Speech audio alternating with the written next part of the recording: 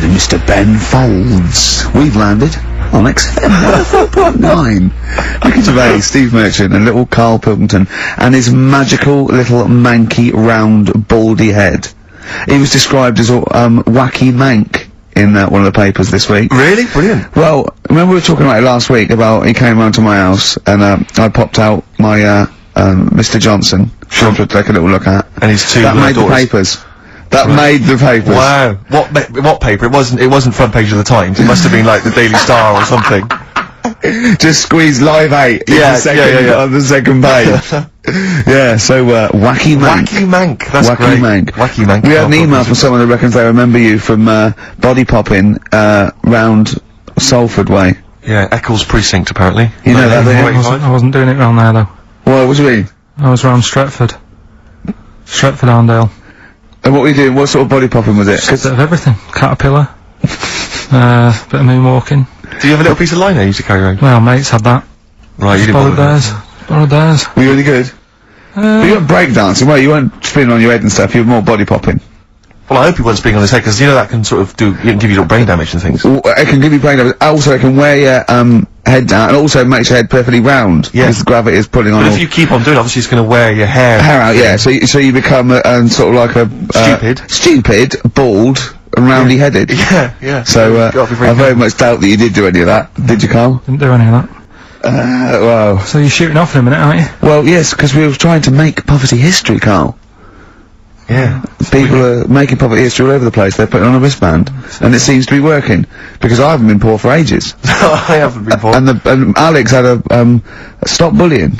Alex was wearing a stop bullying wristband, and as he himself said, he seems to have sorted that out. You haven't been bullied for I haven't been ages. bullied for years. So wristbands work. I saw one in a shop window the other day which said stop child abuse, and I bought one obviously because a lot of people say, you know, does it make a difference, but it was only £1, and I'd only spent it on kiddie porn. So, you know, I think I've made a little difference there, in a small way. On a serious note, though, I like the idea that stop child abuse. You're a paedophile, and you're walking along the street in your Mac, right? You got a puppy in one hand, a bag of sweets in the other, and you see this wristband, and you go, oh, stop it.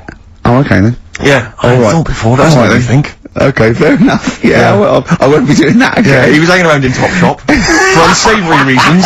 He saw them in there for only £1. Karl, we haven't got long, have we? We've got an hour and a half because we've got to shoot off. I've got to shoot off down to Live 8 and introduce Rem. So we've got a lot to pack in. We got the Rockbusters, and then we give away. I just saw those. I'll finish the sentence in a minute. I look forward to it. I'm getting excited. Yeah. I'm getting excited. So we got so much to pack in. Yeah. I haven't got time to finish all my. So listen, right? Do you know the things we're giving away? The signed little Homer. The Nigel Tufnell thing and the Flanimals, right? Looks brilliant. They've done a brilliant job, the people here at XFM. So take back all you were saying about them, Karl. And also we should say as well, you've still got a chance to win that, because if you get today's Rockbusters, you go straight into the hat for the big draw, so you've still got a chance to win all those top prizes. Play a record. Bit of monkeys. Yeah.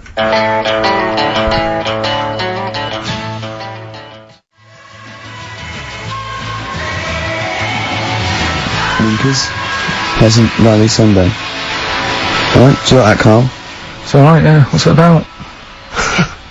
Well, if you heard, it was a sort of description of, you know, typical suburbia, isn't it? Here in status symbol land. You know, it's a sly dig. When the monkeys get a bee in their bonnet about something. Oh. You better not. You do not want to be on the receiving end of that. Yeah. We've got a good song with a story later. Go on, what we got? Don't want to tell you yet. Alright. Now, is it as pitiful as last week's, where you somehow misheard that Eric Clapton song? What was the Eric Clapton song? Well, Wonderful Tonight, and he was convinced it was about a bloke in a wheelchair for no reason. No evidence at all. Other than she's walking around with me. Yeah. Well, yeah, walking around with me. No. I walk into a room and everyone's head turns to look at her, which you didn't seem to Helps him to bed. Is he drunk? He's had a few. Never mind. Yeah, well, you're totally wrong. Big day, Karl, though, isn't it? Because you know, there's lots going on, and I know Karl's it's very, very important for him that he champions Live 8. I don't know what's going on. I don't know what. I am sick of it, to be honest. Sick of what? Just sick of reading about it. Sick of this Live 8 thing. Sick of it all. Brilliant. Fed up with it. What annoys you particularly? It's not only that today, though, is it? On the way in today, right? Saw a gay fella on a that bike. weird? On a bike, rushing. What time did the gay march start? What time did it have to be? Why are you looking at me? I don't know. No, but he was rushing, left it late, so he'd had a late night again. So my point's right about him. What was your point about, just to people who just tuned in? Well, the fact that they go out late, so, you know, they sort of have a nice night out from about 11:30. They're lying in the jeans at like 10:30. In their jeans! Their leather trousers. But anyway, right, so... They're cutting the back out of their leather trousers about 10:30 at night. I'm on the way in, right, and I see one stressed out, rushing, right, on a racer, wearing high heels. Oh, I love you. He's 50's dad, isn't he? He's angry. He's just angry. If you're a gay fella and you're proud to be gay, but you also want to make poverty history, you don't know what to do today, do you? You're all racing all over the place. Must be murder. It seems a bit unfortunate that they've put them on the same day. Yeah. Well, you can get little leather studded wristbands that say make poverty history. Yeah. So you know, you can join in on both You can parts. kill two birds at one stone. Yeah. But why is lying about stressing you out? It's for a good cause. You must have, you know, I know we've discussed this in the past, and you don't really know what you're talking about. But I mean, maybe that's the problem. I'm just, I don't know. I mean, I could have told them ages ago that there was no way that they were going to pay it back. I knew that was going to happen. I love that. But they didn't consult you, did they? When they were handing out this money willy-nilly to people who were dying, you could have had a quiet word with them. All I'm saying is, you could have said to Harold Wilson, Harold, you're not going to get this back, mate. You are not going to get this back, mate. When I wanted a mortgage, I had to supply 3 wage slips, is what I'm saying. I was double checked out loads of times. I'd like to see, have you ever seen that guy Alvin Hall, who gives financial advice to perhaps teenagers who don't know how to spend their money wisely? Alright. Perhaps like send him over there. He's the guy with the bow tie. Oh yeah, You know what I mean? yeah. Send him over there and just sort of have a chat with him and say, make a list of what you're spending it on. So it's basically, will you be annoyed if they drop all debt and double aid and everything? No, because I mean, you know, people sometimes need help and that, don't they? You've got to help people out, but it's how many times is the thing. You know what I mean? Let them off.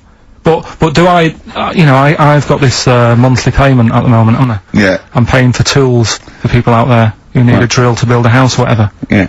Am I now in my right to say, well, you can't have it all? Do you want the drill, or do you want the debt cancelled? This is what I'm saying. I'm just, you know, I'm all happy to help people out. Do you think they're taking us for a mug? Is that what you think you might be taking? We'll see, won't we? Time will tell, won't we? You know what I mean? If next year at the same time, Geldof's putting on another gig, I'll go, what's going on now? Geldof putting on another gig! And the mean fiddler! What's going on now? I think you're missing out on the true meaning of today, Carl, which is an opportunity to see Keane for free. I think that's the problem. I don't want to go. I don't like crowds and that, do I? Right. Can't be dealing with that. Don't like big crowds. People, because I was talking to people at work about it, and they were saying, oh, you know, it's a big occasion, it's one of them events, like, you've got to be down there, because in years to come, when they say, you know, were you there, I don't see what's good about having a memory being stuck in a crowd of 150,000 people. I prefer to do something nice. So if I have like a nice cake and a cup of tea, right? In years to come, when they go, do you remember that day when we were all cramped and what have you? I'll go, no, I was on a nice cake and a cup of tea. So I've got a nicer memory than them. So I believe in doing something nice on a big occasion. Do you know what I mean? On a special day. Do something nice, remember that. The thing is, you have got a nicer memory than them, because when you look back and they say what you're doing 20 years ago, your memory will tell you you were actually having a cup of tea and a cake, but with a chimpanzee that could talk English. That's what your memory will tell you. You think, oh, I was out with my mate, I was out with my mate Marty, he's a chimp. And it just, you'll be in cuckoo land by the time you're 50. You'll be just wanting to go, oh, it was great that day, remember? Suzanne, I don't know what I'm talking to Suzanne, she's left you.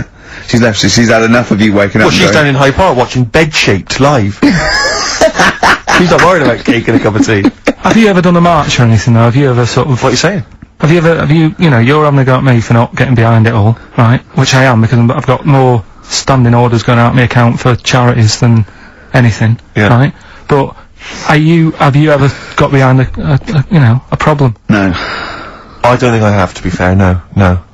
No, I am quite slack in that respect. It does take a lot of effort though, doesn't it? Well, it depends. What sort? Well, you know, if you're going to do one of those walks from John O'Groats to Land's End or something, that's a lot of time commitment. There's one, I tell you what, there is one that looks alright. On, Portland Place, just off Oxford Street, there's always, just a little Chinese fella sat on the pavement. Right? Oh, I've seen him, yeah. What's that all about? Yeah. He's just sat there with a poster, but you don't know what it's for, because it's in Chinese. Yeah. So he's just always sat there. But that's, for me, that's the sort of march I want, where you just, and he's only there when it's sunny. If it's raining, they don't bother. I tell a lie, I did pop down when all those women walked through London in their bras.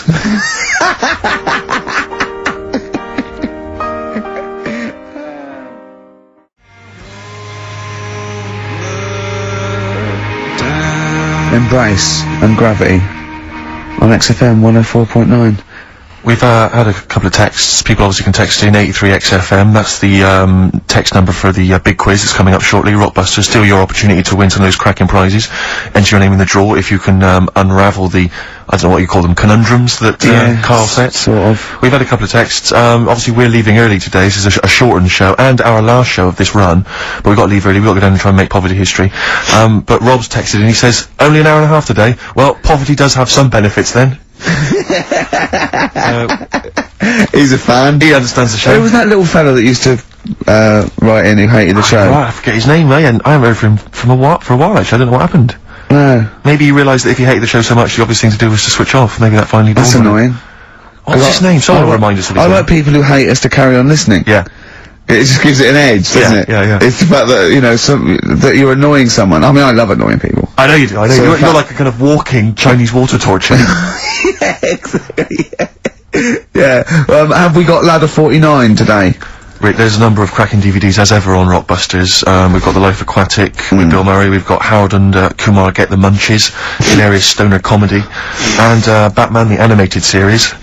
And Ladder 49, there it is. Joaquin phew, Phoenix, yes. John Travolta. If you've ever seen Ladder 49, then you can give us a quick text review on 83XFM. I'd be interested to know if it's Why are actually you worth giving watching. away one a week for the last 6 weeks? Yeah. Well, we better do them then. Let's do Rockbusters for the last time. You can win those amazing prizes. Alright. As always, just a little cryptic clue. Some initials of a band or an artist. Work it out, email in or text in. That's it, innit? Mm-hmm. Alright, the first one. Richard's kid Yeah. cuts hair for a living. Right? Richard's kid cuts hair for a living. Right? Initials BD. Right? BD. Richard's kid cuts hair for a living. Second one. I have a problem saying the French word for well. Right? I think that's the right word anyway. Wow. I have a problem saying the French word for well. So what's that? That initial there is K. Right, band or artist. And then the third one, you take 8 kebabs, 2 kebabs, 57 kebabs, times it by 27 kebabs. Right? The fella is struggling to work it out. What's that? What's going on there? Right? It's a good question. DS is the answer there. 8 kebabs, 2 kebabs. I've got it. 57 kebabs times it by 27 or what have you. Fella's struggling working it out. What is I've it? got that one. DS. So just email in ricky.gervais@xfm.co.uk or on the text 83936. Yeah, and you can win Ladder 49 and those other DVDs, plus you go into the draw, which we'll do before we leave, and you can win the signed by Matt Groening, personally drawn Homer Simpson. We've got the Spinal Tap poster signed by Christopher Guest, and also the original artwork of us as Flanimals. But they've all been framed. They've done a brilliant job. It really is a nice prize. I mean, almost too good to give away. A little bit annoying. Is it too late to take that back? Well, I was thinking we could sneak in a copy. Yeah. Just a very bad photocopy, so it goes grey and Yeah. No, they're all originals. So get texting. Right? Right. XFM.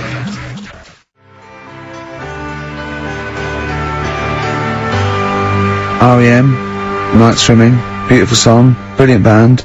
I've got to introduce them, and I'm actually nervous. Yeah. I never get nervous. You never get nervous, do I you? never get nervous, and I get a little adrenaline rush. It just takes, 80% of the world's population to be watching you, and then you get a little bit jittery. And I don't know what to wear. No, this is interesting actually. I don't know. No.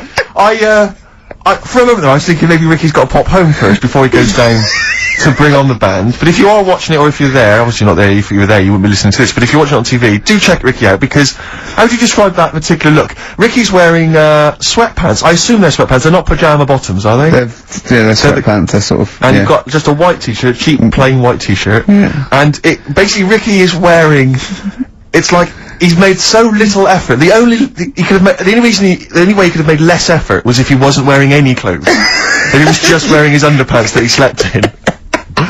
But he's actually bothered to put on a t-shirt and a pair of sweatpants and some trainers. Yeah, well... Jonathan Ross is going to probably be wearing a suit, one of his, expensive suits, or whatever, and... Yeah, but he won't be as comfortable as me. Well, true. Did it not occur to you for a moment to maybe make slightly more of an effort? Perhaps put on a jacket? A jacket looks silly with tracksuit bottoms. Well, again, you could have changed the tracksuit bottoms. I mean, they're a mainstay of the outfit, are they? It's like, they're not changing for anything. Yeah, I've got very little things that I haven't got a drawstring or elasticated waistband. No, sure. I don't want to be bothering with buttons and zips and hooks. There's going to come a point, isn't there, where you're just going to wear, I don't know, smocks. Baby grow. Baby grow. Baby grow with a flap. Yeah. That'd be great, wouldn't it? Those little mittens. Yeah, that'd be great. And then an oven glove, so I can just get stuff out of the oven, eat it, let it drop everywhere. Yeah. Right, and then just get out of the baby grow, put a new one on, a clean one on. Or those kind of red flannel things with the which cowboys wear. Yeah. The kind of buttoned up. Yeah, they're like old cowboys. Yeah. Grandpa, he comes out with the shotgun. Exactly. And yeah, the long johns. Well, how's it going with Rockbusters? Anyone got the answers? Actually, one guy is, he texted in, James in Deptford, he's, offered some answers, and he says here, the guy that hated us, famously, of course, we should have remembered, Dickie Anderson. Dickie Anderson? Richard Anderson, of course. I don't know if Dickie's still listening. If he is, obviously email in ricky.gervais@xfm.co.uk and, tell us what you've been doing, how you've been keeping busy and stuff. Yeah. Nice to hear from him. Chris Campling hasn't called, has he, either? Yeah, The one that thinks that not only is this whole show scripted, imagine that, right, but that Carl is a character created by us. Yeah. He's actually an actor. Oh, if only Look at that, a shaved monkey we got. I'll tell you, you're going to go along later to the Live 8 gig, and you're probably going to see some bands that can make an effort to entertain you, but, if you want entertainment, Rick, you know it. There's only one person to book. Go on. Me. If you you're perhaps going to do, because I'm obviously a top DJ on the radio, but where I really come into my own is DJing in any kind of club environment. Well, you told me you were DJing, I didn't go to it, DJing at a party, and you said the place was rocking. The place was roaring. And I loved it. Carl just said he was there and they weren't. Well, that's nonsense, Carl, because you know very well that when I'd put on a tune, they'd cheer. Yeah, but it was late on in the night, they would have done that, whatever you put on. That's nonsense. No, they were happy and everything. I'm not saying they weren't having a good time. It was your party. It was all right, but they weren't going mental like you're sort of making up. They were definitely going mental. When I put on the Proclaimers, they could not believe their luck. They would have walked 1,000 miles. Was it good though? Were they really? What were they doing? They were dancing, were they? It's dancing and that, but they weren't sort of cheering, going, more and all that at the end. What's about? Oh, Take On Me came on, the big cheer went up. Oh, I don't know who to believe. I've been there, done it, Steve. I've been the DJ as well. It might be jealousy. It might be like professional jealousy there. Yeah. I think it's because my fortunes are on the up, and his are on the down. We all know famously that he had, Pilkey's making music, his DJ outfit. Didn't happen. I did enough. I just wanted to do enough to pay for the equipment. And I did. And that was that. But I don't like crowds, do I? But you're safe, aren't you? You're behind the little thing with the flashing lights. But there's still a lot of people and that. Forced fun. Don't like that. Forced fun? It's not forced fun. They haven't got to dance if they don't want to dance. Yeah. Don't like it. What do you mean your fortunes are on the up? Anyway, DJing. Well, I'll tell you, I was hired. Well, I say hired. I did it as a favour to a friend. His wedding the other week, and I got there. I was thinking, because everyone had their little role to play, and then people were doing a good job. I love you taking it seriously. And I spent ages putting together some CDs, special selection CDs. I love that. Because what I did is I burned them on iTunes. Did you turn up with your own headphones round your neck? Own headphones, wearing a suit, but headphones. Metal case. Didn't need it. Just had them all in one small box. Brilliant. Boom. I thought this is good stuff. I got some classics here. Give me an example. Give me an example of the first hour, the warm-up hour. Rick, I'm coming straight in with Frankie Valli. Oh, what a night! Brilliant track. I mean, when those beats start at the beginning, who's not getting on the dance floor? Wait a minute, what's this following up? Go on. It's the Jacksons. What, I Want You Back? I Want You Back. Brilliant. It sounds good at the moment, Carl. Yeah. So, I'm thinking, I'm gonna roar this, because, you know, they laid on a good spread, the ceremony was nice, food was nice, I'm thinking this is gonna be the piece de resistance. Yeah. Alarm bell started ringing. Why? When I realised there was a marquee outside. Of course, it's a balmy summer evening. I'm stuck inside, on the dance floor inside, I'm thinking I'm gonna be struggling here to get them in. Even with flavours like this, I thought I'd struggle with it. So I'm sat there in my suit. I'm sat behind this little DJ console. I got through all the big numbers. There's one or two people making some token effort, but frankly, most people are outside everywhere. So I was livid. Of course, they couldn't hear it out there. So I was playing to an empty room, really, and I was furious. I was absolutely furious. Because, I mean, what is, you know, you're wasting my time. You're wasting, now I could have just stuck the CD on. They're wasting Frankie Valli's. Frankie Valli's they're time. wasting the Jackson 5's They're time. wasting, you know, D-Light's time. Yeah, yeah. And, so I'm sat there, and there's a couple of people making a cursory effort, mainly when they come to get a drink from the bar, they might have a little quick, you know, couple of twos. You shout, we don't want your Not interested. all of you or no All one. of you or no one at all. And, then there's a microphone set up because people have been doing speeches. This little girl gets on the mic, right? It's being funneled through the speaker system. So every time I put my headphones on, Miss Dynamite, was it? It wasn't sadly Miss Dynamite, although she decided to have a little go at MCing. She was screeching her little head How off. old is she? Oh, I don't know, 8 or 9. At their most annoying. When children are at their most annoying, because they got a bit of confidence there, they're a bit cocky, they're not shy anymore, they're a bit arrogant. Yeah. She's screeching her head off, so I'm playing, you know, and she doesn't know it. your face! I'm playing into the groove, no one's getting into the groove, because she's going mental, she's just going, what's this, I don't know what this is, play something I know! I think I haven't got any bloody DJ Otsu, or Crazy Frog, I'm not gonna play what you, so she's just screeching along, ruining it for everyone. I say everyone, there was no one there, so she was ruining it for me. I bet you were really I'm angry. furious, but of course as well, every time she screeched, it went through my headphones. So of course and then her dad comes along, right? And I'm thinking, alright, he's seen what's just imagine you in your suit, sweating, getting annoyed at someone ruining your set that no one's listening to. I think, her dad's coming over, he's gonna put pay to this, he's realised that, you know, she's causing a disturbance. He comes over there, joins in. No. Sits her on his lap, he's just saying, she's having a whale of a time. I'm thinking I'm furious. I'm thinking it's his responsibility to shut her up, he's not gonna do anything. What can I do? I can't step in. No. And I know very well that if I interfere, he's gonna say, oh, well, she's enjoying herself and no one's dancing anyway, and we'd have just got into a fracas. Yeah. I didn't want to start a fight. No. Because I don't know, but he'd have knocked you out, wouldn't he? Someone would have got knocked out.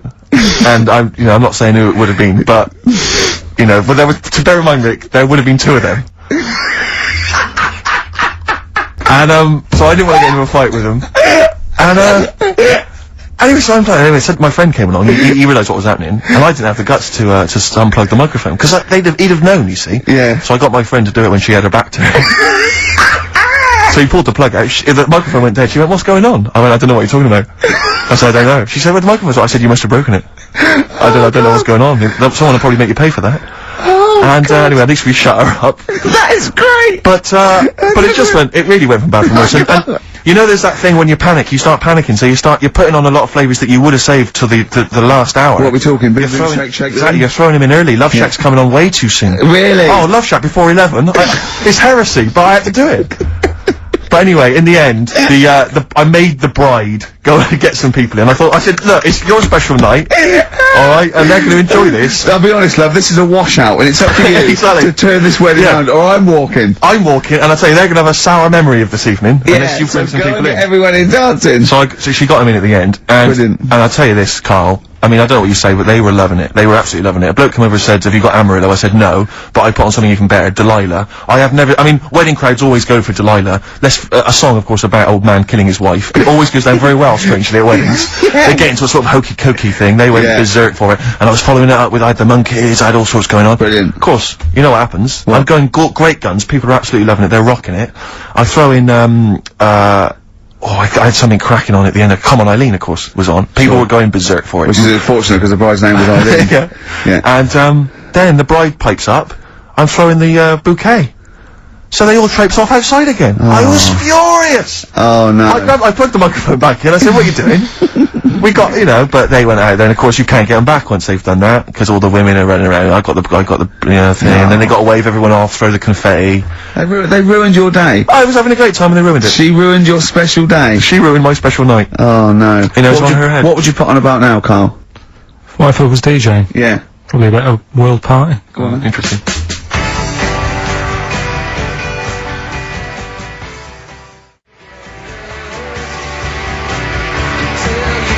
put the message in the box, put the message in the car, drive the car around the world, and I'm imagining that message is make poverty history. That's World Party, put the message in the box. Can I just say quickly while I think of it, we get a lot of emails from people, a lot of texts saying, can you send a big shout out, stuff like that.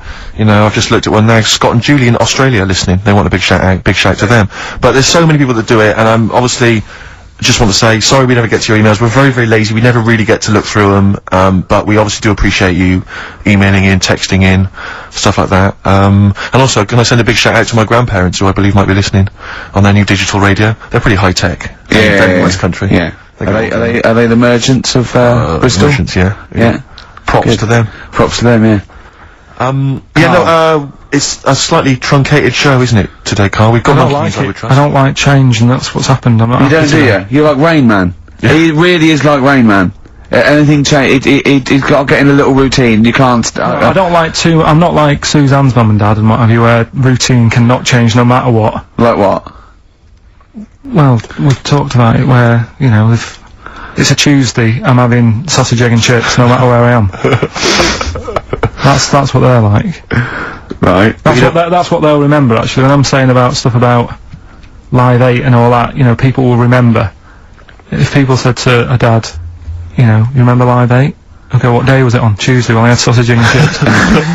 Nothing changes. But the thing is, today, normally we have a bit of a, you know, I know what we're doing where and all that, and it's all sort of messed up. We don't usually know what we're doing where. We say, what should we do next? No, but I know, like, Rockbusters has been done early. Right. So that's normally done at that's about really throwing you. I say, I just I don't like all this change and that. It's messing about, isn't it? Rain Man.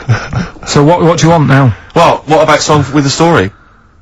See, with the, right, well, last week... Look at him, he's in a genuinely foul mood. No, he's actually rocking. Yeah. He's actually rocking like Rain Man as well. Last week we did, like you say, Eric Clapton. This is the section where we play a song with a story. I think every song, if it's a good song, it's got a story. You've got to listen to it, sort of, you know, from the start.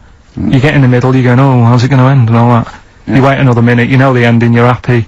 But the thing is, as Steve said, you know, sometimes you're disappointed with it, so it's just not a good story. And as Steve said, I'm not sure you're finding what you need in a song for a story. Why don't you read a book, a novel? If you want a really good story that engrosses you, why don't you read a book? You're not going to get it from a pop I haven't song. got time for a book. Song's 3.5 minutes. And that's it, is it? And that satisfied you? Well, yeah, it gets you thinking for a few minutes, then you move on.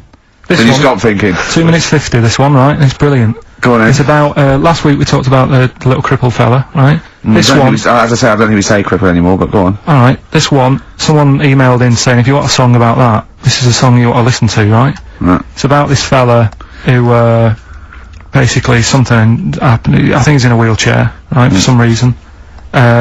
You thought that last time. His wife, you know, likes going out. She doesn't take him with her when she goes out. Right. Is it Ruby, Don't Take Your Love to Town? Yeah. Good, brilliant song. We'll just play it then? Yeah, great song. Alright. You've painted up your lips and rolled and curled your tinted hair. For God's sakes, turn around. What do you mean? Oh, it's just, it's a good story. It starts off well and that, you're feeling sorry for him, but then he says, where's my gun? Yeah. Because she's a slut. Why? Because she's going off. Yeah, but what does he expect her to do? What? Just because he paralysed his legs fighting for his country, presumably in Vietnam War, says that crazy Asian war. So he's gone, he's fought for his country, he's taken a bullet, he's come home, he can't walk, he should be a hero, and then his wife's going out putting it about downtown. Why do I never meet women like Ruby? XFM.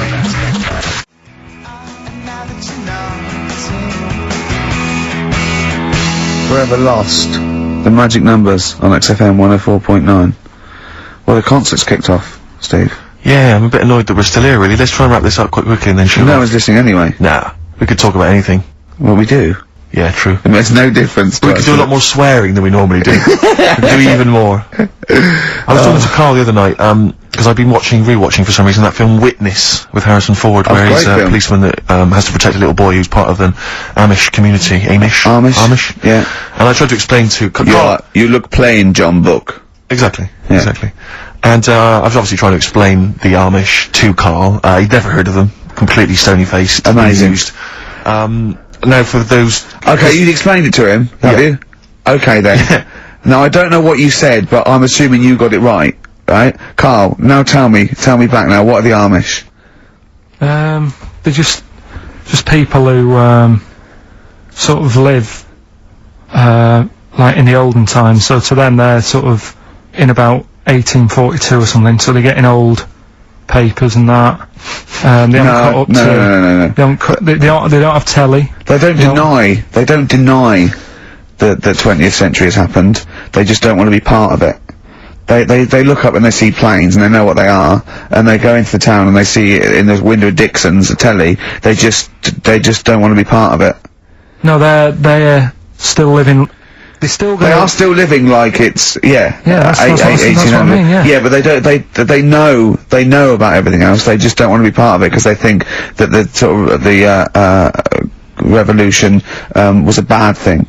They think that society became more and more depraved, and they wanted to go away from it, and they want to go back to old values, and they think they don't need TV and jets and that way of life. They can survive in the old way because the old way was better. Missing out on Live 8. Yeah, but they haven't had Band-Aid yet. Yeah. I think this is the problem that Carl had. He in his mind, they were just a bit delayed, so that in his head they were slowly moving towards the 20th century. They wouldn't be able to watch most of these bands, all their electric guitar. They'd be allowed to watch Tracy Chapman.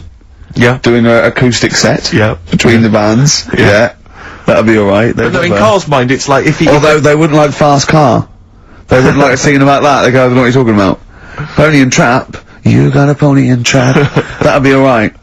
But are they still, do they still get sort of rubbish posts and that saying we need your money for this, or, get behind this charity? They live in a isolated community. They're farmers, aren't they?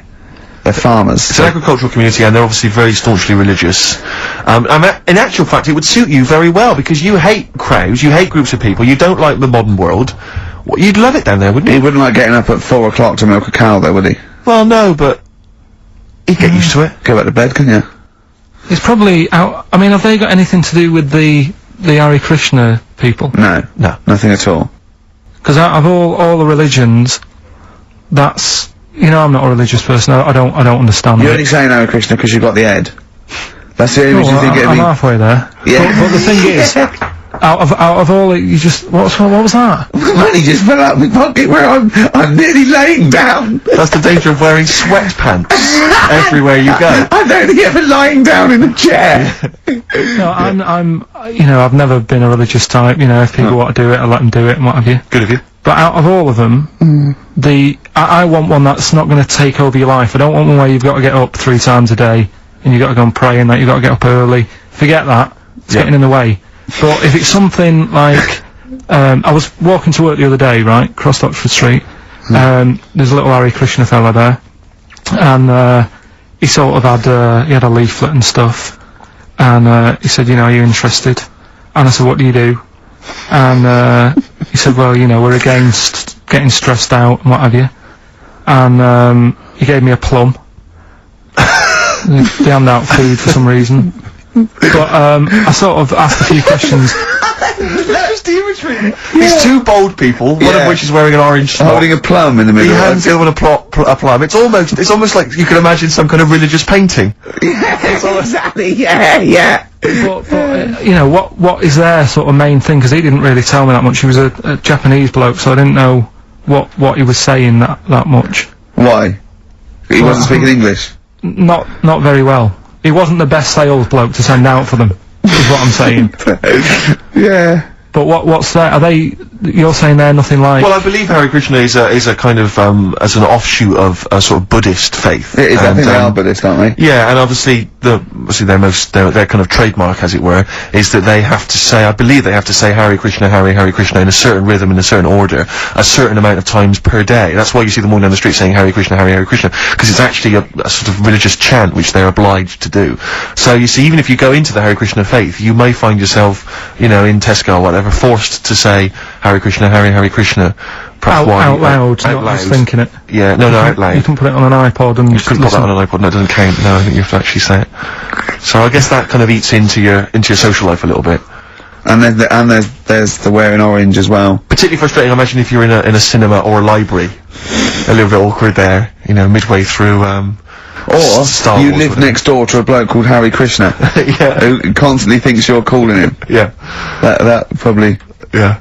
So that's in this. I mean, I don't think we've quite done the Hare Krishna faith its full service there, but so interesting to you. I mean, you got handed a plum. You've been treated well by them. Yeah, well, but he couldn't tell. I just wanted to know how much time it would take up. What are the benefits? You know, what can you do? What can't you do? Well, I think the benefits are they probably don't get stressed out. They've probably got that sort of that zen, that chi-ness about them, where they try and interact and Quite meditative. yeah. Yeah. They've got some nice trainers as well, don't they, with their orange. What are you looking for then in a faith, Carl? You say what are the benefits? I mean, obviously Catholicism, you get the communion wine and bread, so... Yeah, but I can afford that. Right.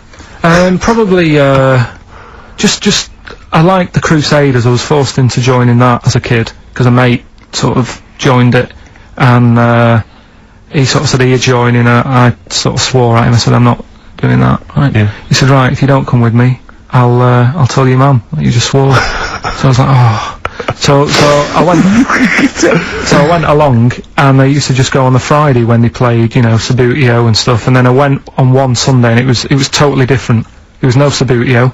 There was no sort of, you know, Table tennis. the thing where you hold a thing and knock things over. Skittles. There was all that on a Friday. Went on the Sunday, it was rubbish. He said, right, sit down in this room. They gave me a Bible. Thought, this looks too heavy, this is too big. I'm not interested in this book. And, I never went again. I used to hide on a Sunday when they came round. And, that's been the only sort of... I suddenly, why did it suddenly turn out to have to hide on a Sunday when they're coming round? Because they wouldn't leave. They wouldn't leave. Who was it? Were they adults? It was sort of a... Well, he seemed like an adult to me at the time, but he was probably about 27. Well, that is an adult. Yeah, but, do you know what I mean? He seemed a lot older when I was a kid. Yeah. And he came knocking and that, and he used to say to me, Mum, I'll just tell him I'm ill or something. And, he used to hang around to see if I'd eventually come out to play and that. And if I did, I think they would have grabbed me and took me there. I love the idea that for you religion has to bring with it some kind of gift. It's like, you know, join our faith and you get an alarm clock radio. It's like something like I think religion does bring a gift. Usually, it's the gift of the Lord. Well, the gift of everlasting life, isn't it? And that's the problem with it, you know. A lot of people believe in it because they think... But for Carl, his feeling is like, that should be a given. That's safe. I'm definitely going home with eternal life. But what else can I have? Is there an iPod? You have to have a religion, because obviously I don't have a religion, I don't miss it, and I wouldn't want one. I'm an atheist. And that's out of belief, that's out of logic. And we don't get into the politics or the morality of it.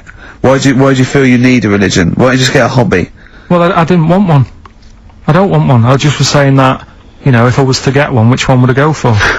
Is what I'm saying. I'd like to see you perhaps as a Jew. I think Judaism would suit you well, I think.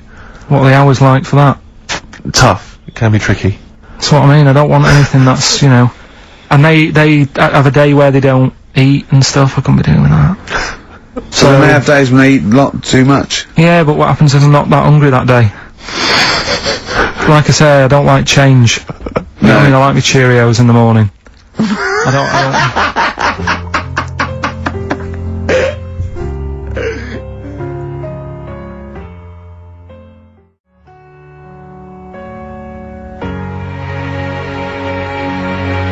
I still have that other girl in my head by Elvis Costello and Burt Bacharach on this final XFM show. Ricky Gervais, Steve Merchant, Karl Pilkington. Well, we nearly got to wrap it up. I think we got to do the Rockbusters winner and give someone those lovely prizes, Monkey News, then we're out of here. We'll maybe come back, maybe do some Christmas specials. I don't want to make any promises. Right then, first one. First one was Richard's kid. He cuts hair for a living. Yeah, what's that? That was well, try and work it out. you know. There's no point. Dick's son, yeah, he was a barber. Barbara Dixon, right? Doesn't work. Dixon, well, again, Barber Dixon. Right, Her name wasn't Barbara Dixon, was it? So that's that one. Did Ronnie Corbett ever say, ladies and gentlemen, Miss Barbara Dixon? Second No, one, he second never one did, was, did he? He never did. I have a problem saying the French word for well. What's the French word for well? Bon, innit? That's good. What? No, that's good though. Bell? Well, no, what? Isn't it bien? Yeah. Yeah, alright. I have a problem saying it, so I can't say it. I can't say bien. I can't say bien. Can't say Kasabian. Right? So they managed to work that one out. Can't That's say one of your worst, that. can't say bien. Can't say bien. Can't say bien, it's doesn't. Yeah. And the last Doesn't one. work. That's terrible. 8 kebabs, 2 kebabs, plus 57 kebabs, times 27 kebabs. This fella is struggling working it out. What's the answer there? DS. Right? A Donna sum. Right? So he's struggling working it out. It's a Donna sum. Right? So they got that right as well, so. What was the answer? Donna Summer. Donna Summer. Yeah, Donna Summer. So, just pick So pick went one, out on a Steve. high then. Steve, just pick one. We went out on a high. That was shocking. What about, let's have a look, there's, Well, it's the first one to get all three. Steve, what's the first one with all three?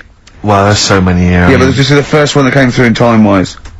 probably that one, No, I don't like Rob because he's been slagging us off. In fact, no, let's give it to Rob. He hates If he's the show. first, if he's the first. No, to be honest with you, Rob's been slagging us off, but at least he knows. I mean, at least he's got some taste. Yeah. You know. Yeah, well, what if he was the first, then Rob's the winner? Well, give Rob. He gets Ladder 49 and a bunch of other DVDs, but that means he goes straight into the you're hat putting him for in the there big now. draw. I'm just going to write his name now. I'm going to throw that straight in the hat. I can imagine that no one, even the people who've entered, are that excited. Not because the prizes aren't great, but I'm worried that they don't appreciate it, Rick. You know, I get the feeling that our listeners, they just don't appreciate the fact that we've gone to all this trouble. We've got the Homer Simpson drawing and things like that. I just feel like these people don't deserve it. And do you know what, it's weird? I just wish we had a better quality of listener. Like, people who listen to radio 2, they deserve it. You know, they're elderly and infirm, some of them. It would really cheer them up. But our lot, you know, drug addicts, yeah, let me pick you it know, out. truck drivers. So I've just put all the names in the hat, all the previous winners from the previous weeks, and Who's Rob as put well. out? Is this Pilky, gonna put it out? Do you want Pilky or do you want Ricky? Oh, well, let's have the shaved monkey do it. Alright. Plunge your hand in there.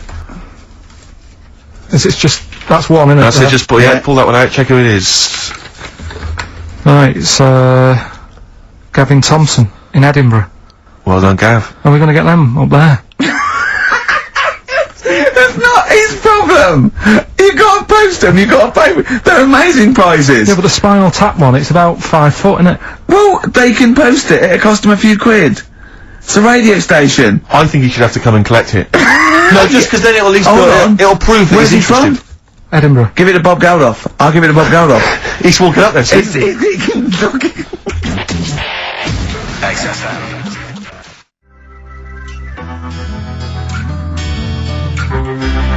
Chewing breaks. Fishing for a dream. That's what we're fishing for, isn't it? We're fishing for a dream today. What's that mean? Poverty, I don't know what I was talking about. It doesn't matter what you're saying, Rick, no one's listening. No one's listening. Well, we've got to finish anyway. Think about the fact that think how small our percentage of listeners is anyway. Anyway. And then you two are on stage Yeah. at the moment. This is like broadcasting during Christmas dinner. This is the same, it's just On the pointless. hospital radio. Yeah. Yeah. Exactly. Where everyone's got an iPod for Christmas. Yeah. On the ward. yeah. Well, we're gonna go through now till 5:30, and I've got to rush off, I'm afraid, to Live 8. Don't apologise, mate. When people see the glam that you're bringing to that event.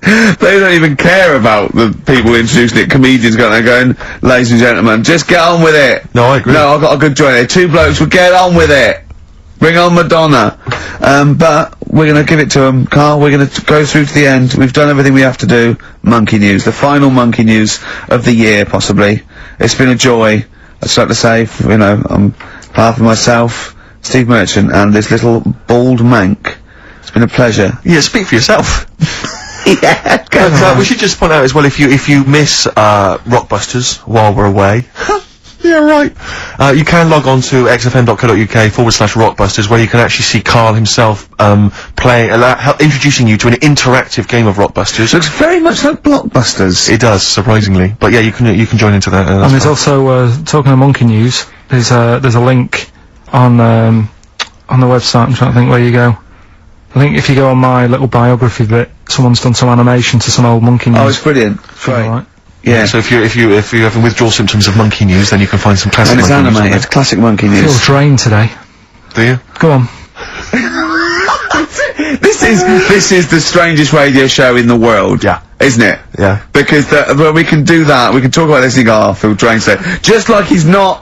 Like, no one's listening. Because that's the sort of thing you say socially and no one listens. Like, just when you're watching up, oh, I feel drained today. It's rhetorical. Yeah. You're not expecting anyone, not even your loved ones, to go, oh, really? They just go, oh, that. But to do it live on air, yeah. Oh, no one's listening. What I mean is just give us a jingle. But the Exactly. But the truth is, the contempt we have for our poor listeners is unbelievable. The listeners aren't listening, and we don't want to be here. So it really is one of the most pointless things ever. No, would have been quite happy to do a full show. But you know what? The flow of it's just. I would love to listen to this back in 10 years. This actual show. Let's keep this forever. Let's keep this show forever. The show we went early. We were bored. It was a day we're trying to save Africa, but we're a little bit annoyed that no one's listening. Yeah. Right. Right. Once and for all, the final monkey news of the year. Oh, go on. What were you going to say? No, I was just going to say, if you're not into the Live 8 and you're gay, you're not listening. Because you're on a walk. Right, okay. Right. Oh, chimpanzee that monkey news! Right, there's this, card game going on, right? in the big hotel in Vegas. Right. The Luxor Hotel in Vegas. Yeah. There's a major card game, all the big players and that. Sure. were involved, right? They're all invited. Anyway, so they all meet up in this dark room at the back of the. Oh, there we go, dark room. But hairy fella. So it was brilliant at poker. Like I say, it's a big game, and that everyone's been waiting for it. So it's played in the back room, not in the main entrance bit, right? So anyway, like I say, it's dark in there and what have you, and the players went in. There was already someone sat in there, right? Right. But they couldn't quite see Was he him. a short, hairy bloke with slightly longer arms than legs? Couldn't see him. Were his arms slightly longer than his legs, Couldn't see strangely him with it enough? being dark. Was he and what have you. holding his hand of cards with his feet? Anyway. So the cards were dealt, right? Cards were dealt, game's going on. His cards with his feet!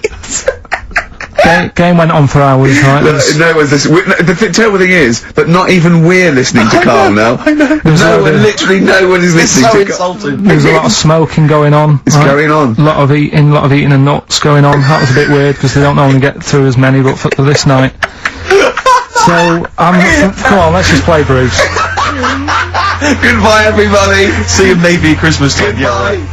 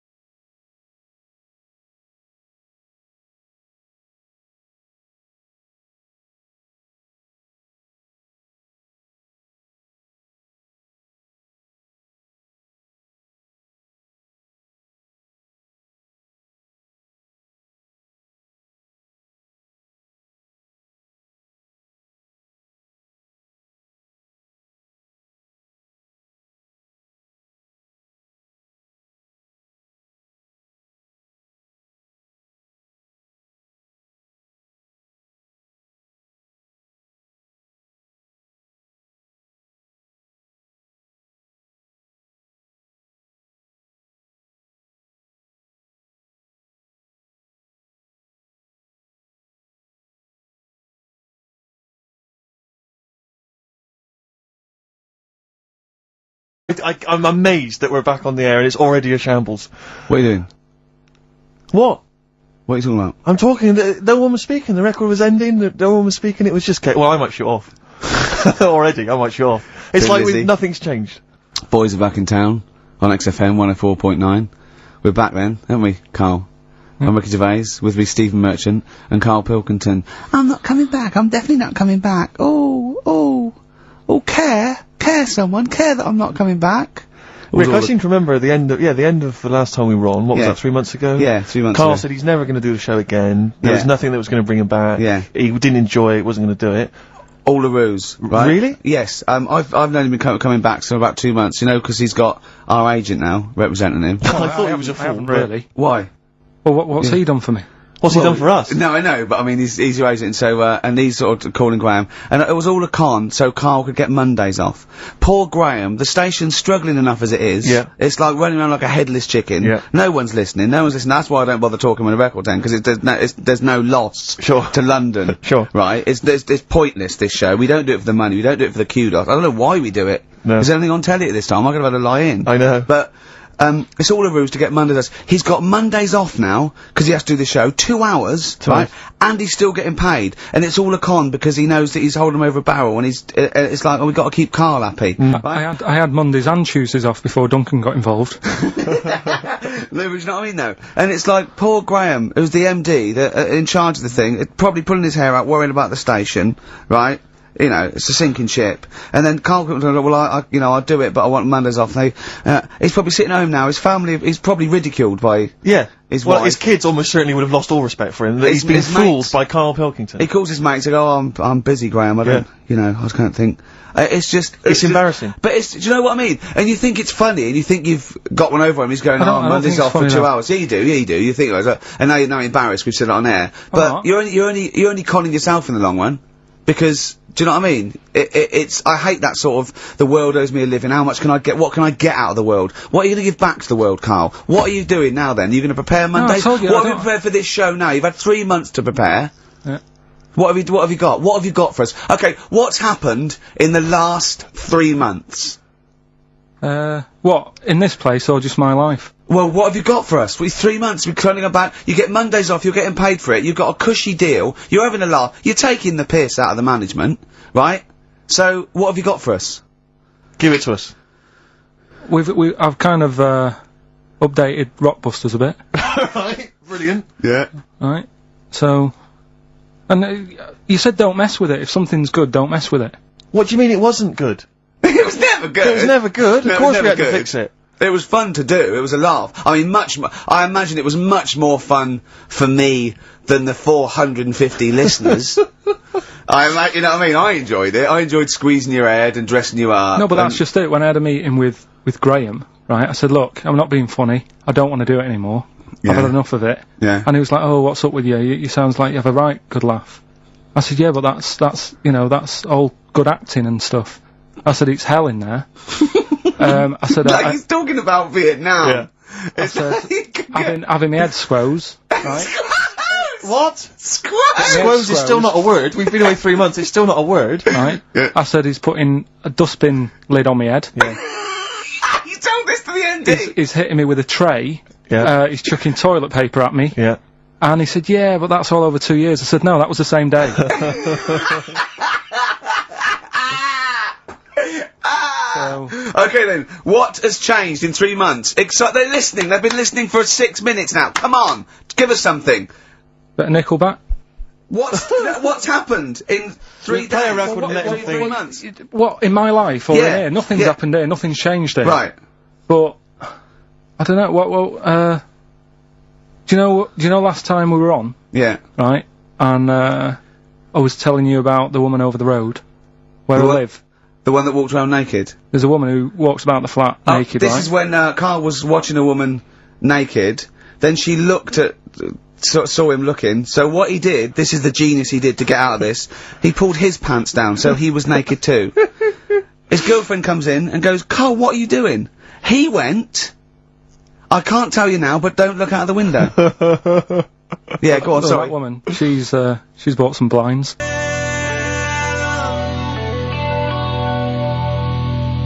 Nickelback Sunday on XFM 104.9. How old's the bloke from Nickelback?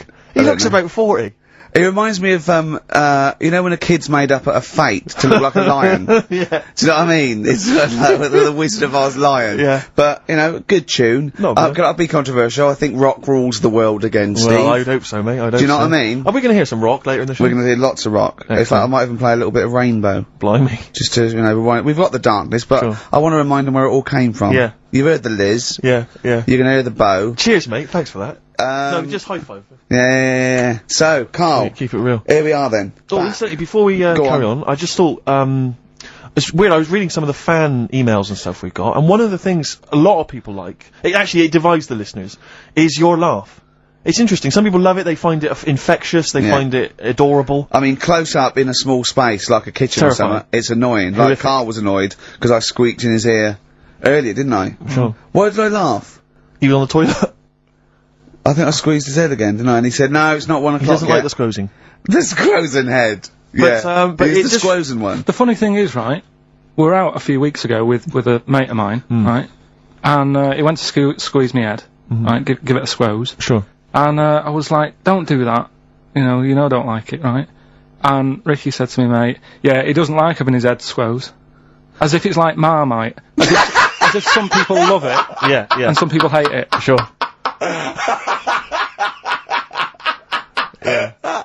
Yeah, okay. Well, anyway, That's it, yeah. there was a little taster of the laugh. That was more the kind of deep throaty laugh, the belly Yeah. laugh. But there's that kind of high pitched squeak that you do. When I've got to sometimes. get air out quickly, because Exactly. I'm going to burst. Sometimes I laugh so much that my liver and all they try and get out to it, so I have to get it out really fast, like a siren. Right. Do you know what I mean? Is that how you explain the fact that you're quite fat? Yeah, That's just laughter waiting to come out. Yeah, Every time you laugh, solid. you become a svelte young thing, like Brett Anderson. Oh dear. Well, anyway, it reminded me of the game that you and I used to play in our very early days of XFM, when it was literally Make Ricky Gervais laugh. Make Ricky Gervais laugh, which was a Remember? great game. I think. I remember the first one. It was that fella drinking a pint of beer. Yeah. I remember yeah. the very first time. It yeah. never. I tell you what, it's You not know what great. though? Ant and Dec do it now. They Do do. They actually. It's very similar to Make Ricky Laugh. It's called Make Ant Laugh. Interesting. So many of our great ideas have been stolen. Yeah. Or stoled.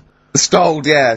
Anyway, I was looking through the paper in the week, and there was Go a on. picture which which I think might be a Ricky Gervais, Make Ricky Gervais laugh. I don't know. Again, obviously, on. it doesn't really work for the listeners at home, but I'll try and do my best to describe it. Can we stop saying my name because it's like a Dave Gorman project? Can we just stop? It's getting. Let's say a word often enough, it doesn't mean anything. Yeah. Let's stop saying Ricky Gervais. Well, what we're going to refer to you as. All right. Well, Make Fatty Laugh is a new game. I'm trying to get one of those squeaks of a laugh. I'm concerned because I know. I'm not a monkey. I'm not Sure, you're not a performing monkey. No, okay. I know that. Right. But anyway, let me just briefly summarise the story for those at home. Okay. The headline was Mum 48, a mother of 48 seduced boy of 14. Well, that's not funny. Not her own boy, obviously, but No, still. a neighbourhood child. I don't think it's a funny said- story so far. He said Grand Lana Allen, 48, led him upstairs and undressed to her waist, then took his trousers off. Okay, bear that in mind. This is a quote from him, Right. right? Bear in mind, he's a 14-year-old boy, he's quite excited about this. He says, then we had sex, it was every boy's fantasy. Alright? You're going to show me the picture of her now, aren't you? So it's a picture of her. Oh, this is not. Bear right. in mind, This is.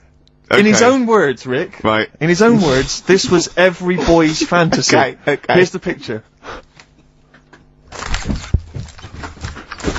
It's a silent laugh. He's collapsed on the floor. I was thinking it looked like a fat man. I was not expecting that. Oh my god. Oh god. She looks like the drummer of Iron Maiden. She looks a bit like Lemmy.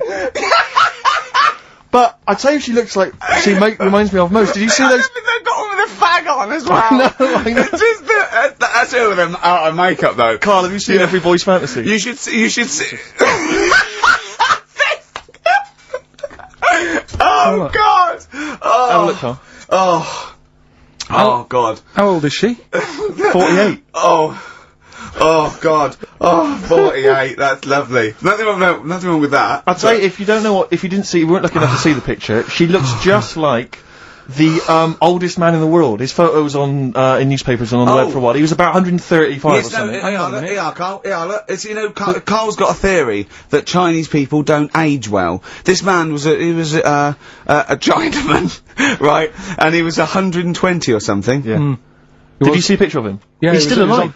No, he's not. No, he's dead. is he not? No, He's died dead. at 120. So He said 120 or something, but makes you wonder. What makes you wonder? Well, because they don't age well. I think he's using that. He's probably about 37. Oh God! Honestly, we walk down the street, right, and we see an elderly Chinese person, right, and Carl would go, "Oh, I just think he is." Yeah. Like it's not.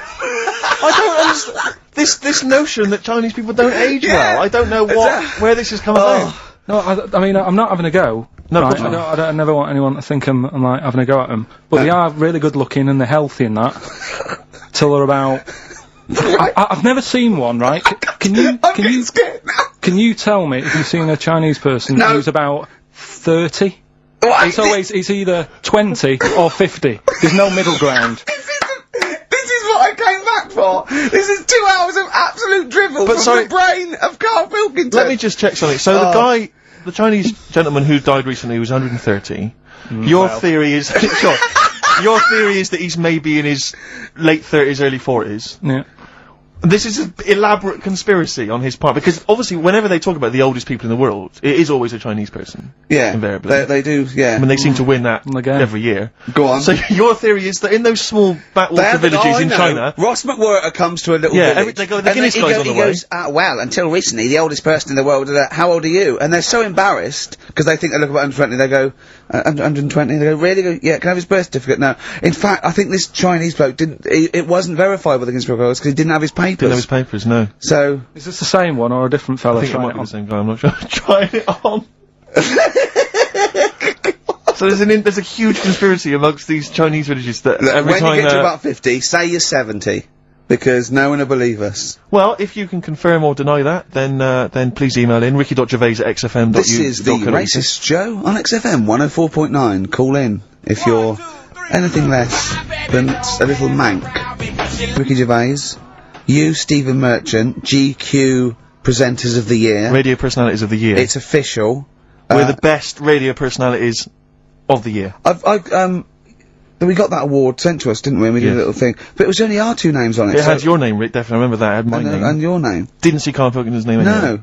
And yet he's the one with the day off and the money and the conning the MD and making him cry at home. Let me just remind. Can I just check that again? So he's made a fool out of the MD. He's made a fool and out all of the MD, major, basically all the capital shit shareholders. About, I'm not sure if I'm coming back or not. I want a day off then, which is the same day off as his girlfriend gets off. So he's just like walking round, I don't know, Hyde Park, just feeding ducks, when he should be working out what he can do instead of Rockbusters, which is basically Blockbusters with a word changed. Christ's sake. Right. If that's annoyed you, I'll tell you what is really weighing me up. Go on. The last week or so, this postal strike. I tell you, Rick, I have got no sympathy for him. I'd be a scab. I'd be walking through there, and I'd be giving him the finger. I go, you can intimidate my family. I don't care. I don't care because the post has got to get through. Because I'll tell you what. It's not the fact that the unions, they could organise a strike. I'm behind that. It's fair enough. But not when it's these wildcats. They're just out there. They're just taking days off willy-nilly. They're sealing up the post boxes. It's going crazy. Maybe Carl could deliver a few records Monday. Well, I know Carl must be livid because his copies of the New Scientist and the Literary Review haven't turned up. So he's in a terrible way. And I got important documents that are supposed to be coming to me. There's nothing. There's hiding a hair of it. And I was cooking last night, and it got me panicked because I was thinking about if this just is going to spread now amongst other organisations and other groups. And you know what? Like a cancer. It was partly because I was cooking. But you know, I suddenly become terrified that they might go on strike. Go on. The guys in charge of the potatoes. Oh, anyone involved with potatoes. I had so much mash farmers. Last night. I had so much sausage mash, second helpings, that I had to sit on the edge of a seat so my stomach could hang down. I love spuds. Spuds and bread. I could not do without spuds and bread. I feel like maybe I could make my own bread. Spuds, I wouldn't know where to start with a spud.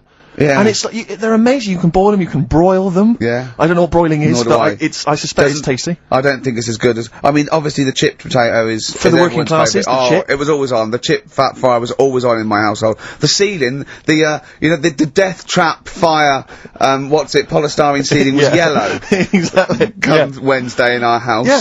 And, always had chips. Because all I remember hearing, if I think back to my childhood, all I remember was, gotta stop and get some potatoes, or phone your dad, tell him to get some potatoes. Well, that was your job, wasn't it?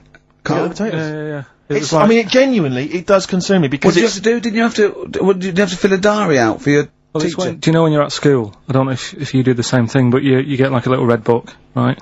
And every night, I think it was a way of the teachers sort of keeping an eye on you. So if you went out robbing, if you wrote it in your diary, they'd go, what you're playing at. Sure. Right? So you'd have to write down what you did every night. Yeah. But I didn't get up to that much at that point. Sure. I used to just go on my errands. Yeah. And it was my job to like... I haven't had errand since the 70s. Nice to hear that. I went to U-Phase, right, the little local supermarket. Yeah. And I got... What's it called? Euthanasia?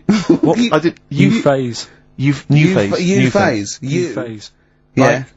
H-U-G-H. U-Phase. Oh, Hugh it's Phase his is his name. name, right. Yeah. And, I just had to get like a bag of potatoes. Of course you did, yeah. And a essential. loaf. Staple. So, I used to put that in my diary every day, and it got to a point when, like, even the teachers were like, just make something up. Yeah. Stop putting the same thing in. Sure, start joyriding or something. Live. I remember when Jane was little, she was at school, I think it was about 10 or something like that, do a project over the week, and they were given a big list, like a list of 100 animals that they had to tick when they saw one that week. And the teacher knew she cheated because she ticked beaver. So she was trying to win and get it, but she knew, unless it was Susie Dibblethwaite's beaver. Oh, I know the school Dibblethwaite slut. I don't know, maybe. I don't know, but yeah. So I'm just, as I say, it feels like the potato people have got me over a barrel. You know, I mean, they could hike the prices up. I still have to buy the potatoes. I got nothing else. I got to have that. You know, you got your fancy pastas for the upper classes, but for the working classes, it's chips or mash, isn't it? Really? Yeah, no, I wouldn't worry. I don't think people who do potatoes are going to go on strike. You don't think so? Because we just go and pick them ourselves, don't we? Or grow them ourselves. Sure. What would be the most pointless strike? What would be the strike that we went so? Do you know what I mean? I'll tell you one strike that would go so. Those guys who do sketches in Covent Garden. Yeah, take a picture, or they do a caricature of you. The strike, imagine the strike! You go out and you go, well, I want one with a big nose and a big chin. I want an amusing caricature of me and my sister. yeah. Oh, dear. But I need a sketch, I need a pencil drawing of Leonardo DiCaprio. Looking like a monkey. I mean, how are we gonna get this? This is unbelievable. Yeah, I'll tell you also, the strikes that have no effect. What? Those, people in nightclub toilets. Who just, you know, kind of there, they got the Lynx deodorant sprays. Oh, well, no, quite controversial at the moment, with the Tweedy case. Oh, the Cheryl Tweedy case. Do you know what I mean? Sure, I got some thoughts on that, actually. Like what? Or maybe we play a record, I'll share my thoughts on. Well, on Tweedster. Coming up, some Steve Merchant thoughts on the Cheryl Tweedy case. XFM 104.9. Some R.E.M., Rick? What's the frequency, Kenneth? Yeah.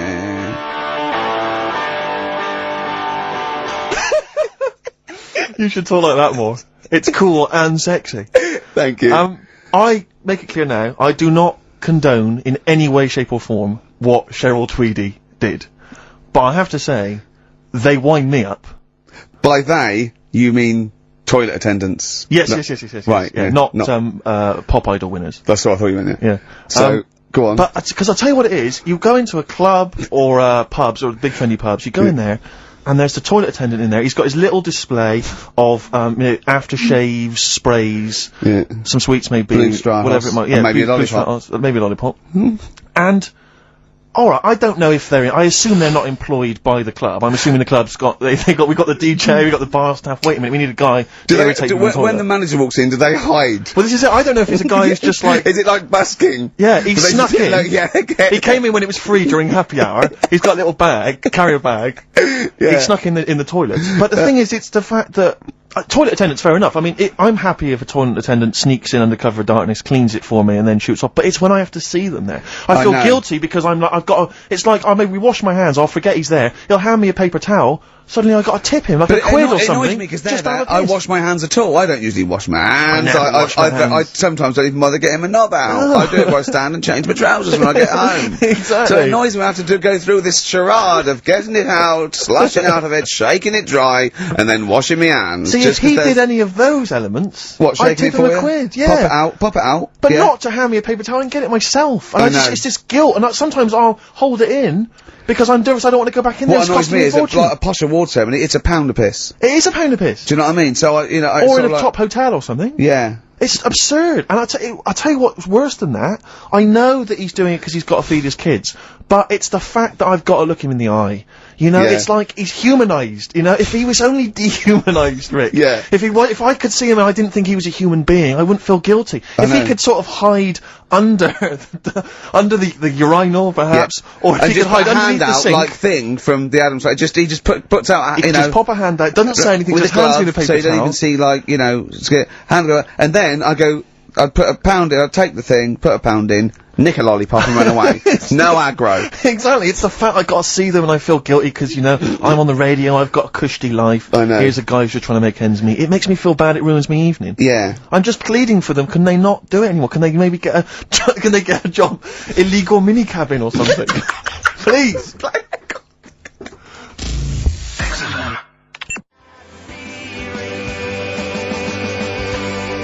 Born Again, Star Sailor on XFM 104.9. We're back. It's the 1st of November. Ricky Gervais, Steve Merchant, Karl Pilkington. It's the same old email address if people want to get in touch, ricky.gervais@xfm.co.uk. We've had a couple of emails, Rick. Someone, Go on. actually Ian, he's emailed in, he said that, because of the blinking postman, it's his wife's birthday today. She's had no cards.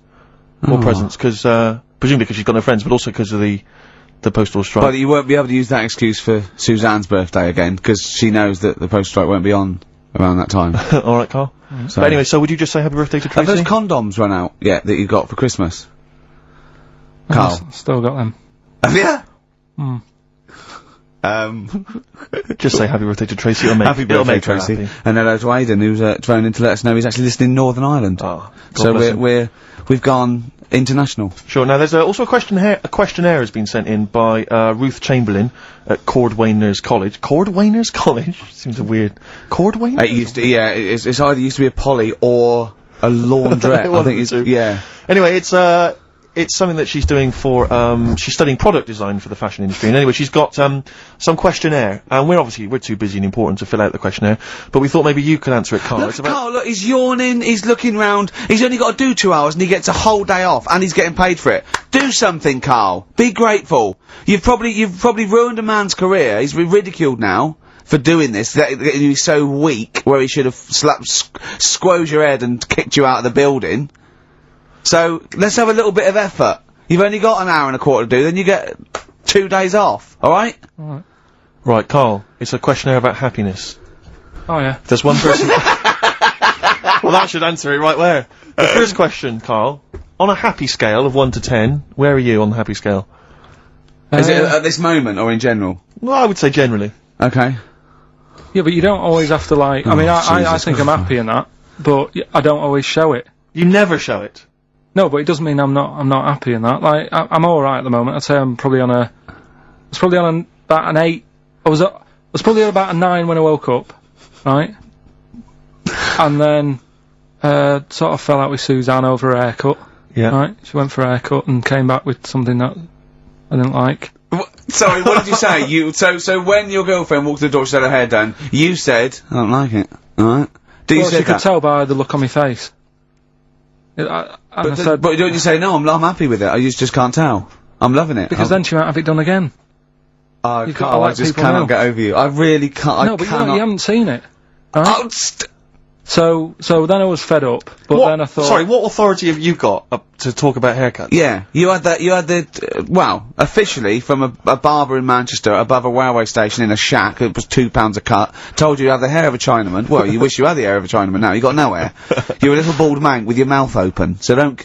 Is she listening to this, Suzanne? Sitting at home with a woolly hat on? I don't know. But she knows now, doesn't she? What did you say? What What words did you did do you say? about I it, just though? said you look like someone out of Slade. Interestingly, that's what I look for in a girlfriend. Oh, God! Which one of Oh. Slade? That one with the funny hair. Not Dave Hill. Yeah. The one with the crooked fringe and the goofy... She had her teeth done as well, did she? She had 2 front teeth put in. Dumper. So anyway, So prior to that, you're on a 9. Then you saw the haircut, you're on an 8. Yeah. yeah. And Now then, what you on? I'm probably on about a 6 at the moment. Why? What's happened? Well, while Star Sailor was on, bit more head squeezing going on. So, yeah, about a 5 or 6. So generally speaking, what would you say you are? About 4. You're on a 4. Alright. What would you give someone who wasn't very happy? What would you give them? What are you thinking, Carl? Depends why they're not happy. They're low, okay, so what would you give them? I mean, yeah, depends, innit? If it's someone who's just lost their arms and legs in an accident, you don't give them a lollipop. Sure, or some mittens. Yeah. You give them a hat. Yeah. Yeah. And dare I say it, a smile. A skateboard. Yeah. Yeah. I don't know. You don't know. You got to answer the question. Alright, so hang on, let's assume that you've upset your girlfriend because you slagged off her haircut. What are you right? do now feel to go guilty. and make her happy? How are you going to cheer her up? And not buy her a baseball cap. I don't know yet. I haven't thought about it because I've got this to sort out, haven't I? So, when I get home, get her some gel or something. Oh, God! Oh, Christ. Okay, Oh. and, Oh. alright, just name something that always puts a smile on your face, Carl. It always cheers you up. If you're feeling a bit blue, it always cheers you up. A monkey, innit? Learning something. Right. That's a bit weird. I love the qualifier. No, I think it was two. I think it was 2 different sentences. I think it was learning something. That's a bit weird. yeah. Oh. Learning something that's a bit weird. Okay, and finally, if you could have something to make you happy, what would it be? Little chimp, wouldn't it? Little chimp in a suit. Well, don't answer for him. Don't put words into me. You can have anything you want. It'll cheer you up and make you happy. What would it be? You can't say a skin of titanium. It's got to be something possible. Yeah. X-ray vision. No. What would you have? It can be conceptual. It could be world peace. It doesn't have to be, you know, a new watch. Yeah, let someone else wish for that. Sure. It'd be a waste. Yeah. Why should you do it? And then someone else gets a nice new watch and there's world peace. Exactly. You're walking round, it's nice and peaceful, you know what time it is. He's swanning round, he's got a lovely new watch, and there's no threat of him being bombed. Exactly. I'm quite happy the way I am, really. I don't really want Are that you much. really? But you're on a 4. Yeah, You're on a happy scale of 4. Yeah, you're on a 4. Surely you want to get to 10. Surely the point of life is to be on 10. Yeah, but what's a 10? Do you know what I mean? No. What's a 10? Contentment, absolute contentment, joy Bliss. in your heart, Yeah. inwardly and outwardly. Not walking round with a little round mank head with your mouth open going, what's the point of that? I've done it once. Is that why you've still got all the condoms? 'Cause I've done it once. What's the point of that? Alright, we're gonna get some hair gel. Come on! 10. Just one thing that would make you happy. That would cheer you up if you were feeling low. Tuesdays off as well? I'll have the MD just, you know, resign straight away, shall I? I honestly don't know what would make me happy just like that. Because I am happy. I know you say I'm fed up and that. Do you know But- what? Do you but I know? am It fed- said I'm alright. he wouldn't want to be too rich. He said because if I was too rich, then Suzanne would say, "Let's go around the world." He said he wants to be rich enough so they're happy in that they got their bathroom and everything, but they still can't afford any more holidays a year. Think of that. Think of that wish. Think of that capping your wishes. Yeah. Do you know what I mean? Putting a ceiling Yeah. on your ambition. I love it. It's genius. Look at his face. Play a record. You're an It's idiot. like if you'd won that ticket round Charlie's Chocolate Factory, and he'd said, actually, Carl, I want you to take over the factory, it was a test. You'd have said, I just wanted to look around the chocolate factory. Yeah. I'm happy to go back and live. No, he just said, poor. I'll work it, but I'm not working Mondays. Exactly. Play a record. Imagine giving a chocolate factory to a kid. I know. Idiot. Give it to the fat one at least, he'd Yeah. enjoyed it more. My friend, I fight for loving you the way that I do. That's the price I pay for loving you the way that I do. Beautiful. Billy Bragg from his Essential Billy Bragg compilation. Now, I know a lot of people are thinking Billy Bragg, I can't be bothered, politics, and I have to say, buy this CD, skip past every song that is, for instance, There Is Power in a Union. Don't be duped by fascism. Yeah, it's your right and duty to vote. Yeah. Right wing, wrong wing. Exactly, ignore all that. But Just he's no slouch. listen to the love songs. His love songs are beautiful. Yeah. It's fantastic. Tonight I celebrate my love for you with a pint of beer and a new tattoo. It's great. brilliant. Yeah, look, lose the ones about, Exactly. Striking. Yeah, exactly, because we know what we think of that. So, yeah, I heartily recommend that. What Carl, we're on happiness. Carl, Yeah. I'm Oh, trying to explain Carl's to Carl that happiness. the aim to, is really to get on a 10. Yeah. For But I like happiness. the He's fact on that he 4, started on a and 9. But I love the fact he's happy with 4. Yeah. I love that. No, but what I mean is, right, I'm not looking for, like, happiness. Right. I'm You're not alright. looking for happiness. What? What's that for? What I mean is, right, I'm happy when I'm not fed up. So what I mean is, I'm happy... Is this your new book? Psychology of the Mind? What is that? I'm happy when I'm not fed up. That's like an 8-year-old trying to explain happiness. Johnny, what is it when I'm happy when I'm not fed up, miss? Well done. Good boy. That's it. You're happy when you're not fed up. Talk like an adult. Yeah, but that's what I'm saying to you, though. I don't... What? I'm happy most of the time. It's just that when things niggle me, I find that... I realise when I'm annoyed more than when I'm happy. But Carl, every time we talk to you, you are whinging about something. You've got Yeah. something that annoys But you. he's one of those people that if he whinges loud enough, he gets away with it. Like he's in here, I think he goes, oh, I'm really busy. I come in and he's doing nothing. He's chatting, because he's having big, long chats with everyone about how someone's wound him up. And they all come and they go, oh, Carl's fed up. Because he's got this show. You know what I mean? He's wormed his No, way. but hang on a minute. Go You on. came in moaning about the post and that today. Yeah. Well, everyone's annoyed and frustrated by that. There's small businesses going out of business. I'm not. You haven't heard me. No, you're moan not, because about who's sending you letters? No one. You've got no friends. You've said that yourself. Yeah. You've openly declared you don't want friends. They're too much hassle. Yeah. Yeah. Yeah. Yeah. Yeah. That is my friends that is the point of life to me. I can't wait to see them. I squeeze their head. I welcome them in. Oh, you know, They annoy me. Annoying me. I love it. Friends are annoying. He's even scared of doing something with a friend or getting a gift because he goes after buying one back now. Yeah. It's sort of like life's a bit of a chore for Carl, isn't it? Well, anyway, alright, let's leave that aside. Obviously, you're never going to be entirely happy, although apparently you are already on the brink of happiness. All you No, had I to say told you was your that, hair looked nice. I That's was all you at- had to say. Yeah, I it was- looks good. Yeah, and that's it. End of story. What's the point in that? What is the point in Because that? she doesn't really care what you think, but she doesn't want to hear that she looks like Dave Hill from Slade. She's not having her haircut just to please you, Carl. Despite what you might think. Yeah. He's taken aback by that. Sorry, happiness then. Yeah. What I mean is, I was happy the other week, right? When I was going up to Manchester on the train, nice quiet carriage, I'm sat there reading about sharks and that, right? Nice and quiet. And I got annoyed, I texted you, didn't I? Yeah. When, 2 fellas got on. Can we talk about it? Well, yeah. You've started it. 2 gay men got on. Go on. 2 gay fellas got on. And it wasn't the fact they were gay that bothered me. It was No. like, each to their own. Let them get, you know what I mean? Let them do what they do. Yeah. And, Behind closed doors. but they started talking really loud, right?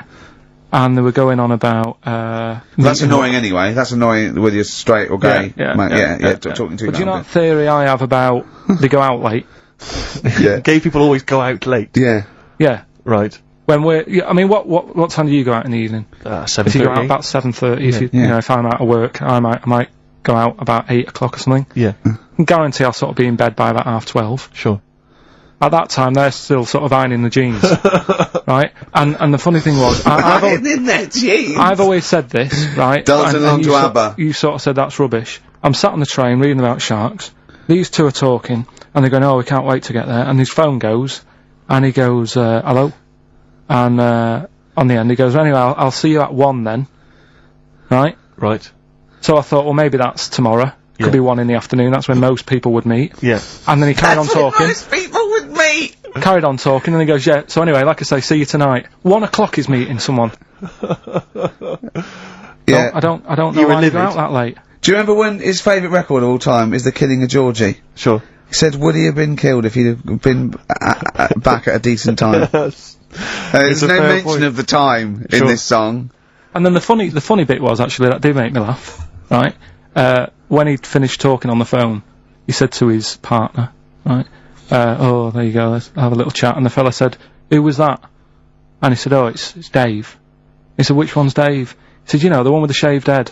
I thought, in the gay community, Yeah. that isn't a good description. No. Do you know what I mean? Yeah, I know. They've all got little shaved heads. before we move on, was the Sharks article interesting? Did you learn anything? It's pretty good. Was it? Go on, Yeah, what I'll was teach it? you something about that later. Oh, okay. Is this educating Ricky? It wasn't, but I can teach you a bit. Yeah? Alright. That's good. Play some ads and that. And Play some ads on a tune, and then have we got maybe a competition? yeah. All What have right. we got? We're all looking forward to that. Alright.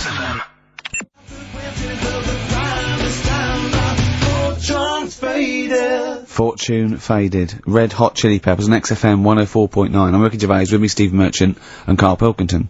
Back for 2 hours a day, then a Monday off. Conning the management, baby, and sending this station spiraling down into the depths for his greed and selfishness. Yes. Okay. We were talking earlier about things that have happened when we were away. Quite a lot. Quite a lot, but there's one thing I heard. It might be a rumour. I hope it's a rumour. I kept it from you, Steve, because I want you to sort of have spirits out, because we've been at it in the office, and we've got to be... Okay, I'm just gonna say it. I think Shed 7 have split up. Sorry, I didn't... Shed 7 have split up.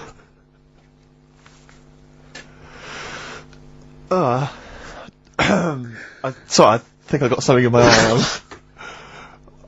It's just a bit dusty now, I think. So, okay, if it's true, it's true, and if not, at least we got their music. Their music...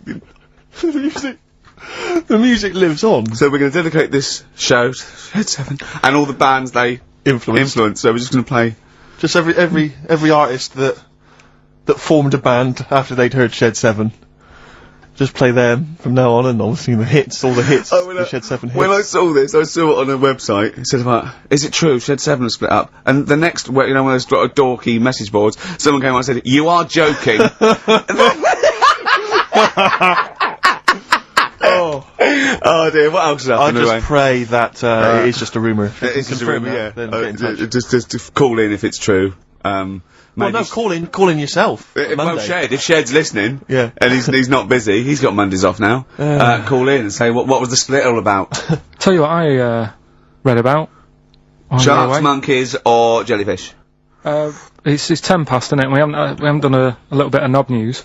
No, we haven't done none news, no. But It's been 3 months. there's It's been been- 3 months coming. there's this thing. I don't know the full story. I don't know how it happened, right? But little Russian fella. Yeah. He was sort of having sort of emptying his bladder, right? And Yeah. somehow electrocuted himself. Right. And sort of did a bit of damage. How did he slashed I don't onto know. some I don't live know. wires or something? Something like that. So Did anyway, it damage to himself or to an electric fire or something? no, to himself. To himself. Yeah. And so the doctor. Didn't slip and curling tongs went up his arse when he was pissed, because that's happened a lot in Yeah, we've all been hospitals.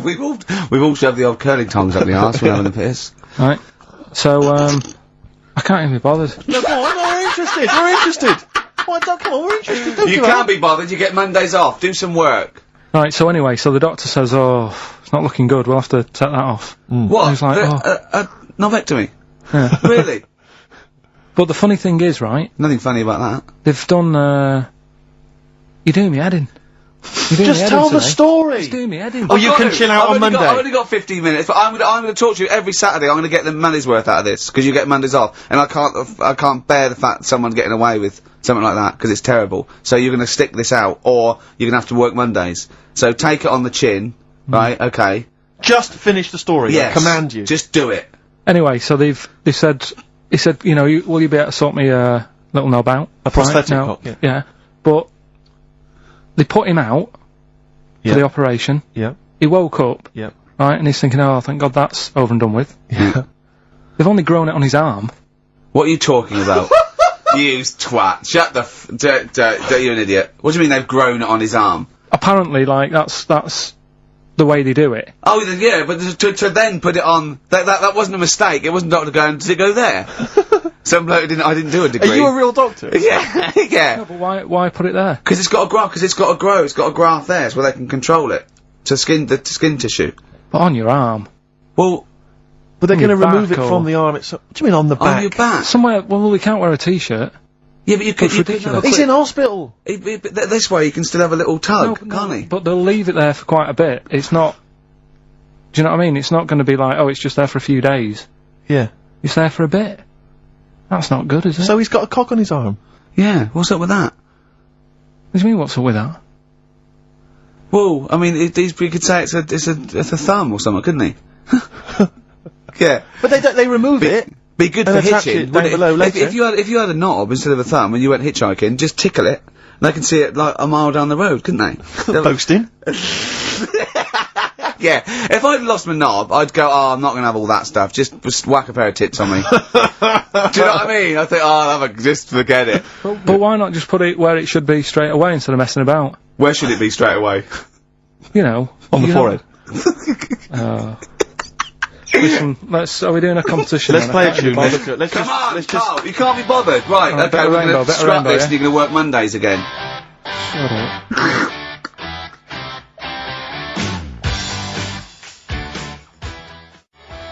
Since You've Been Gone by Rainbow on XFM 104.9. Well, it's what the Londoners have been waiting for. It's Rockbusters, isn't it, Carl? Well, it's not Rockbusters. It's something we've done. It's a bit like Rockbusters, but it's been tweaked. Brilliant. Right? So remember that it's done with sound effects and that. Oh God. Really? What do you mean? Alright, come on. Right, remember this one? We tried it before. Hold on, when wait a minute, there'll be headphones on, right? Hold on, wait a minute, And this is one you've done in the past. This is not the competition. This is not the competition, but I said, like, what song is this? Smack my bitch up, yeah. Yeah. Brilliant. Smack my bitch up. Yeah. Right. So it's kind of that, but rather than just doing songs, it's that film or song sounds good. You know, when you do these things, you can't do them in the week. You've got to do them either Saturdays or Mondays. Yeah, I do. Yeah. Well, I'm going to check on that because that really annoyed me. Because it's been done, so it doesn't really. You don't have to worry about it when it gets done, that do you? Because it's done. So. Well, yeah, but I don't want you taking time out of things you should be doing at work. You're already weaseling way out. XFM's going down the tube, and you're taking the piss left, right, and centre. Right. So here's this week's little grab. That film or song sounds good. So what is it? Come here.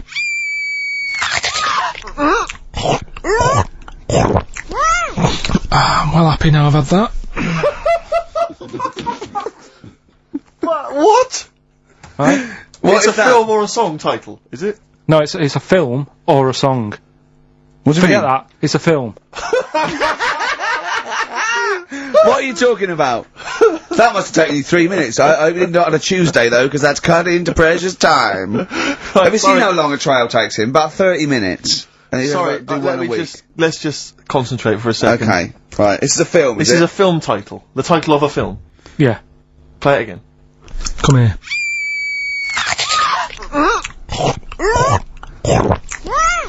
I'm well happy now I've had that. Right? Oh, dearie me.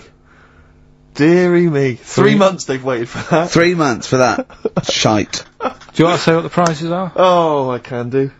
I'll tell you, there's good news and there's bad. I don't know, I think maybe this is what people think of Carl's quizzes. This is the respect they show us. Because you know that, the various companies, they'll send you product which you can include in competitions. It's a promotional tool. Yeah. They've sent us, I'm Alan Partridge, Series 2. Yeah. And Fawlty Towers, the complete series. Brilliant. On VHS. I mean, who's got a video player anymore, Carl? It's for losers and the working classes. Yeah, for up north. They still sell them up north, I think. Thankfully. In market stalls. It's been redeemed. I mean, I wonder how we got hold of that.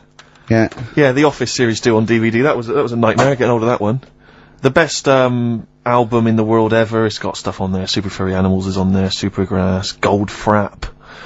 And, also the best of the Boomtown Rats, which is not bad, and, a couple of Teachers DVDs. So some good stuff there amongst the VHSs.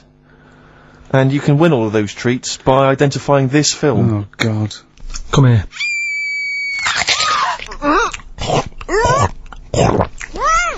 I'm well happy now I've had that. Email only, we don't want to actually speak to you. ricky.gervais@xfm.co.uk. I'm sorry if that's brought you down, it's made us feel Can I low. just say something? What's the phone number, Carl? 08700 800 1234. 08700 800 1234. Call up for no reason, because I want Carl to answer the phone. He hates doing it. So call up and talk to Carl. Ask him anything you want, just talk to him. Okay? Right, answer the phone, they're going mad.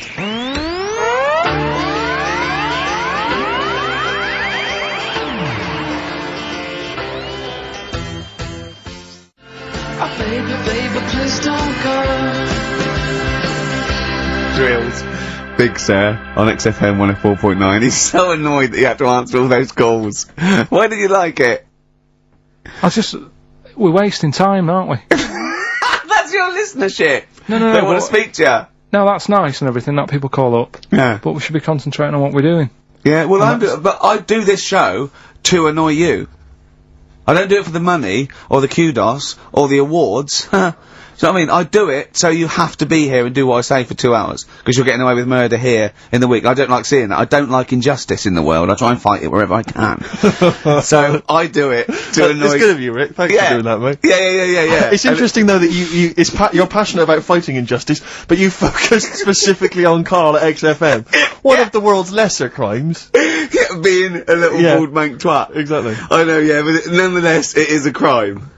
Look at it, look, he's got his head down like one of those, you know, one of those chimps that have, like, lost their mate in London Zoo? He just sits there like, you know, a broken animal. Carl, what are you thinking? Where are you on the happiness scale now, of 1 to 10?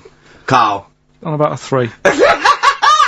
Go on, Steve, what are you gonna do? Well, we were talking earlier about stuff that happened while we've been away. we don't talk I haven't been this upset since, Skunk and Nancy broke up. Yeah, I know. Cheryl Tweedy. Tweedster. We've done that. We've Up done the for old, Tweedster. Well, of course, the war. Is that all done and dusted now? I think it's pretty much over. I think we've sorted that out. Okay, good. What annoys me is we were going at Tony Blair and Bush, right, for like bombing stuff and all that. But my point is this, right? Those bombs have all been bought and paid for. Yeah, the taxpayer, they're yours. And I'm not a scientist, but I think bombs go off. I think so. And if you don't use them, you lose them. So let's use them. Exactly. Do you know what I mean? It's like tinned food. It lasts for a while, but eventually it's gonna go off. It's like anything. Oh, we better eat that. No, don't open the fresh stuff. Don't build the fresh ones. Let's use the old ones. Exactly. So because they're just stockpiling there, and they've cost us millions. I know. We want to see if they work as well. What? We never tried that one. Use them. Use them on just, you know. Oh, exactly. Carl, who would you bomb if you could? I wouldn't. No? What do you mean? Well, imagine you could bomb a country. You're not actually going to bomb them, but you're just going to frighten them. Just going to put the frighteners on them. Frighten them, yeah. You're just going to go, I'm going to bomb you, and then obviously they'll go running, hiding under tin shelters and that. Yeah. Ricky's house? No, come on. What country? No, what country? I wouldn't. Honestly, no one sort of makes me fed up or anything. No one makes you fed up? Not enough that I want to bomb a place. Well, you're not actually going to bomb them. I You wouldn't just get put the involved. frighteners I'd just say, let someone else do it. Sure. Just look at it. What about you, Rick? I got a list here. Do you know who I'd threaten? Go on. The Swiss. Oh, they've had it easy. They've always had it easy. They've always chickened out. It's that equivalent of having Mondays off. Exactly. Like, oh, we don't want to fight. Exactly. You can both walk through it. You know what I mean? Yeah. We're a carpet. Exactly. While we're busy sorting out fascism, Yeah. you know, or Osama bin Laden, they're just chilling out. They're holding ours and Hitler's coat. Exactly. Do you know what I mean? Little weed. We should have both turned on them. Yeah. And I'll tell you who else. This will just frighten them up. Just shake them up a bit. Iceland. They've had it easy. Because they have stayed out of everything. They have not been involved in anything, as far as I can tell. But you don't have to bomb them, do you? Eskimos, they've never been involved in I know, anything. but don't bomb them, just pour hot water on their igloos. Exactly. Just send a plane over with warm water. Yeah, with a big flask. Yeah. No, just to shake things up a bit, just to keep them on their toes, that's all it is. Why would you live there? If you could choose, I've If no you're idea. an Eskimo and you're born, little baby, you grow up and you go, what? I'm sorry, I'm eating ice and fish for the rest of my life. Well, fair you're enough. having a laugh. Fair enough, like years and years ago, but now, presumably, they're aware of the proper I house know. and the fact you can live in, say, Somerset or the south of France. I know, but it's like, haven't they learned? It's sort of like, they haven't even got, they're not even on as good a thing as the North American Indians. Now they're sort of pierced up, They got smoking gambling. fags, they live in lovely little cages, Drugged up. they're all brought to their little village, they're having a whale of a time, they don't have to go hunting anymore, and Yeah. killing buffalo, and the same with the Eskimos. Let's get them some beer and fags down there, knock the igloos down, build them some lovely little semis, or like, Or just a little kind of trailer or a caravanette or something like that. It's gotta be better. It's gotta be preferable. I know. Some of them now have got TVs built in, Rick. I know. What do they showers. watch? Yeah, they've got cable and stuff, have they? Yeah, Or is there well, one sort of Icelandic Well, you channel? get satellite or whatever, wouldn't you? Magnus Magnuson. Yeah, exactly. Probably doing. There's loads of Mastermind reruns. Yeah. And Pingu.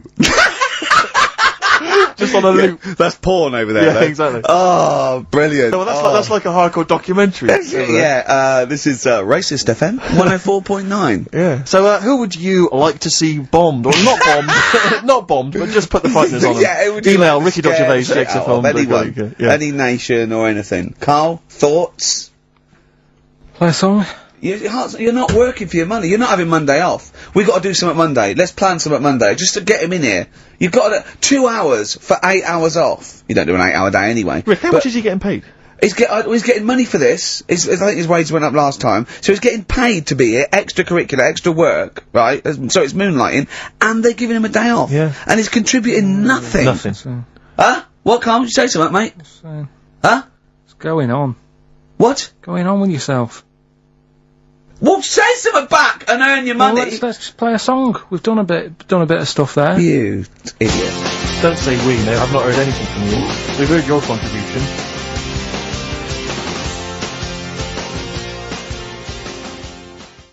No Cadillac, no birds you can't see. Then I'm on PIMP. Yeah. PIMP, 50 Cent on XFM 104.9. Me, Ricky Gervais. You, Stephen Merchant, and you, Karl Pilkington. Alright? What are we doing then? How are we going? Carl, how are you feeling? What, on a scale of 10 now, happiness scale? About, just building back up again a bit. Yeah? Probably on about 5. Oh, that's not bad. What changed it? What changed it? Just calm down a bit. Yeah? So. The chilled out vibes of PIMP probably helped you. Yeah. I think we should just say, give massive props to Adam and Joe, who stood in for us. Oh yeah, stood in for us. Did a great job. Yeah, great, really good. In fact, interesting. Are they going to get their own show here? I think they should. Yeah, they'll probably get something. Well, there you go. Well, it's interesting, as I was listening to them, they had quite a nice selection of features. They had a couple of good competitions and things. Now, I don't know if, having done them for XFM, is it somehow, they may be kind of under some kind of XFM copyright? Which would mean, as we've got no ideas, maybe we could just hijack some of theirs. Maybe you could look into that. Obviously not Monday, you're not here, but... I was with Joe Cornish last night, went to a little, do, at, Jonathan's house, and Joe was there, and he walked in, and I was taken aback by how tall he is. Sure. Because I'd forgotten, and he's about 6'4", but he's unlikely to, do you know what I mean by that? It's sort of like some people surprise you. And, he was going, yeah, I don't consider, 6'4", big. I said, well, it is pretty big. I said, but I know what you mean. I walk around with Steve Merchant. Yeah. And, he went, how tall's Steve? And I 6'7". Yep. And Joe went, oh, that's nearly a disability, isn't it? Do you know, he's absolutely right, as far as I'm concerned. No, do you know, I've genuinely, since school, I used to go to school with a little disabled fella. Lovely guy. No, I swear to God, lovely guy. And, I remember he came in when we got in the 6th form, and he'd basically got, I don't know what the ins and outs of it were, but as far as I could tell, he'd got a car for free. A specially converted car. Yeah. You know, because he was disabled. And, he was driving that around. Same as Carl. Me. I need this, I need that. But it seemed to me that I was thinking, well, why can I not get something similar? Because there are some cars I can't fit in. Because I'm too tall. I genuinely cannot drive the smaller cars, the cheaper cars. I'm obliged to buy a more expensive, larger car. Because I can't fit in the tiny Yeah, that's like saying you've got to pay more for your shoes because there's more leather, which is true. Which is absolutely true. It's a nightmare getting shoes. But fat people have to pay more. Do you know what? It's a nightmare getting chairs, comfy chairs that I can sit in the home. I sit in a chair for very long and my back's killing me. Now, how is that not a disability? But no, you don't see people like me whinging. But I think tall people, I've read an article that taller people on average, get, higher wages through an advantage, or just because they're taken more seriously than little dumpy fellas. Sure. Do you know what I mean? But I don't think I genuinely don't think there are many benefits of being really tall. People seem to assume there are, but beyond the fact that I can reach things down from a high shelf, I know. I don't think there's any real perks. I've seen you hit your head a few times. That's a disability. I know, I have seen you hit your head a few times, and I think, oh god, that must have hurt. Obviously I'll make sure okay and then laugh. Of course. But I know it must be annoying. Thanks, mate. No, but I mean, there's a pub, there's one pub in Soho that he has to go down backwards. Yeah. He has to lean that, it looks like a limbo dancer. Yeah, they've almost got to lower me in on routes. I always find it amusing. But like, for instance, on an aeroplane, I can't get some of the seats, I can't fit in some of the seats. Not in any way, not the way that I could. Because some people, how is that not a disability? There's some seats that people can't afford because they're poor. It's not a disability. That's irrelevant. Don't go on a plane then, because you're poor. But if you can't afford to go on a plane, you can't afford to go on a plane. You should have studied hard at school. But what annoys me about that is there's This is a physical disability I was born with. There's a weight allowance, so I might not be allowed loads of bags on, but there might be a big fat pig in the queue who's allowed the same chocolate But that's allowance because as me. they've been eating like a bloater. I couldn't stop myself from growing this tall. It wasn't a conscious decision. I didn't think, I'll tell you what, I won't smoke when I'm a teenager. Maybe I'll shoot up. I'll eat healthy. I'll probably add an extra 2 feet. It just kept going. You do eat too healthy. You eat way too many greens. But that's not why I grew to this height. It's a genetic thing, isn't it? Yeah, but if you'd lived near, some sort of pylon or something and just, as I say, smoked from an early age, you wouldn't have been that tall. Don't think when I was a gangly teenager having the piss taken out of me, I wasn't thinking I wish I'd been born near a pylon. Could you, or Chernobyl. Could your mum or dad, could they have bandaged you like they did with little, didn't they do that with someone's feet? Well, yeah, concubine, yes. I didn't come out this tall, did I? No, but slip it in the blood. And how would they bandage him? They'd have to bandage him round the feet and round the top of the head. Yeah, I'd be walking around like a mummy. Yeah, yeah, or a bonsai boy. But people didn't really realise I was going to be this tall until I was 14 or 15. You know, you don't realise when you're an 8-year-old. How everyone's tall, tall were you when you were about like a gangly, okay, so a typical gangly teenager, 15. How tall were you at 15? I don't know, 6'5" maybe? And I bet you were like a beanpole, weren't you? Well, of course. Yeah. And what sort of glasses did you have? Cool. No, what did you have? I don't know, a monocle. No, I can't remember. Didn't you wear a bow tie once? I wore a bow tie. I thought I was trying to preempt the styles that might be coming round. I think I've been watching a lot of George Formby films. And I thought it can only be a matter of time before the bow tie comes in. I thought it might be quite kind of urbane and debonair. Yeah. So what that was Robin Day at the height of his fame? I think he might around this time, yeah. Yeah, I wanted to go for that dandy look. I thought that's what the girls would go for. I know, yeah. The dandy. Oh dear. So I still want to see you with a pipe and trilby. Yeah. I just think you'd look great walking on the street. Yeah. Oh, but I genuinely, I really, it does frustrate me that I don't get any allowances for being very tall. It doesn't count as a disability. Well, it does count. No, it doesn't. It's not a disability being 6'7". But how can you explain, for instance, travelling on a bus or a coach? There's some seats I can't sit in. The only disadvantage is, people look. I've seen people stare at you, but they stare at me because I've been on the telly. Was that a disability? Are that people being recognised? Yes, but you could avoid that by not being on the telly. It's your choice. This is my point. It's your choice. Yeah, it's the same as the big fat people. It's their choice. It's a different sort of stare, isn't it? I've been there. Yeah. When the sort of stare that you get and the sort of stare. Well, obviously, sorry, Steve, but I'm gonna, follow up this inquiry. What do you mean, Carl? No, I'm just saying it's more of a stare of fear than, like with you, they go, oh, it's him. Yeah, go on. Whereas with you, it's more like, jeez. Do you know what frustrates me? What? I thought he did deserve having a Monday off. I've changed my tune. Yeah. Sometimes you don't realise this, listeners, but sometimes I'm an intermediary. I do step in when he's winding him up, because Carl gets to the point where he's going to explode. Yeah, and it's crazy. Okay, Jerv, and I step in, and this is the kind of response I get from Carl. This is the kind of back chat I get Well, I tell you, he's a little user. I'll tell you what, because he's too scared of winding you up, because he knows that you'll just walk out of here and he won't get his Monday off. Absolutely. Play a record, you little oik. Weasel. You're a weasel. 1972, grooving to a karaoke. You're all the same. Joe Jackson, Different for Girls on XFM 104.9. Ricky Gervais, Steve Merchant, Karl Pilkington. He's annoying me now because he's got a day off and he's got 2 hours and he's miserable. He's not even doing anything to the show. It really annoys me. Well, hang on, wait a minute. You've forgotten his brilliant film quiz. Yeah. He's contributed that. That he probably did during the week. Well, do you know what I mean? What, are you going to change your attitude, Carl, or what? Or should we just, not bother with this show? Told you. What? Don't annoy me and you'll get the best out of me. Yeah? I told you, I told you, this show is to annoy you. You knew that. But this is what you're going to get.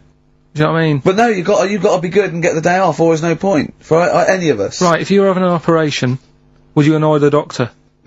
What? You can't concentrate, can he? Don't wind him up. The fact that he's a doctor. All of a sudden. Yeah, he's got to press a button and find out what a monkey did in 1932. And it's, Where's the monkey news?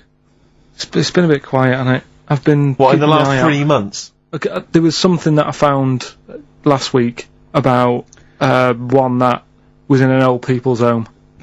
It escaped from some zoo, it was wandering about, it was enjoying itself, and then when it got to the night time, it was like, oh, what am I gonna do?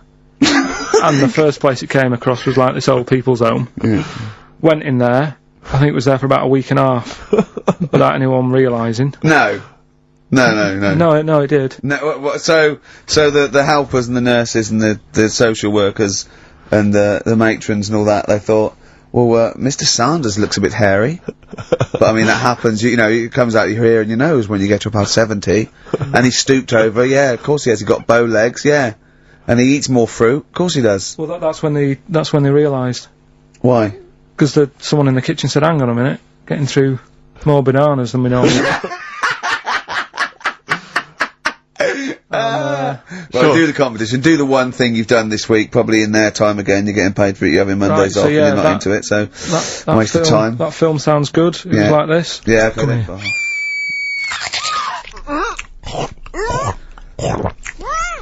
I'm well happy now I've had that. Hurry up. Right, so that's a bit of a cryptic clue. Yeah.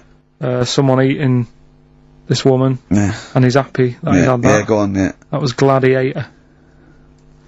So, who wins a couple of people sent in Hannibal, which would still work. Yeah. And, someone else sent in Maneater, which I suppose works as well. Although he did put the thing in about, I'm well happy. Glad. Yeah, I know. I know, it's not worth the, I don't know, 100 quid he gets for this and a day off, no. Well, Eva, who got the answer right, well done to her, I'm going to give her the prizes. She said that she'd heard this before on Christine O'Connell's show. Ah, this is really annoying. Right, that's it. You're gonna do something, or we're gonna stop this and you have to work Mondays again. Because you are taking the piss out of me, you're taking the piss out of Graham, and you're taking the piss out of London. I'll see you next week, and you can change your attitude. Limp Bizkit, we may be back next week, it depends how Carl, gets on, maybe bucks up his attitude.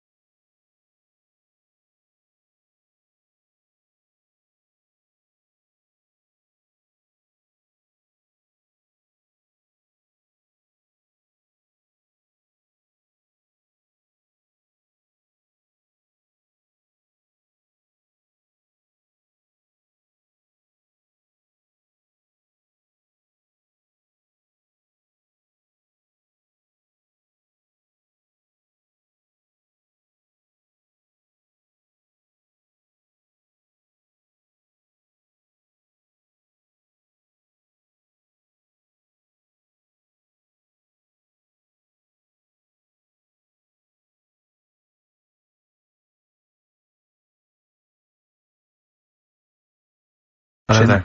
But not Karl Pilkington. No, Carl. No. He's gone back to Manchester, innit?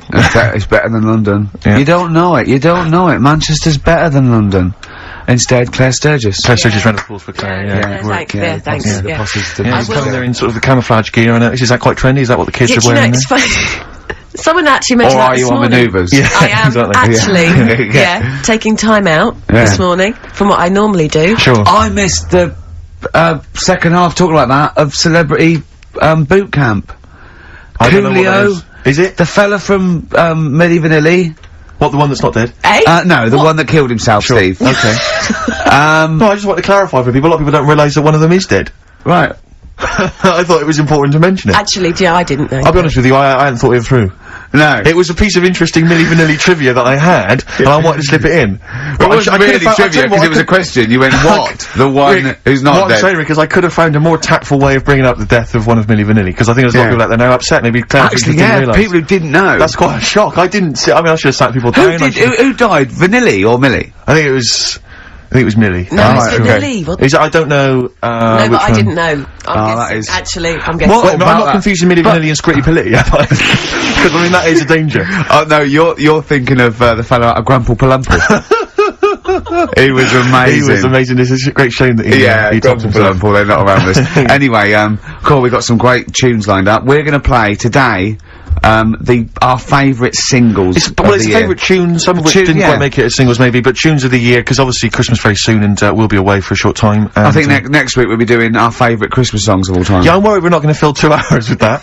I mean, how many times can you play Shakin' Stevens before... Fairy Tale of New York. yeah, exactly. I mean, that's the only one, isn't it, really? That's the best one. That's the best Christmas That one's song good, ever. but obviously there's Joni Mitchell's The River, that starts with a kind of Christmassy Beautiful, feel. beautiful. I don't think if there's anything else. Not great deal. The so this Waitresses, Christmas wrapping.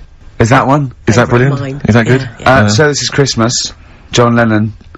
Paul McCartnney came out with Simply Having a Wonderful Christmas Time. Christmas time, yeah, exactly. Yeah, but yeah. so John's was Happy Christmas War is over. Yeah. Yeah. Of course it wasn't, but Hey, but I mean, at least he wanted no, to be. he was dreaming of it. He was dreaming of it. Yeah. That's, I mean, and bless him. And to show how much I don't. he hated John war. Lennon's dead as well. I don't know if anyone's. Yeah, no, they do. Oh, yeah, know that's that. just another bit of I rock and roll like trivia. John's protest against war. He stayed in bed for a week. yeah.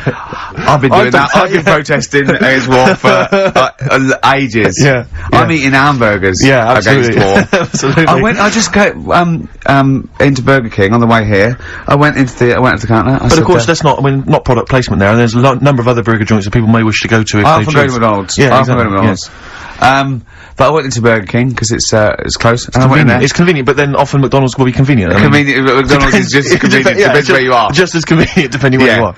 And I said, could I have a cheeseburger and small fries? Take away, please. And he recognised me. He went, oh, I've seen you on telly enough, one, yeah. He went, there's your meal, sir. I went, thanks. He winked and went, I'll put large fries in. Brilliant.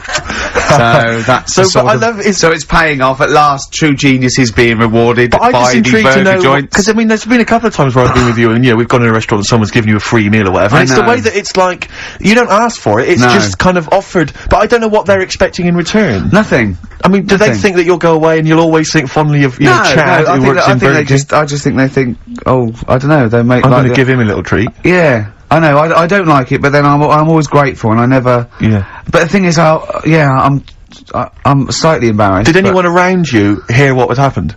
No. Because I imagine the resentment, just the whole room No, turning they on didn't. you. I had to go around telling them. Yeah, I went. I said, "Excuse me, did you hear that?" He goes, "No." I go, he just gave me the free thing because I'm on the telly. And I went, Yeah. "I don't recognise." I went, "You don't recognise me?" I'm terrified now that that someone could be listening at Burger King HQ. You know, And I'm that little assuming this fella- is an unorthodox procedure. and you that know. little fella's got But fired. we know they know it's Leicester Square now because I just mentioned it, so they know which Burger King it is. Oh my god. I don't know. What was his name? Ralph Littleton. He had a name badge. Yeah. Number 342. Well, I just hope Littleton doesn't get in trouble. so you know. what we're gonna play That could be a first? sad Christmas for him. He's probably keeping his whole family afloat. Bit of Springsteen. Well, tunes of the year. I mean, I know people dismiss Springsteen, but as I say, the gig I went to see earlier in the year, I made it. Sturgis in the end. couldn't It was believe we were quite gonna play Springsteen. Brilliant. She was- I just think, you know, leave aside what you think is cool and trendy, and the fact that he's older now or Really? whatever else. Really? Just leave all that behind Yeah. and just listen to the tunes because you know he remains a great musician. Let's play it. Lonesome Day? Lonesome Day. It's the current single and it's the first track on the album. And, Free chips. absolutely. That's brilliant. The boss. Do we care if it's trendy? I don't care. We're like Huey Lewis. It's hip to be square, Steve. That's true. We should play some Huey. Oh, we can't. Can we? No. Oh, come on, the power of love. No. Oh. It's a curious thing. Yeah, yeah. It makes one man weep, makes another man sing. I don't know what's going on there. It's weird, isn't it? It's strange. Oh, flipping heck. Yeah. Springsteen there. Yeah, no, obviously he's playing again next year sometime. I bet even trendy people thought, well, yeah, it's alright. But, yeah. I mean, I bet they wanted to rock. I bet they wanted to drive along a freeway. Well, I think you've got to be hard pushed to turn over the channel if you're driving and that's playing. Who wouldn't want to be driving a car while that's playing? You know? Down an open freeway. We are sounding, I know there's a little bit of irony in it, but we are sounding like Dr. Fox. Did you see the final of, Fame Academy? No, I don't watch Fame Academy. Foxy got in there, he was in the audience. Really? No. Yeah, How did not Foxy enough being on Pop Idol, he's in there. And, do you know who was sitting next to him? Next to in Foxy? disguise. In disguise? In disguise, he had a little beard and a woolly hat on, looked like a bad drawn boy. Mackenzie Crook. Really? And we had to, we taped it, yeah, and I went, it is, and we taped it, and he was there. So he's back from America. Is and it obviously a false beard? No, I think he's... Is he befriended Foxy? I don't know. Are they hanging out together We're now gonna see on him the tonight. hog? We're gonna see him What was tonight. he doing in the States then? What was he doing? He's doing a film, Yeah, so Mackenzie. yeah. In fact, he probably is wearing a beard. He plays, we can't say too much about it, but he's playing a pirate, I think. Yeah. Oh, we'd make a good pirate. Yeah, exactly. So far he's been cast as a pirate and a ghost, which seems to make sense. Oh dear. So, I'll be probably pumping in for information about Foxy, because, you know, I'm a big fan of Foxy's, you know. I know. Both a DJ and a medical man. I like the way that you got pumping and Foxy in the same sentence. yeah, absolutely, yeah. I loved him. Calm down. Did you just say you're going to see him tonight? Is it Comedy Wars tonight? Yeah. Yeah, it's the big so do, exciting. yeah. You're going, obviously. Yeah. Of course. What are you wearing? What are you wearing? Very boring, I'm afraid. What? Very traditional tuxedos. Tuxedos. We went shopping together and bought them. It's quite sad. I don't know. I should have said that. Lost a certain degree of rock and roll cool. It was funny because I went straight in. I went 42 chest, 36, 30 leg. That's fine, right? Steve, I had to stay there looking at Steve trying about 9 jackets so the arms weren't too short. Yeah. I suggested at one point go down to London Zoo and see what the gibbons wear because it's every single those little jackets you see them wear when there's an organ grinder. Now, who's making those? I want one of those. It's 6'9". Yeah. Oh dear. Have you got the cummerbuns and things? You've got. Well, this is the thing. My father phoned up. You know, I have conversations with my parents, which are always they'll phone up and it'd be like, "All right, how's it going? Yeah. What are you having for tea? What are you having for tea? Probably having a lovely. I'll probably have a spaghetti bolognese tonight, Dad. Oh yeah. What have you had, Dad? Oh, your mother just made a lovely lasagna, Steve. I mean, it literally, that's the conversation. It's like, yeah, I think every parent is just, they're just interested in food that you've eaten, food you're planning to eat, food you've enjoyed in the past, because they just want to know you're eating. That is And then, have you got enough vitamin C? Got enough vitamin C tablets? Because I can always send you some. I can buy them myself, Dad. I'll send you some. It's not a problem. Dad, I don't need to. So anyway, he says, what have you done? You know, and I'm trying to think. I think to myself, he'll be impressed if I bought a tuxedo. I say, I bought a tuxedo. Will he like that? Yeah. He said, you bought a tuxedo. Why didn't you rent it? I said, well, it was quite cheap. He went out cheap. Told him the price. He went, no, it's not bad, not bad. Elaine! You just bought a tuxedo! He just bought a tuxedo, Elaine! Yeah! He said, have you got a cummerbund? I said, a cummerbund. I said, do I need a cummerbund? He said, well, you're gonna be dancing? Like he knows the Like he knows, like he's some kind of, like, I don't know the man's ever worn a suit, let alone a tuxedo. What does he know about? I love your dad. Gonna be dancing? I just had the idea of him being at some kind of do, and right, Elaine, jackets off, cummerbunds on, time for a dance. You know a cummerbund? Do you wear it over your braces then? Because those things are, because you're not wearing a belt, I assume. No, you wear it under the braces, I think. No, you don't. Do you? I don't wear know. it over it, don't you? Over the belt, but braces is different. There's no belt. Well, no, There's if no you... belt on a tuxedo, is No, there? you're right. No, you're right. It is over the braces. Sorry, how many people tuned to XFM are worrying about the etiquette of No, cummerbunds? but this is important because the Comedy Wars, which is going on, it's live tonight. Yeah, isn't no, it? yeah. Well, that's But I'll tell you why this, Rick, I tried on the tuxedo I bought yesterday, I got a new shirt as well. I look like James Bond. I'm not gonna lie to you. No, I do I look like can't James wait. Bond. I look exactly like him. It's uncanny. It is uncanny. Really? Because the bloke in there said you looked like a lanky streak of piss, and I looked good. No. No, he did. Because as you were walking out the shop, he called me back in and said, you know that... I know, fat man that off was the for telly? show. That was for show. Because when the very last time when you He were said you definitely, looked like you were Odd Job. definitely He said you looked already like Odd Job. No, he said you looked like Blofeld. He said when you were definitely on the tube. He said you who's looked the like Blowjob. He said you looked like freaking streak Blowjob. of piss with a stupid gingery blonde hair. And He said you look like a combination of Blofeld and Odd Job. You look like Blowjob. He said He is a Blowjob. lanky twat. He said Blowjob. Richard Ashcroft on XFM 104.9. that's in the top 5 for me, the singles of the year so far. Well, yeah, we're talking about, what are we talking about? Comedy Awards, your dad, Cummerbund.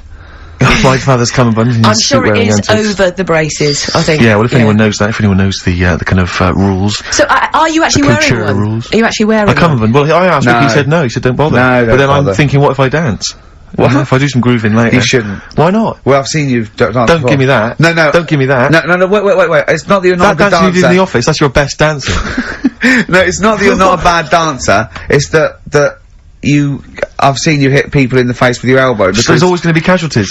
Actually, Rick, if someone's busting a good move, it's murder on the dance floor. I've danced with Steve. Have you? I know, at one of indie discos at Uli. There you are, you've never forgotten. And he's good. He's I am alright. pretty good, aren't I? Yeah. He is I'd say actually the only alright. problem is because You I'm were so in the tall. bar, but he was Because I'm so alright. tall, I do tend to tower like 2 foot above everyone else, and that does make me look slightly freakish. I wasn't going to use that word, but I can see where you're coming from. Yeah. So I do feel slightly self-conscious. Why so don't you hold them? Why don't you carry them when you're dancing with them? So they're... Well, no, but the thing is because then you could dance with Jeanette Cranky and still not look Sure. too weird. Sure, but that the thing would is, be weird, wouldn't it? You holding Jeanette Cranky and dancing with her. Would that be weird? I think we've all had that fantasy. But what I tend to do is because I'm conscious that everyone is can see me and that I'm sort of, I'm quite visible on the dance floor, what I'll tend to do is maybe dance on any kind of podium that they might have in some of the bigger dance Sure. clubs or, any kind of stage. I'll just get up there, bust some moves. Yeah. Because then it's like, I may as well put myself on public display. Yeah. Rather than just people think Because then you're going, look, I know what I look like. Yeah, I'm I know proud how of great it. I look. Yeah. No, Because it's, what that's your opinion if you don't think it, but that's again a lot of jealousy. I mean, a lot of what you say is jealousy. He went for the normal shirt, I went for the wing collar. I just thought I might as well. I do like a wing collar, actually, Yeah, I yeah. went for What that. about a proper bow tie? I You had to tie yourself. went a bit berserk. I even bought, Union Jack cufflinks, 'cause it's the British Comedy Awards. Nice. You know what I mean? Who's So, hosting Well, this more year? money than sense. It's brings to mind. yeah. I mean, you're earning so much cash now that you don't know what to do with it, aren't you? Really? I mean, I don't know what it is you're spending on, but yeah. I said how much. I said not expensive enough. Exactly. I said I'm going to give you an extra tenner. Got to Is get it rid of it. true? We're talking about when his dad said that, and then you told me something that I find amazing. Oh, well, Your the thing is, it's Christmas, obviously I've got to go back to Bristol. I love seeing my family. Well, yeah, I do. But it means I see my grandparents who are, brilliant people. I mean, lovely people, but mental. I mean, utterly mental. And, they've taken now there must be sort of 80 a piece. And it is quite an old age, but they're fairly good health, relatively speaking. And, they just spend their time in bed. I mean, that's all they do, that's their profession, they've retired to go to bed. And they spend all their time in bed.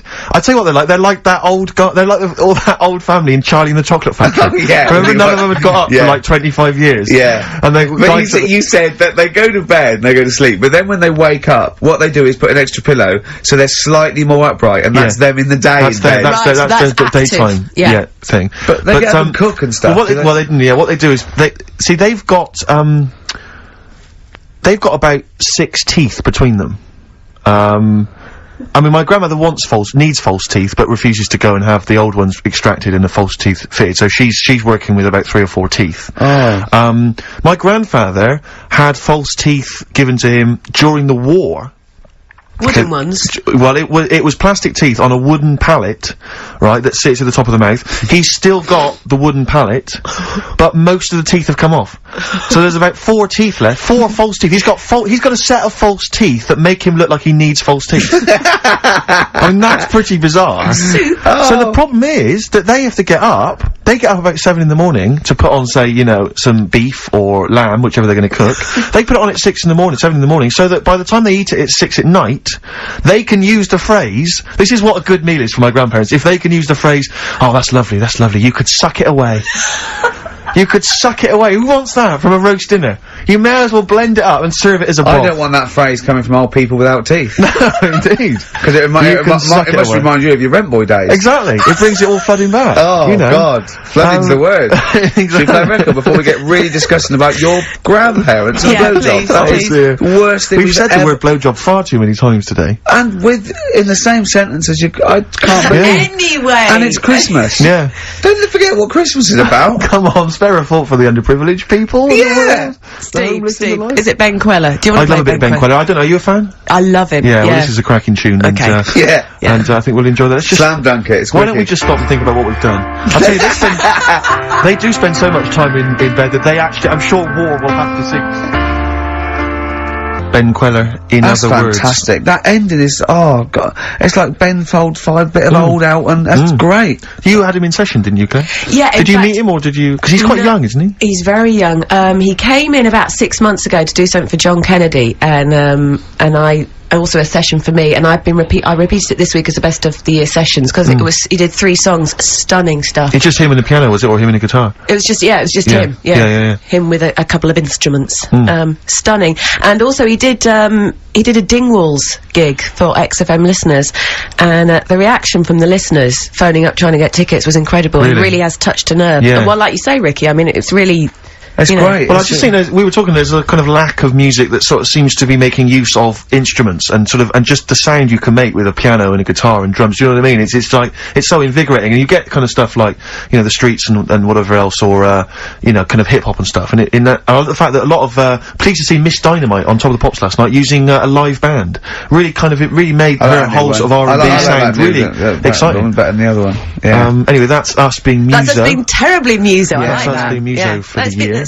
That's enough of that. Well, we are playing our favourite records. Well, it's nice to be able to talk sensibly without Carl interrupting with some gibberish. You know? I mean, bless him, Carl. bless him. I don't see it as bless him. gibberish. He's probably listening on Sky or something. Yeah, 864, channel 864, or around the world on xfm.co.uk. Get that in. Is that what you have to do? What do you do today? You just go into the website, do you?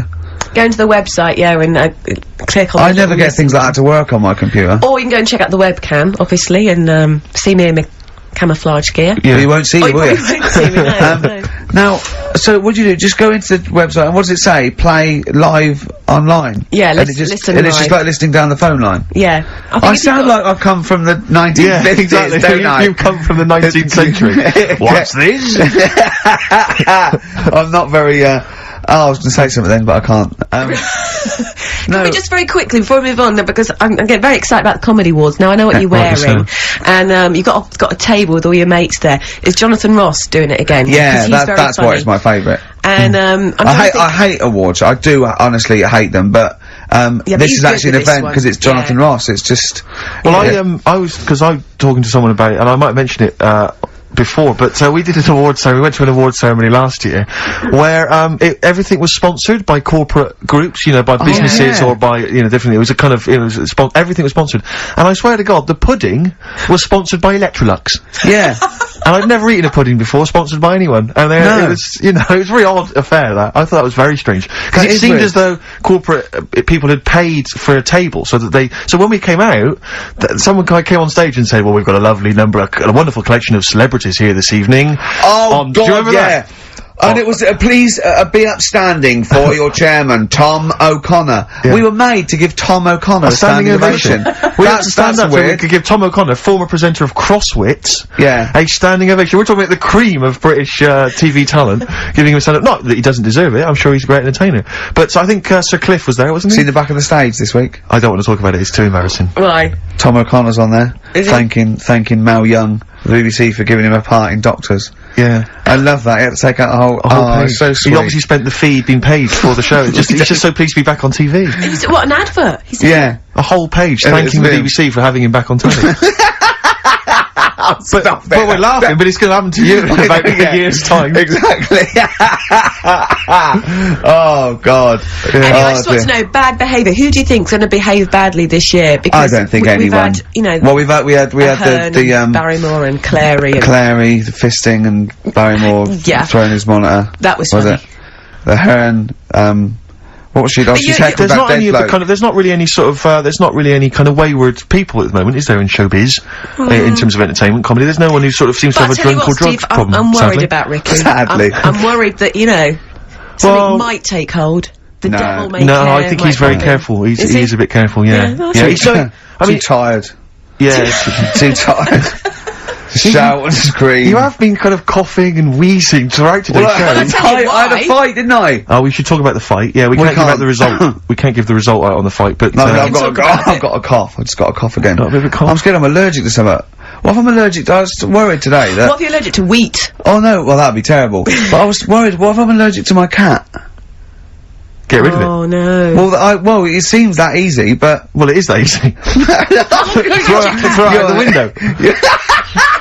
That's how I sort out that. I'm not a trained doctor, but that's how I sort that one out. I just like to apologise for any. But they always land on their listeners feet, don't they, cats? So that'll be They fine. do, And it's got yeah. 9 lives, so if it Yeah. lands on a God. spike, it'll be fine. Oh, don't. What happened to me? Oh. Because you can't laugh, because of the fight in the ribs. Oh yeah, Because you the took ribs, quite yeah. a bad. I have to say though that I remember we were talking on the radio about what Ricky should come out to for the big match. For those that don't realise, Ricky at Christmas, there's a TV show on. Ricky, I don't know why, even to this day, why you agreed to do it. Nor do I. But he's doing a celebrity boxing match, fighting, and he was described at the beginning of the fight. Rick, I don't realise I don't know if you know this. He was described as entrepreneur, Grant Bovey, husband of Anthea Turner. I don't know what that means exactly. Well, he does bits of business, actually. Businessman. Yeah, businessman, entrepreneur. Yeah. But Arthur Daly What was was I entrepreneur. described as? yeah, you were described as I think fat funny man. Oh right, He might be great. something like that, or a comedian and actor. But Ricky came out to Mama Said Knock You Out by LL Cool J. Nice. I don't know whose suggestion it was, I think it might be mine, but it was blinding. And I noticed you were really, it was ludicrous really. You came out in the shorts, you had the, Well, I was acting up. I know, doing but you it, really were. they were going, don't you laugh, on my corner, and I think I overdid it, didn't I? well, he was kind of prowling around the ring, staring staring Bovey out and staring the crowd out. So embarrassing. And kind of looking really, but of course he's got this ludicrous beer belly. Do you know what I mean? So it looks like Johnny I did all Vegas the is training I was meant to do. Yeah. And Bovey dear. looks quite a sort of athletic guy, He's really so he fit, looks wasn't like he? he could actually be a boxer. But did you have like I'm obviously they're filming it for telly. Did you have the production crew saying, right, stop, cut, can you just throw that punch again? No, it was a real No, fight. they just So it really let them wasn't go. proper for it. I think people are going to be surprised. I think they're going to see it's a real fight. And I tell you, it's imagined. unpleasant. I mean, it's actually an unpleasant Okay, thing. well I'll tell you It now is, yeah. what Karl said, because What did he Karl was say? there, and he said to me, I can't do his accent. He Right. went, oh no, it wasn't nice. No, it wasn't nice. No, No, it it's not. was, although I have to say, I was really kind of riled up by it. I mean, I've never been to a fight before, and I just was like, come on! I was like, smash his face! I was really shouting, I was just going crazy. Shouting for me, though, were you? No, I was shouting for, then I just decided to try and freak everyone, so I was shouting, kiss him! Snog him! Lick him! Ask him out! I was shouting that in a vain attempt to throw someone, and, it was extraordinary, but I tell you, I think you'd be better off, like, if they sort of brought back wrestling. Wrestling from the 70s, like Big Daddy wrestling and would be Haystack. fun. Nick McManus. Yeah, Yes. exactly. 'Cause I think 'cause you've got more the physique for I wrestling. think I'm too young for wrestling on Yeah, British they were always television. about 65, I weren't think they? they're 58, one of them, Yeah. Les Keller. Yeah, but Yeah. the outfits are fun. Oh, they get, all a extraordinary, bit yeah. too tight, weren't they? Yeah, some and of it was those always that kind of outfits? shiny, whatever preceded lycra. I know, with just a little winkle showing. Little winkle. Little motherfucker with a little winkle in their tight shorts. Why were you looking? Oh, I've done you. Oh, play a record. I've done you. I'm not. not. Answers, please. I'm not one of them. You're not looking at mine now, are you? And those are the Red Hot Chili Peppers, and they're still going strong. Oh, indeed, yes. That's one of my favourite tunes of the year. You like enjoyed that? Yes, absolutely. Yeah, These are all yeah, mutual. We love them all. We're not Absolutely, really. yeah, no, we're we're not not. annoying each other by putting in Not songs at the all. other one doesn't like. Not We're at like a all. team today, isn't it? I think that's the Christmas spirit. I don't know what it is. We've come together, we're sort of unified, yeah. Yeah. Yeah, in the absence of Carl. Yeah. Who often divides us, he often comes between us. Does he? Like, yeah, Does he well, I'll do tell you that? what, it's Yeah. like, it's like a child. Like, it's like we're a married couple and he's sort of our autistic child or something, you know, right, and sometimes it just puts a strain on the marriage. You know, and we all three of us love each other. You know. Yeah, 'cause he does love but you some- guys. yeah, exactly, but sometimes it's I hard, hear you him know. talking about you in the office sometimes, know. you know. He aspires to you too. But it's And times like rightly this so. because Yeah. because of to be honest, the baby Jesus that we realise that there's beauty in everyone and it's all right. Yeah. And, yeah. Exactly, he's never had that before. No. Well, I have to say that I'm really getting into the Christmas spirit. When I was younger, I didn't really enjoy it. I was quite cynical. I was quite, You're rock and roll. joking. But now I'm sort of, I walk in a department store, and if there's one of the old, chestnuts are roasting on an open fire, which that classic tune, or I any of thought you were those, one of those old boys that stand outside the British Museum. Right, yeah. No, right, you mean the tune, yeah. That one, or, how does it go? Chestnuts roasting on an open fire? Chestnuts roasting on Yeah. Jack Frost nipping at your nose. But I can't get enough of them. I love it. I'm in a department store, it's frosty outside, it's warm in there. Have you ever roasted your chestnuts on an open fire? I have never done that. No, I have Imagine not done that. that. I have not done that. Just backing up to it like that with your little chestnuts hanging out like a bulldog. What would you be wearing? You probably just, I imagine you'd have your dressing gown on, you'd just hoiked it up Just slightly pull so it your up, arse was showing. pop them down, like, tuck it in like a lovely lady. Yeah. So like a lovely lady from the front, but behind, it looks like a bulldog dragging a tree. Yeah, And you just pop them in the grate. Yeah, and you would, because you want to be careful of too much roasting, so I imagine you'd want to just kind of ease yourself in slowly. Lightly toast them. And if it feels too hot, get out of there. Get the hell out of there. Yeah. You know, that's, if any kids are listening, try that. No! What? No. Like there's a kid thinking, yeah, I'm gonna roast my chestnuts on an open fire. I don't think there's even a child that's doing that. I don't want someone to do it and then the parents go, and Steve Merchant's told our children to do it. We're probably we're probably in trouble now because of that. Where's the kid gonna find an open fire like those? I mean, it has to be the sort that they use, those kind of barrels. It can't just be open fire at home. That doesn't count. That's just stupid. If you're gonna do it properly. Oh no. We're having such a nice time there. We've lowered the tone. I'll tell you what'll perk us all up though. Richard Anderson has emailed us. He's loving the show, is he? Well, I don't know if you've heard this, Carl. Carl, I've called you Carl. That's okay. That's okay. I'm Claire, pleased to meet you. Is it the shaved head or the stupidity? Yeah.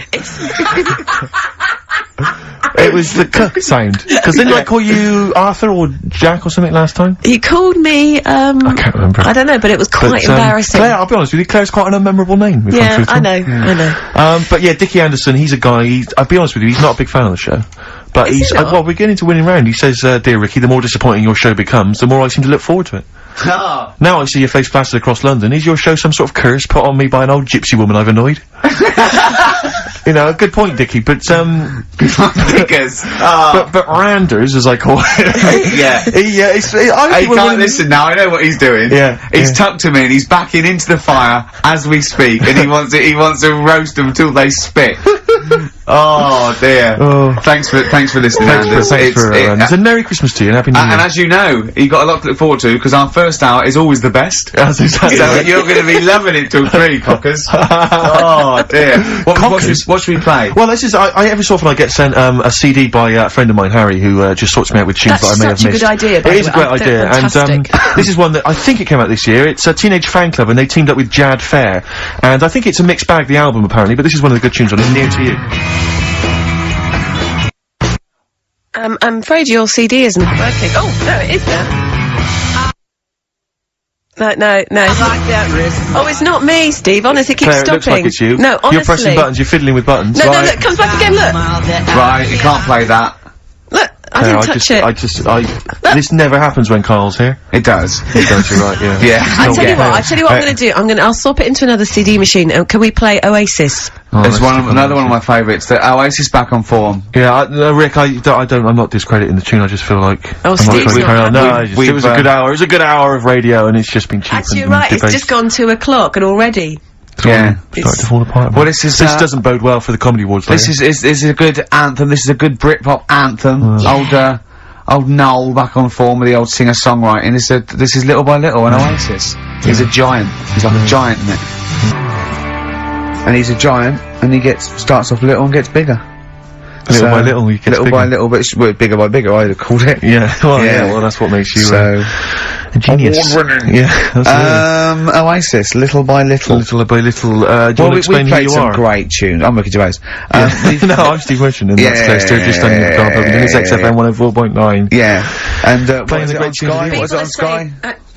Channel 864. Ricky, people are saying they can't see on the webcam. You just stick a leg up or something, just so they... that's his foot. Was it just on you, is it? Oh, because most... But they can't see me because I'm in camouflage, so it's not a very interesting picture. I got a wave, there you go. Yeah. Does anyone log online? I don't know how does the webcam look? I've not ever seen on a webcam. Is it just kind of, because normally aren't they kind of really sort of, jarring and stuff? Does it take pictures like a digital camera? It's every 15 seconds it updates. Right, okay. You get a still picture. Is it right? I see. Okay. Right. Oh, it's still pictures, is it? I didn't realise that. Yeah, every 15 seconds, yeah. So they can't actually see, you know, like if I was to bust some amazing dance moves. No, they would just see Well, snapshots if you did it every 15 seconds like you move, they could then print them off and do like a flicker book. That would work. So they could see, amazing. they could see you doing windmills and, you know, really, King Tuts. yeah, all that. Yeah, scissor kick. I'm running out of steam now, Steve, a bit tired. Are you? So I've got 15 minutes to do, so we better think of something to say or Well, play a record. I genuinely was going to ask you, because obviously Christmas is approaching and I've not even started to think about Christmas gifts. Oh, I don't know how I you're never getting do, on, Claire. I never do. But, because Claire, you're aware of what Ricky bought his family last year, aren't you? Oh, yeah. Do you know, I am, because he told me and I've completely forgotten. It's extraordinary. It is extraordinary. I mean, how much thought how much thought and planning went into it? Right, I was pressed for time. How many kids were there? How many people were there? This is it. I've got a big family, okay? Well, not big, but I mean, they've got lots of kids, so I'm sort of youngest in my siblings, and so they're, you know, they've got kids ranging from like 30 to babies, and there's about 15 of them. And you buy them all? Yeah, I'll try and get them. Try and get them all. Something. Nice. So what Is it? Wait. So I got a lift down. And I thought, oh, what can I get? I thought, oh, I can't just give him the money. I'll stop you there straight away, if I may. What? You notice he's on the way down for Christmas Day. Oh, right, so he's on the, right! He's on the way down. This is No, when he it's starts, Boxing Day, Boxing Yeah. Day. So this is when he starts to think about buying them a gift. Yeah. On you go.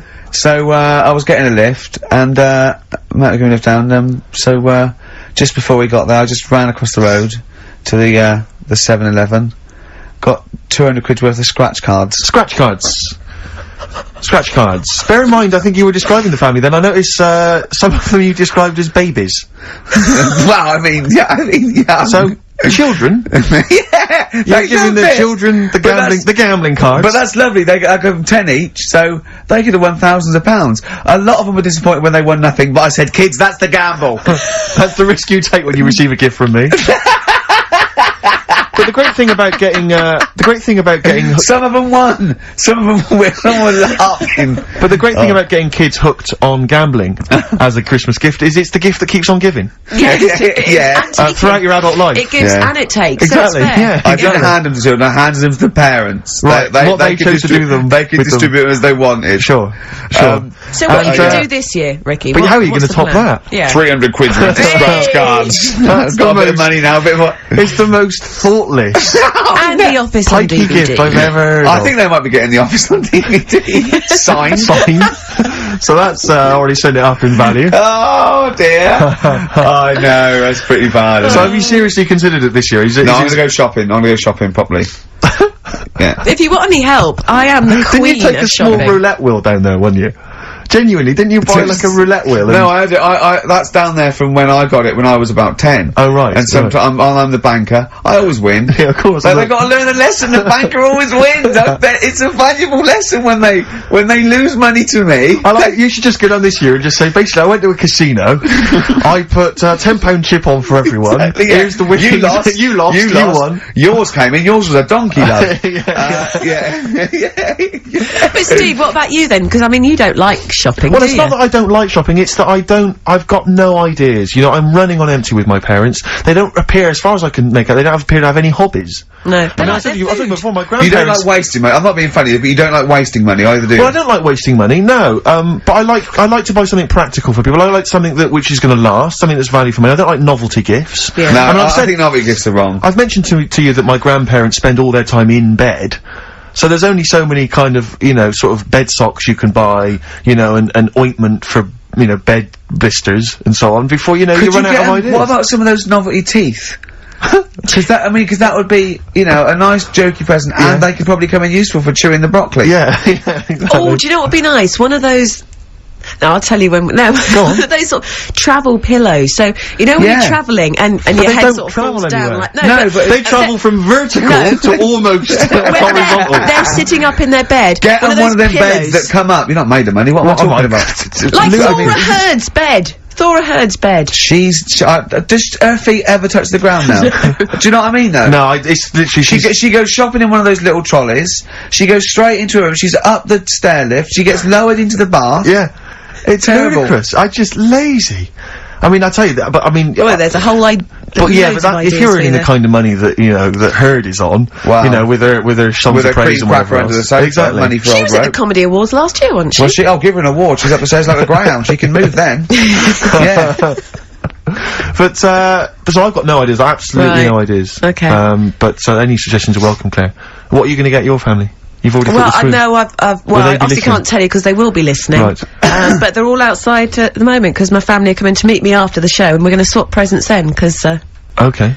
outside. Are there any in Office Leicester DVDs? Square. No, I haven't. Books? No. Because I should point out that the Office DVD is currently available. I actually did go and buy. I actually went and bought it myself. You also buy it And I am online. enjoying the scripts, by the way. Excellent. That's in. I love Do you the know fact what that I we're love? authors in the top 10. Yeah, we're in the top 10 bestseller list. No. But to be fair, we're at number 7 in the paperback non-fiction. Now I don't understand how that can be non-fiction. Yeah. Because it's the transcript from a made-up Yeah, television it's not a real show. documentary. Exactly, yeah. But we're beating these poor people. But we're officially best-selling authors, I think that's fantastic. which is excellent. Which is My very favourite good. bits. My favourite bits are the emails at the start. I like Well, I mean, them. a lot of people don't know what you're talking about, Claire, but of course if they pop down to Waterstones or Books and Petrol, they can sort themselves out there with a copy of that. Oh, dear. Nice. I like your style. Can we have some more music now? Let's yeah? have, what plays? The Streets, maybe? I mean, the Streets. Streets is Oh, obviously one of the brilliant. albums of the year, and this Best is one album of the year. This is Week Becoming Heroes, I think the last single, and Dynamite it is too. Oh.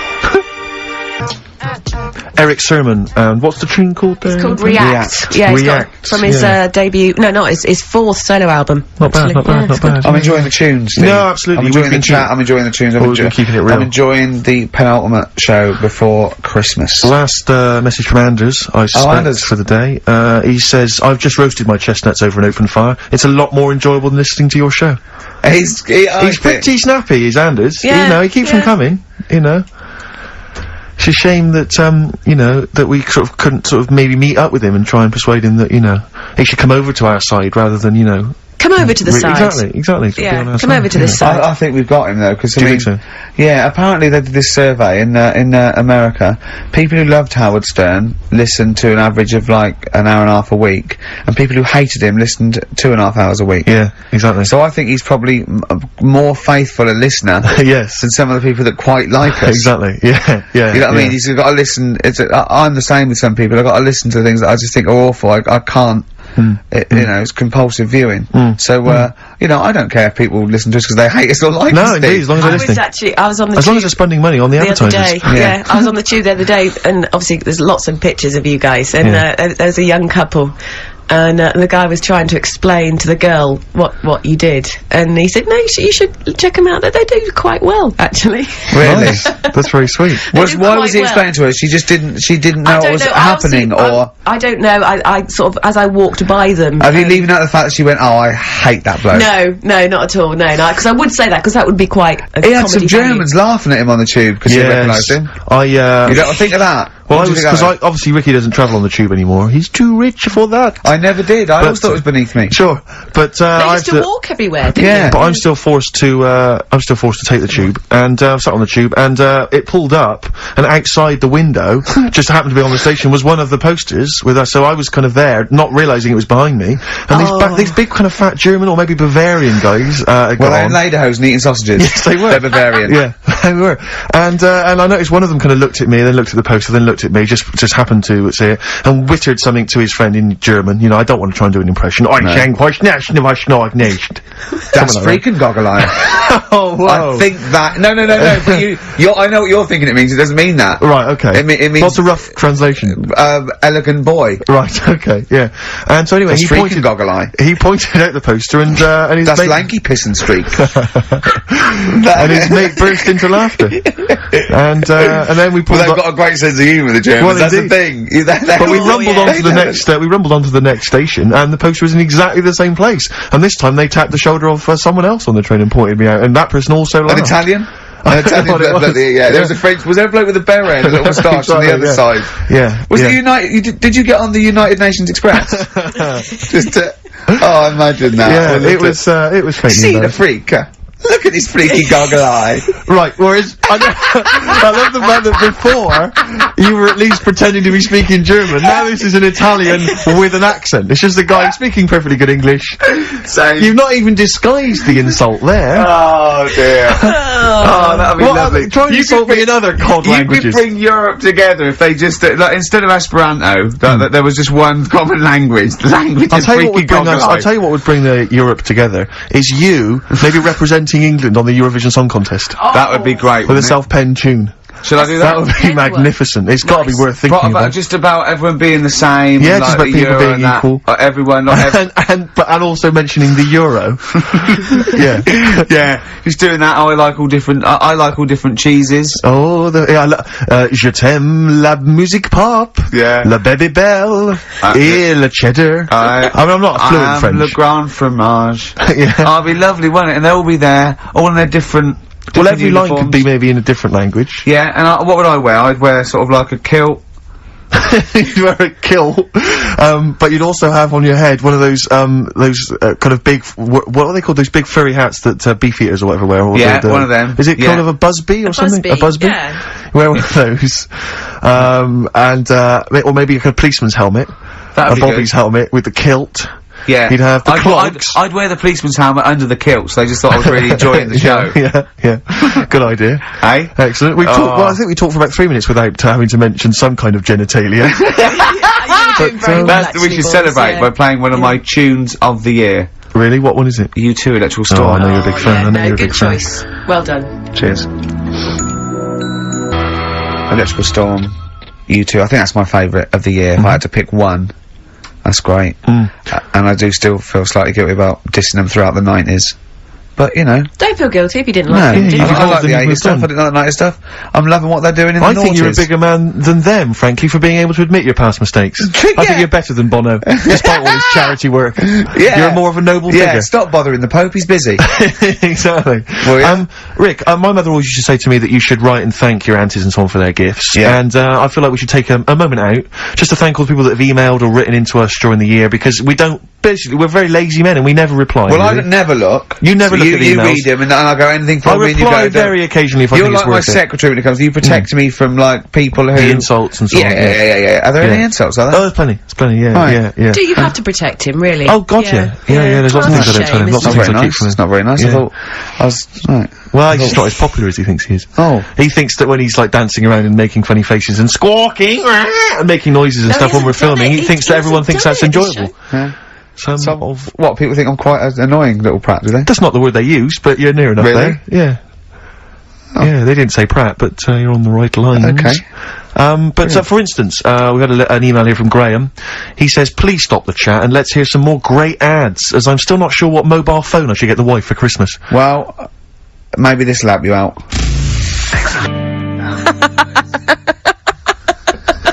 Just having fun with the webcam. Sorry. Yeah. We're just playing with the webcam. The webcam's an absolute treat. I That didn't is a realise. lovely picture, There's a little Steve. picture there of Steve on That's it. Oh. lovely. Right, Yeah. that keep was the ladies Feeder. happy, That was Feeder. if I know them. Great. Yeah, no, that's one of my favourite tracks of the year as well. Feeder, you've enjoyed that? Which is what we're doing. God, it's gone quickly. It's only quarter of an hour to Yes, go. indeed, yes. Carl will be back next week for our kind of Christmas bonanza. I say that, we've got nothing planned. There's no No, reason that'd why be it should nice. be a bonanza. That would be nice, yeah. But so we'll play some Christmas tunes, and no doubt Carl will have some kind of festive game for us, maybe, or a festive, some Well, we're festive introducing trivia. a couple of new games. I mean, he's struggling with Rockbusters, which we've missed this week. Educating Ricky, he thinks there's nothing out there. All he could find was a parrot and a dog in a car wash. Yeah, you can't find any more interesting Still stuff. a little bit upset that we told him about intelligent crabs and babies forcing their way out. Yeah, we early. stitched him up last week by telling him some what we claimed were facts. Oh, because I was out shopping, so I missed it. Yeah, Right, tell me yeah, what well, happened then. you know, you can Well, always you know, go he get a sort of little believes portable or anything that's weird and Yeah, wonderful. And we just yeah. made up this story. So I said two bodybuilders got married and she had a baby, but it after 6 months or 7 months she was in bed asleep and she woke up in terrible agony where the baby, where it had born, the bodybuilder had forced its way out of the vagina and was pulling her along by the umbilical cord. Yeah. And intelligent crabs and stuff like this, and he was genuinely disappointed. Yeah, that they weren't true. But he came up with a new idea. What I'm gonna do is tell him 3 things, Yeah. one of which is made up and ludicrous, and 2 incredible facts. And it's called, That's Ridiculous. Brilliant. So he has to go, number 3 is Ridiculous. It's a winner. Yeah. Carl always comes up with the title first. You then have to work the game show out from the title. Have you started work on That's Ridiculous yet? No, I've thought of a couple of things. It is great. It's so much fun to say, isn't it? Ridiculous. Yeah, that's the Ridiculous. Yeah. You're correct. Basically, it's like Call My Bluff, isn't it? Really? It's not unlike Call My Bluff. It's not unlike Bluff. It's unlike Bluff. Certainly, yeah. You've. So, yeah, we've had Oasis, Streets, we've had U2, we had some cracking tunes. Can we get away with playing Nelly? Hot in Here? I think it's a cracking tune, I really do. I just think, again, you know, I'm not interested in what genre you think it fits into, or whether you think it's cool, or because kids like it, you're not supposed to like it. It's a good tune, and I think we should try and stick it in. But before that, Rick, could I just play one track? We did play it much earlier in the year. It's from that album, Son of Evil Reindeer, by a band called The Reindeer Section, and this is a cracking little tune. I just think it's beautiful, and nice to hear it. Oh, beautiful, marry it then. Oh, nice, isn't it? Very Christmassy. It makes me want to wish everyone a happy Christmas. Indeed. You know what I mean? Yeah, do it. No. No, okay. That's called Grand Parade from the album Son of Evil Reindeer by The Reindeer Section. It's a nice tune. It's one of my favourites of the year. By the way, not Steve. at all, no, that's my pleasure. It's my pleasure. Claire, just big highlights of the year for you as a final roundup.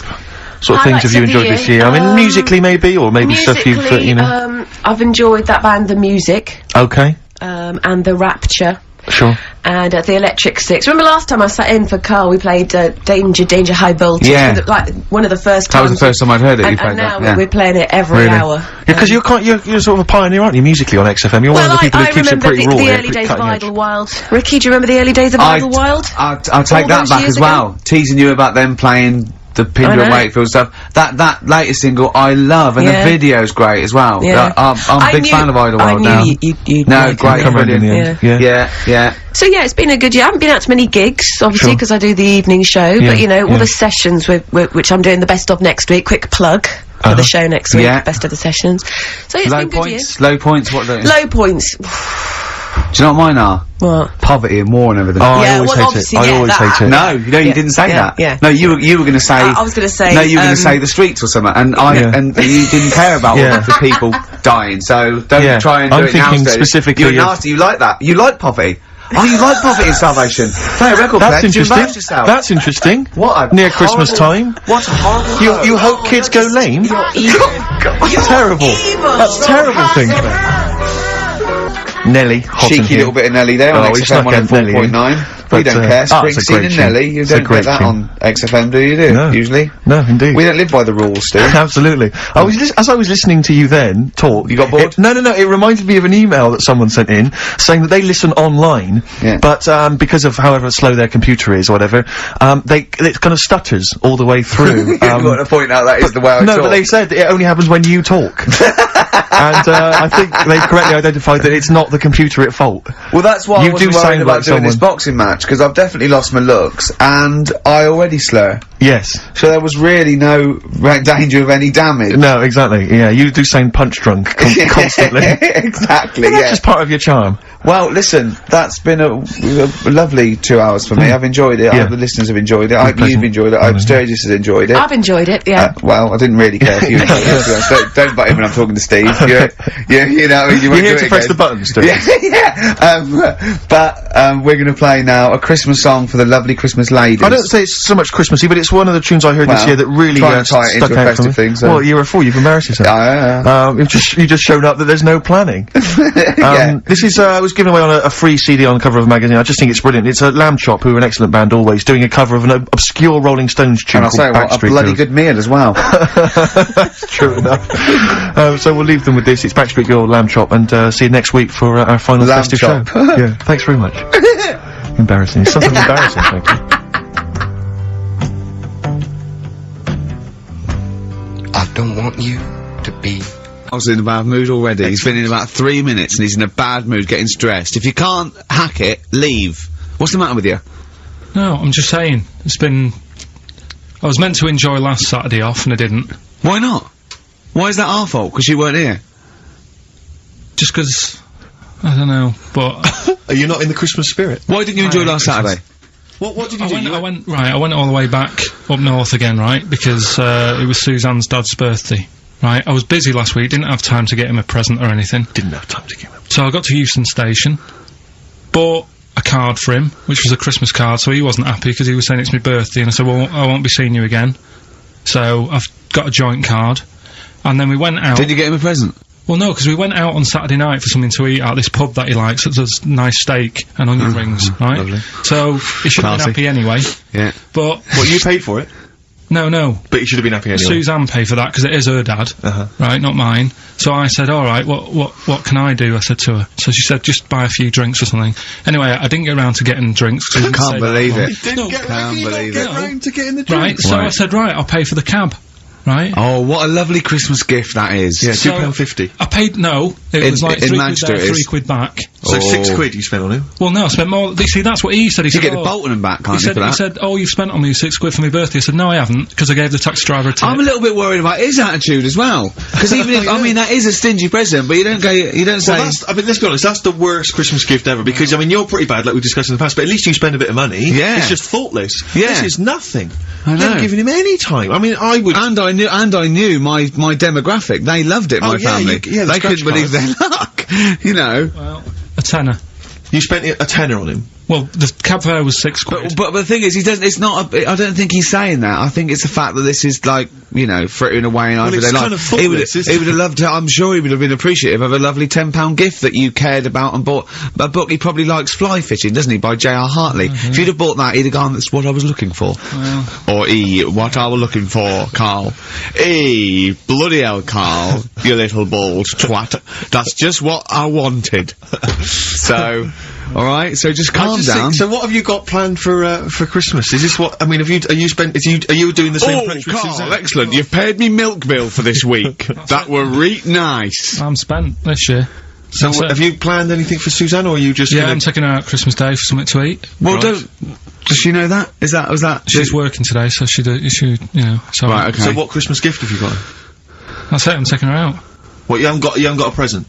No, because we spent a lot Don't this forget, year. that's half yours, though. You're gonna be eating, you're not gonna just be sitting there watching her eat, going, "Oh, I'm hungry, but I spent all of it." You're gonna be eating as well. That's half yours. So she's got Look at his nothing face! to unwrap. It looks like a cat who's But been wait a hit. minute, she's got nothing to unwrap. There's nothing. She's going to hand something over to you, because I've met the woman. She will. She'll hand something over. You'll open it. You'll love it. I might get something today. But you shouldn't take me to begrudgingly persuade you to do it. God. Yeah. Right. Right, so... Yeah. Well, I'm gonna try and stick in some Christmas songs. We're not playing all Christmas songs, but I brought in a couple. So this is Christmas, John Lennon, Yeah, one The or two of them River, are good. Joni Mitchell, Yeah. Fairy Tale in New York, one of the best Christmas songs ever. Oh, what about a bit of Pretenders? That's a good one. 2,000 Miles. Let's hear it. Pretenders, 2,000 Miles on XFM 104.9. This sort of Christmas edition. We're not here next week, are we? No. Carl is, aren't you? Well, you are in a way. I was doing the best of, innit? Yeah. Is it a best of? Yeah. Brilliant. Have you been putting together? Not yet. Okay. You want to get a I'll do it today. Tell me Right. what bits you want in it, and I'll sort it out. It's not for me All to the say, best is it? Yeah, it is the best stuff. Well, maybe people could email in with the highlights of the year for them. I'm trying to think what they were. I mean, mostly talking to Carl. It'd be mostly Carl, wouldn't it? Mostly Carl. Gibberish from Carl. Oh, I think it'd be an awful lot of educating Ricky from Carl. Well, ricky.gervais@xfm.co.uk if you've got any thoughts on stuff you'd like to hear. Again, Is there anything you'd like to hear of Carl saying something stupid, me and Steve laughing or slapping him? Yeah. That's basically the competition, isn't it? Well, there's a couple of instances where I tried to kiss him, I think, and you encouraged me. Yeah. Those are some highlights for me. I wish I'd have videoed that. Yeah, so do I. You mentioned educating Ricky. We've only got, do you know, we normally have like 3 installments. Yeah. We've only got 2 today. Why? What Why? happened? Just, Well, you clearly weren't busy Christmas shopping, so what's the Yeah. well, like I say every week, it's a bit of a struggle finding stuff that I can teach you. But at the same time, what we have got, we've started the feature, I teased MTV with it, right? So I thought I'd best start doing it before they get someone like Zane Lowe presenting it or something. Yeah. So, do we need them? Do we need them? Yeah. You should explain do we need them for those that don't like the show. Well, it's sort of education Right. about animals and stuff, and if we need them. So, like, David Attenborough once said, you can get rid of people off the earth and it would carry on, there's no problems, but, you know, get rid of a monkey, and you could have problems on your hands. So I'm Is that a direct quote from Attenborough's current It was something like that. I think so, yeah. So what I've done today, right? He always starts having it with, right, so then. Yeah, exactly. Yeah. So And he always ends things, you got yourself all sorts of problems. yeah. So that's that. That's done. That's coming up. Enjoy that. Enjoy that. I've spoke to a woman about jellyfish. Oh yeah, because I know you're not a fan. Not a fan of them, so we'll be speaking to an Women or expert. jellyfish? This is a woman. Either. Talking about jellyfish. Yeah. So we'll be sorting that out before 3 o'clock. We'll be finding out if we need them. Throwing that one to bed. He's great, and he's great. And then we've got a Christmas edition of Rockbusters, which I found out yesterday. Go on. Channel 4 have ripped it off. Go on. It's on their teletext thing. That's outrageous. Yeah, on their teletext page, someone said. What are they doing then? Like Rockbusters, they're copying the format. You sure they're not copying Blockbusters? No, it's someone said it's a cryptic clue of a band and that, and initials, and you work it out. That is despicable. I mean, we should investigate this. So they've fundamentally ripped off the idea of being allowed to do a cryptic clue to guess a band. Yeah, but they sort of clever cryptic clues. Oh, so they certainly ripped you off then, have they? I'm just saying. Hey, I should just point out, because it's Christmas time, we've had an email from Dickie Anderson. Oh, Dickers! Yeah, RA is, well, he's, I suppose he's a long-time listener. Yeah. And he emails us most weeks. Ricky. If, as I suspect, I'm your only listener, I wouldn't bother with your show today, as I've got to attend some family Christmas nonsense at Auntie Marion's house. That's from Dickie Anderson, and he's good because considering he hates the show and everything we stand for, he does take the time to email every week. That counts. That counts to advertisers. Yeah. I think we've got a lot like him. We've also had a lovely Christmas card here from Alexandra, right?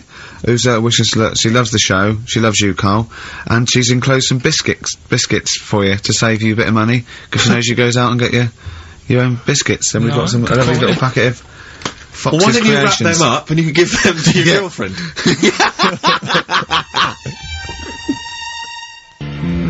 Don and Blitzen from the About a Boy soundtrack by Badly Drawn Boy. Christmas theme there. Christmas theme there. You spotted the Christmas theme. Yeah. Carl's not really in festive mood, but I can't imagine Christmas is your time of year, is it, Carl? Well, I'm not sure any time of the year is, really. I liked it when I was about, I think, when I was about 7 I enjoyed it. was that the one? Was that the year, the big year for You you? get loads of stuff, you don't have to worry about anyone else, but once you've, like, got a job. What did you get when when were you doing your paper round? How old were you then? I was about 13, 14. Well, that was then you were a man, weren't you? I had to buy stuff. Oh. But you're still not You're quite having a a good selfish time. man, aren't you? I didn't realise this. No, it's just that And Christmas. that's coming from him, Carl. My dad always said... Oh, right, steady on. Dad said Christmas morning was for, like, you know, for me, so he used to stay in bed. So he never... That's brilliant. That's a great thing to say, isn't it? Yeah. Christmas morning's for you. Run wild. Do what you want. Just don't bother so me. I'm going to Honolulu for 2 weeks. That's great. Dad, it's Christmas. Do I have to do anything? No. So my mum used to get up, because she used to like to see my face light up, you know, when I open my presents. And then, to keep fireworks. and then I'd have to go to my bedroom from about 6 o'clock onwards, because, like, my mum and dad were into having big Christmas parties, and I wasn't, like, old enough to go. Right. So they'd say, right, you know, you've had your fun there, you go up to your bedroom, stay in there. Really? Yeah, I remember one year, right, I got a train set, that's what I wanted. Yeah. Right? It's brilliant. Playing with it all day. I thought, I don't mind about the party, I'm happy staying up here, playing with this. Brother comes in, he's had a few, right, he's going, yeah, give us a go on your train. How old is he? He's a bit older than me, so he might have been like, let's see. Well, let him be must have been 18. yeah, probably about 18, 19, And how old something were like that. I had a train set, so, I don't know, about 14. something like that. Right, so I'm playing on that, loving it and stuff. And then he comes in and goes, oh, give us a go. He turns the transformer up to, like, 14. He went really fast for about 5 seconds, broke it, and then he went back downstairs.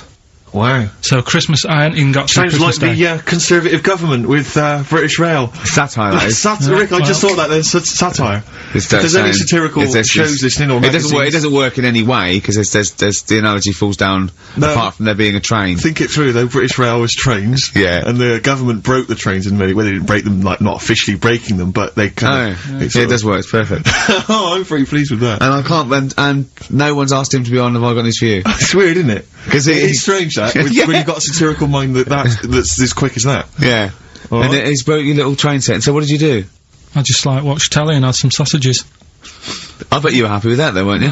It's a bit annoying though, isn't it, when your main present of the year's been broke. And did it ever get it fixed? No, that was it. That was it. Put away. I'm intrigued why your parents wouldn't let you come and join in the festive fun. Was it like really debauched down there? Was it like eggnog everywhere? Well, no, but I mean, that's fair enough. 6 is a little bit early, but I just think, you know, if you're your kid, you know, he had his fun, put him to bed at 8 maybe. And you think so on Christmas Day? I thought that was a day for family. Well, not if there's a party going on. Well, don't have the party on Christmas Day. Well, that's another option. Yeah. Your parents are weird, aren't they? A strange breed. Well, I think that was the year, right? You're talking about buying presents and stuff. I think I did treat my mum to. I didn't buy my dad anything. I think that was like when I got a bit older. I used to get my dad something because he wasn't that bothered anyway. No. So got me mum. There was a cheap shop, right? Of course. Thank God for that. Called Snips. Right? So I went in there and I thought, let's see what I can get her. And remember Victoria Plum? I don't think so. Well, it's like a fairy character. Right. Right? And my mum's into gnomes and stuff, right? So I thought, right. She must be pleased with you then. Victoria Plum. I was thinking, is that one of the neighbours? Is it like a brandy liqueur? Do you remember Victoria Plum? Victoria Plum? Victoria Plum, yeah, it's like a little fictional sort of character, right? Okay. So I saw it, I thought, yeah, she'll love that, right? So I did my paper round, saved up for 2 weeks, right? Oh. Got that sorted, went to Snips, bought the Victoria Plum. Next day, I'm in town with her, right? So I think, I know what I'll do. I said, come in here a minute, right? So we go in, and we're looking around, and I tested her, right? I went, look at that there, that's alright, innit? And she goes, oh, it's bloody awful. Oh, Carl. Oh, Carl, oh, God. So then, Christmas Day comes, I said, don't bother opening it. She said, no, why? I said, Oh, no, why did you still give it to her? So, well, it's too late, I'd already bought it. Oh, Carl. So she opened it, and I was like, and she said, oh, that's nice. I said, why are you saying that? I said, the other day, you said it's bloody awful. She said, oh, no, I thought you were pointing at something else. Oh, no. So that's why I don't get anyone anything anymore. Oh, God. Play record. Oh, God. Oh. That's good, isn't it? Not bad. Gold Rush. Let you down. I'm actually quite affected by Carl's Victoria Plum scenario. Just the fact that, like, that eagerness, he wants to make sure it's a great present. He's saved up his paper round. He thinks it's like a gnome, but modern. I'm worried that you're using it as an excuse now, and that's why you're not buying anyone any gifts, because you've had your fingers burned once. I mean, you were 6, 7 years old. To be fair. No, you weren't. You were about 13, weren't you, if you're doing your paper round? Yeah, it must have been, yeah, 11 or 12 then. Alright. Yeah, so I'd saved up. Oh no, I'm not using it as a thing, it's just What did you get your mum this year? I've sent them some money so they can, get a passport. So they can get a passport? What do you mean, where are they? Immigrants? Are they trapped somewhere? Well, they're in a holding bay somewhere in Dover. Yeah, I got a friend who's a truck driver who's gonna sneak him across. What do you mean? So they can buy a passport. What do they do? Sell it when they're a bit down in their luck? No, they haven't got that much money, right? They've never been abroad, and the mate said they might, take them next year, and they said, oh, we haven't got a passport, so I thought... You've got to buy a passport, have you? Isn't that your God-given right as an Englishman? No, you've got to pay for them, they're 30 quid each, so you better had to, otherwise they're conning me. Right. So you sent them 60 You don't quid? get born with a passport, of course you you sent don't. them 60 quid in an envelope, have you? Well, check. Right. I love that. He'll be watching telly and France will come on and he'll go, oh, what do you think of that? She goes, it looks bloody awful. Yeah, Oh, don't open it. no. Don't open it. Don't open it. So you've not paid for a holiday for them, you've No, I've just sorted out the, well, it's the better prize, isn't it? Because they can't go anywhere without it. Well, the passport keeps on giving. Yeah. 10 years. That is, yeah.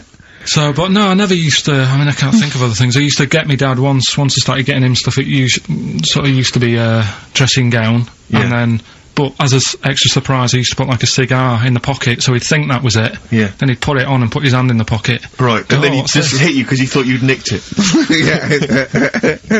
Oh dear. So you bought him a jacket with a cigar? That's quite thoughtful. Didn't you sneak a cigar once one Christmas? Yeah, well, it was that's when they used to have, like, the big do's, like I say, you know, they were known for it, like, the whole estate used to know that, you know, we were having a party. Yeah. So, So they'd all come round. So they all come round and just have food and drink and that. Pocket I can't I cannot imagine how unpleasant that must have been. Awful. And you locked in your bedroom with a broken train set. Yeah, crying. And looking at Victoria Plum, whatever that was. In the bin. Oh, in the bin, yeah. And hear a mum saying, and he got me this. Isn't this piece shit? of rubbish. You could hear him just throwing it against the wall and laughing. And all the neighbours laughing. And you'd come down and just be in pieces with loads of spit on it. Just loads of gob on it. Eyes. And all the Polaroids of them just like laughing at it and pointing. Stamping on it. Alright. It's brought it all flooding back. But no, I used to get up in the morning and then, like, they'd still sort of all be there asleep on the floor and on the sofa. That's awful. Oh. That's terrible. Christmas is surely the one day a year which is a family thing. It's for the kids. They're the ones No, but that was Boxing Day. Well, I know. Oh, that's alright. It's It's over. Yeah. Back on the Christmas bike. is over. Alright. Who's gonna pay for this? What, me? Yes, Carl. You're doing 2 rounds today. Yeah, was your paper round supporting the entire family? Yeah. No, so I used to get up and, like, go downstairs and they'd be asleep, so I'd be mooching about trying to find, like, another present that's still working. I love the idea that these people from the estate had, like, squashed his presents. So I found a cigar that had been sort of lit up and then put out, so I thought, I'll have a go at that. I went outside and had a go, and that's the last time I smoked. Right. Sort of, I tried it, I thought, I don't like that. I love the fact that he does everything once. Yeah. In his life. It's a line of, I've done everything once. I don't need to do it again. Oh, dear. You know, I've said in the past to you, Rick, that my grandparents, so I love them dearly, but it's like, for the last 30 years, they've been waiting to die. I know, It's yeah. like they just sort of, it's like, you know, the novelty wore off of life. Life in the 50s. Yeah, they got kind of bored of it. Like, in the 40s, it was brilliant. All sat around the old Joannas, the bombs fell, singing. They loved that. The 50s, you know, that was great as well, because that was the post-war years. It was, you know, it was a bit tight in the pocket, but it was alright, everyone pulled together. And then the 60s came along, all the crazy music, the funny hair. Let's stay in bed. Exactly, and they basically stayed in bed. And, it was one Christmas when, my grandmother said to my dad, what do you like for Christmas? What do you fancy for Christmas? And, this must have been, I don't know, 20 years ago. She said, what do you fancy for Christmas, Ron? And he went, well, you know, I could do with a nice big kind of warm winter overcoat. She said, don't worry about that. He said, don't worry about that, because your father will be dead soon. It's right, you can have his. Meaning my granddad. Well, to be honest with you, my father's still waiting. Which is good news. Good news for my grandfather.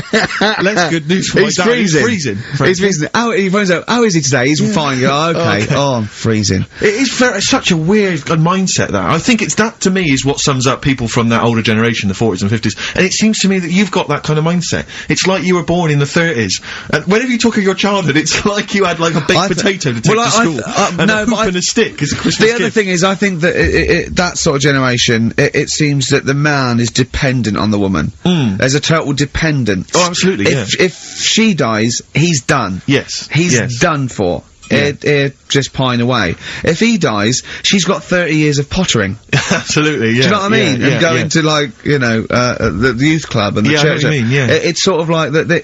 It's sad. Of course, it's sad for them, but it's not the end of their life. No, sure. And it sort of is the other way around. I don't know why that is. Yeah. It's terrible. That's a little melancholy thought for. I know. I've really brought it. You brought it down. You've brought it down. I've brought it. This isn't a nice show at all. This is terrible. Well, we're gonna have people just killing themselves. What? Well, I didn't really want to make it a Christmassy type show, because I don't really like it. Oh, he's done it again. Well, you did Christmas once, didn't like it. No, it's just, Play a record. I'm not religious or anything. What are you? You're not anything. Teenage Fan Club from the XFM Christmas album, and that's Christmas Eve. Their guitar sounds are just brilliant. They're just always so nice. Alright, Carl, do you like that? Do you like Teenage Fan Club? Yeah, they're good. Carl, I feel like you've never kind of enjoyed the wonder of Christmas. I can't ever get the sense, maybe except when you were very, very young, you know, that kind of bright-eyed, you know, thinking of Santa, you know, kind of, landing on the roof and coming down the chimney and drinking the sherry or whatever. Well, I like the idea of it, right? Sure. The sort of, you know, I used to get a couple of annuals every year, you know. Yeah, so did I, yeah. And I was allowed to open one on Christmas Eve. Oh, that's brilliant. Just, yeah, so... So they could throw it on the fire. I think It is sort of like... quick skim through, do the word search right. Yeah. I think so that's to light the cigar off the cooker. Oh. Well, anyway, listen, a good friend of ours, Ross Noble, the comedian, brilliant, he gave me this picture, Carl, which he's got from a magazine. He loves you. He And I have thinks to say, I think this... I just looked at it then. Obviously, it's not going to mean much to the listener. Oh, this is but it is self-indulgent, currently but available. I think it's in the current edition of Bizarre magazine, so you might want to buy that. It's and you not can have horrible, though, is it? There's a certain grotesqueness about it. Oh, But I just think it's a deformed person, isn't it? Well, to a degree, but I think what it's going to do for Carl is give him, I think for you and I, Rick, we're going to see his face. Light up. Lighten up, like opening a wonderful Christmas gift. Do you know what? I think I've seen this. Is this the one with the kid with the big head? I'll be honest with you, Carl, it is. Have you seen it already? Yeah. Let me just show it to you again so you can Let me have a look. mark it It's again. like I haven't seen it. It's like.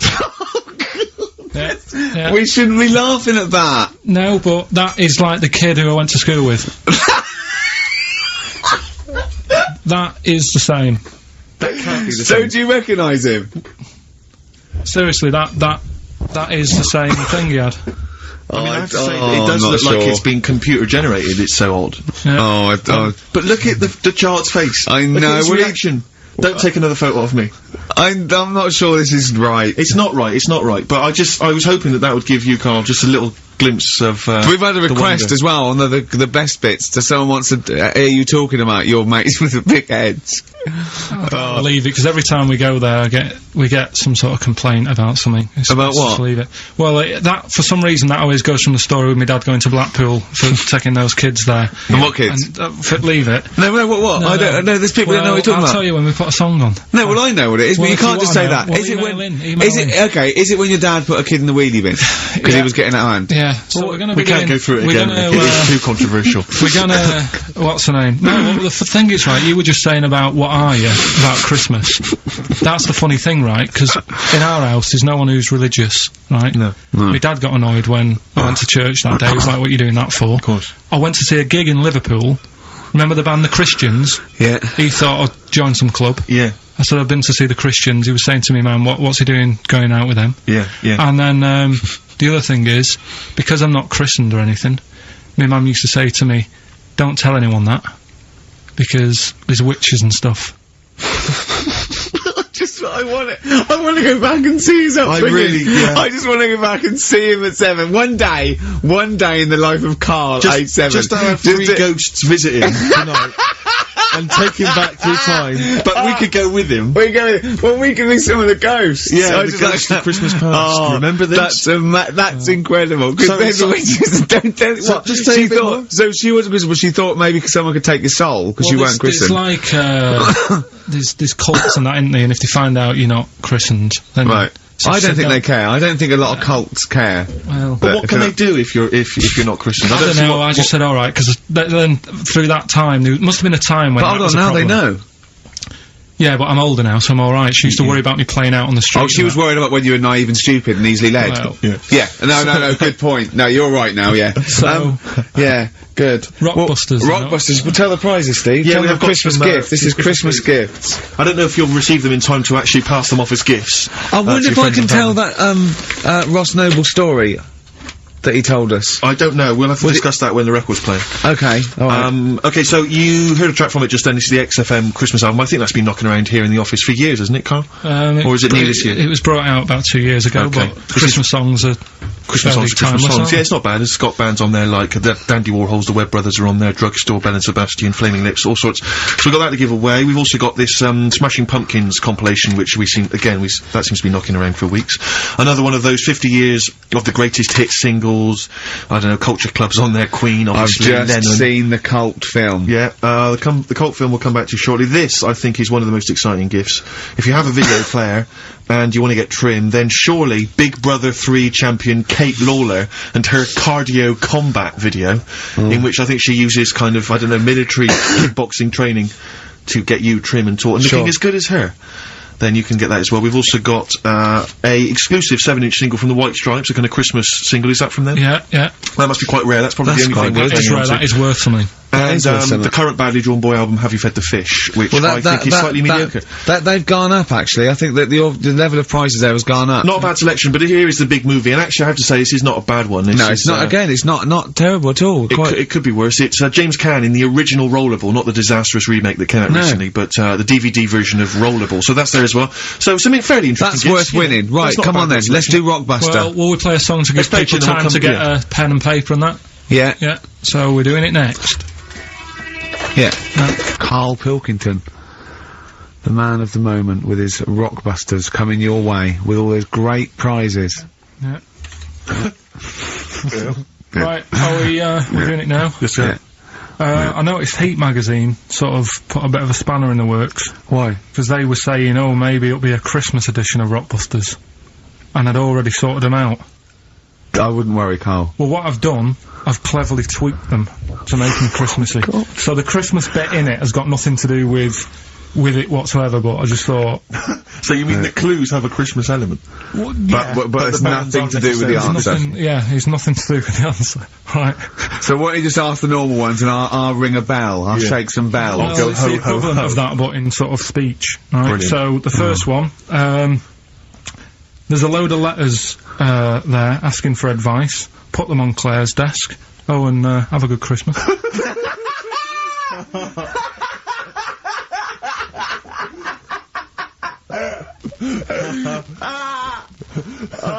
Give it to us again. Oh, God! Right, so there's a load of letters asking for advice.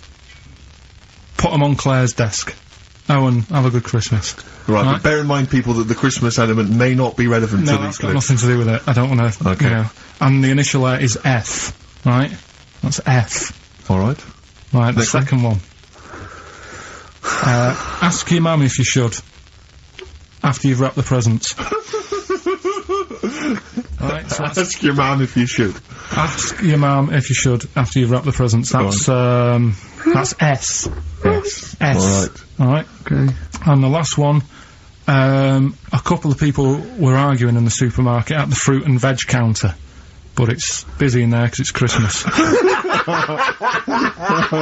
probably what brought it on. So that's B. Oh. B. Oh, God! So they're the three. Will I just recap? Yes, please. Yeah, I so- have no idea. so I the can't first even. one. I don't know what to start thinking. Well, Right, there's a load of letters there asking for advice. Put them on Claire's desk. Have a good Christmas. Have a good Christmas.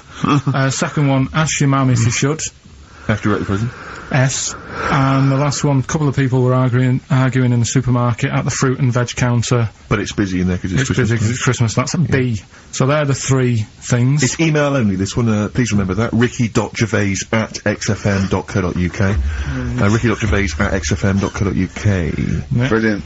Carl looks happy with them. He looks he's really very happy pleased, with and them. rightly so, they're cracking. They're good. Yeah, They're good. pleased with those. So, Alright, is there Right. going to be more Rockbusters in the new year? We're not sure. I'm still, thinking about new ideas that we can do. Okay. Are we starting Ricky Ridiculous today? Have you done Couldn't be anything? bothered. Couldn't Right, bother. couldn't be hard. Look Right. forward to Ricky Dickinson. in the new He's year. worried about. He nearly said asked, and he just stopped because he's worried because he's the producer. Yeah, well, I've got to set a standard. Oh dear. Carl, you have, mate. You have. So that's that. We've still got to come. Oh, I'll tell you what. Why don't we have a lovely tune, Yeah. right? You make the tea. We're opening these biscuits from Alexandra. Yeah. We'll be enjoying that, right? Maybe segue so we can have a nice little, rest. I don't want to talk through it. It'd be rude. And then we're coming back, and as part of like Parkinson, and Do We Need 'Em? Do we need them? Yeah. Carl has interviewed an expert on jellyfish. Brilliant. So we've got that. Plus, of course, we've got a two-part Educating Ricky. You've got Educating Ricky still to come. With a Christmas theme or not? And we've still got No. things like the Pogues, John Lennon, Joni Mitchell, just David Bowie. Are you suggesting there's going to be some great music and some Great fun music and chat? some fun chat. Lovely. Good. Well, we had our little biscuits, haven't we? We're loving it, aren't we? Yeah. Cheers for that. I think I can just sum up the station, can't I, Steve? With that just last I think comment. you're probably right. I just came in. I just went to the toilet there, and it's a disabled toilet that's close to it. So you go there. I had a wee. I thought, oh, the thing doesn't work. Didn't flush. I came back and said, oh, the toilet doesn't work. Doesn't flush. And Carl went, no, you just stick your hand down and pull that wire up at the Think of that. Put your hand in the water. I mean, just when, in the cistern water. when David Bowie interviewed Zoe, come on, there's toilets not flush. He goes, all right, babe, just stick your hand down, pop the shit down the U-bend, and just wipe your hands on your pants. Thanks very much.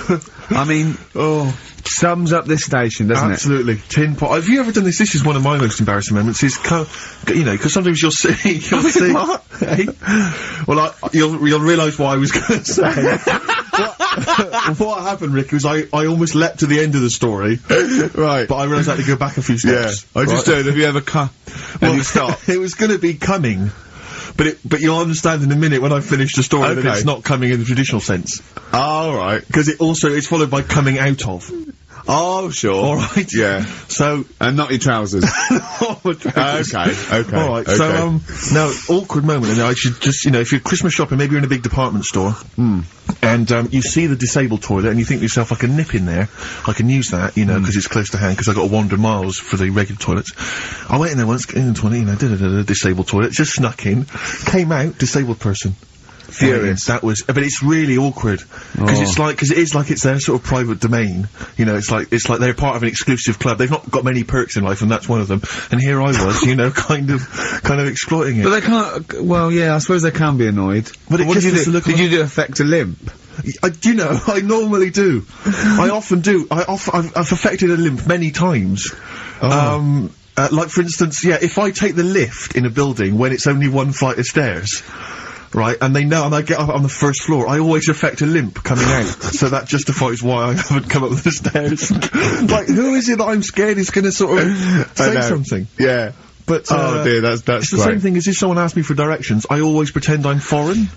I always go, I don't, Why do you do that? I can't, because I'm just terrified of giving them the wrong directions, and well, just now, I don't know, I don't live from I don't like, because I sort of, you know, I feel bad, because what I used to sort of give directions was I like giving directions, I like helping people out, but then I realised I didn't really know. You used to hang around going, you alright?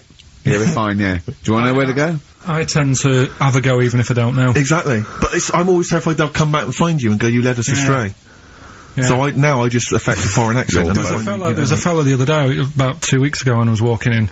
Little old woman, little old fella come up to me and said, where's, Wimpole Street?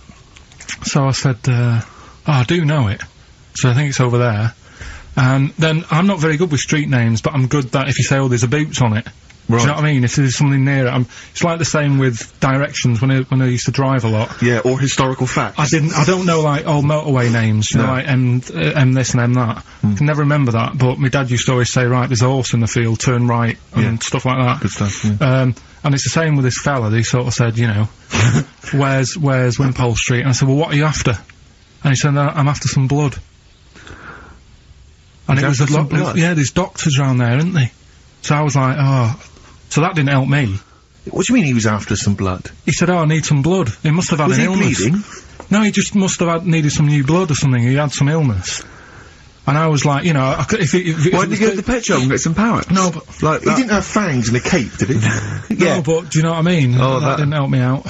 But what if you just said, well, some pile cream actually? Can you go, we want Boots then? Yeah, he would have been alright. But I didn't know where to start with that. I need some blood. Yeah, it's over there. Yeah, sort of pointed him away. But so he was losing consciousness. You sent him the wrong way. He's dragging himself along the pavement. Is there blood this way? The gash is growing ever deeper. Well, we've got to do Pilkington, haven't we? Do you want to? Yeah. Okay, we should explain this, I think. Well, it's Carl's new idea for a TV show. He wants to do a TV show called Do We Need Him, where he goes round and he talks to experts like David Attenborough, David Bellamy, maybe Lenny Henry doing David Bellamy. Right, yeah. If he can't get the real one. And he just picks on an animal that he doesn't really like, doesn't think you need him, and an expert will tell him, if we do, if this is the first instalment. Let me put a song on, right? Now we've got him, and then I can set it up and stuff, and tell, you know, because explain it fully. Explain it and that. Let's do a classic. Let's do a big stomp in one of the best Christmas songs of all time, shall we? What are you thinking? Fairy Tale in New York. Excellent. Oh, it's always amazing. Hoax featuring Christian McCall on XFM 104.9, the Christmas edition. Indeed. Next week, we've had loads of suggestions, Carl, for your best bits. It's basically all your best bits. Me and Steve are largely irrelevant in the voting. Yeah. So, you can compile your best bits next week, and they'll be loving it. we had a request for the little Chinese fella in his pants, a horse in the house, cutting your hair on the railway station. If you haven't heard those stories, what does that mean? The little Chinaman in your pants, you've got to be tuning in next week to find out what that is. The only thing is, the old horse in the house was in the last best of. Was it? Yeah. Well, that doesn't stop. What's his name? If you're one of those people that want to see these clips again, tune in. Oh, Yeah, it'll be over Christmas. It'll be alright on the night 84. Yeah. Someone kill me. I think I'm gonna live forever. It's like we said before, who goes to the recording of one of those? There's always people in the audience. Yeah. Aren't there? That'd be People great. actually, you know, Tickets for It'll Be Alright on the night. and they laugh at his jokes, but I mean, I don't know I what think the how jokes many are. takes it, how long it takes to record that. The show's about 3 hours, so the recording must be about 9. Have you ever seen Kirsty's home videos on Sky I One? think so, It's Kirsty Gallagher. dogs falling down slides. It's like you've been framed, but falling over in a wedding. It's got audience laughter. But I'm assuming it can't be a real audience. I'm assuming it must be like No, they've Flintstones. just lifted it from the Flintstones. Yeah. They laughed from the Flintstones. A lot of people forget that the Flintstones had an audience. If you watch the Flintstones, there's laughter when Fred does something funny. Yeah. The idea of people being shipped in. But we were talking watch a about, cartoon. I like the idea that some jokes weren't as funny as others. Exactly. Like the director going, we'll put a laugh on that, and the producer going, it's not as funny. I think Dino should, Dino should get a round of applause every time he comes in. Everyone knows him. The kids love him. We're making it up. Yeah, and Barney getting disgruntled because his jokes never get decent Yeah, he's like wise. Exactly. Yeah, he's like really wise. Okay, Anyway, Carl, so here we go. It's an exciting feature that I think will be picked up by Channel 5. It's going to be Karl Pilkington, Do We Need Him? Where Karl goes around checking out animals with top experts, asking whether we need them in the world. Yeah. So, this is the first one. We won't do it next week, but I'm already sorting out the contact. We will be looking at octopus, because they're a bit weird. Okay. So that's what you got to look forward to in 03. Again, if you have an animal that you feel is unnecessary in the world, then email us, and I'm sure Karl will investigate for you. Well, the other thing as well, whilst we're on to that, I want to sort of have a bit of research with me, so when I speak to the bloke or the woman about the octopus, right, I want, You want to be armed with the facts? Well, sort of response from listeners, so I can say, well, 70% of XFM listeners said we should get rid of them. Sure. Do you know what I mean? Like Jon Snow does on Channel 4 when he does all, politics stuff. So, if you agree with me, just send an email saying yes. So yes, we should get rid of them. Yes, yeah. Or Yes, get rid of them. Because the house believes always we should get rid of these animals. You're picking animals you want to get rid of. So yes is, get rid of them. No is, don't get rid of them. Well, and not no, it's Noah, because they go on the Ark. The ones we keep go on the Ark. That element I'd completely forgotten about, and I think that's a wise move, because I don't think that's working. I don't think you've thought through the whole Noah. So that's just complicating the show, I think. So yes, we get rid of them. Noah, they're saved on the Ark. Yeah. Right, okay, Right, so lovely. here we go then, jellyfish. So we Do need 'em? today we're looking at jellyfish in Pilkington.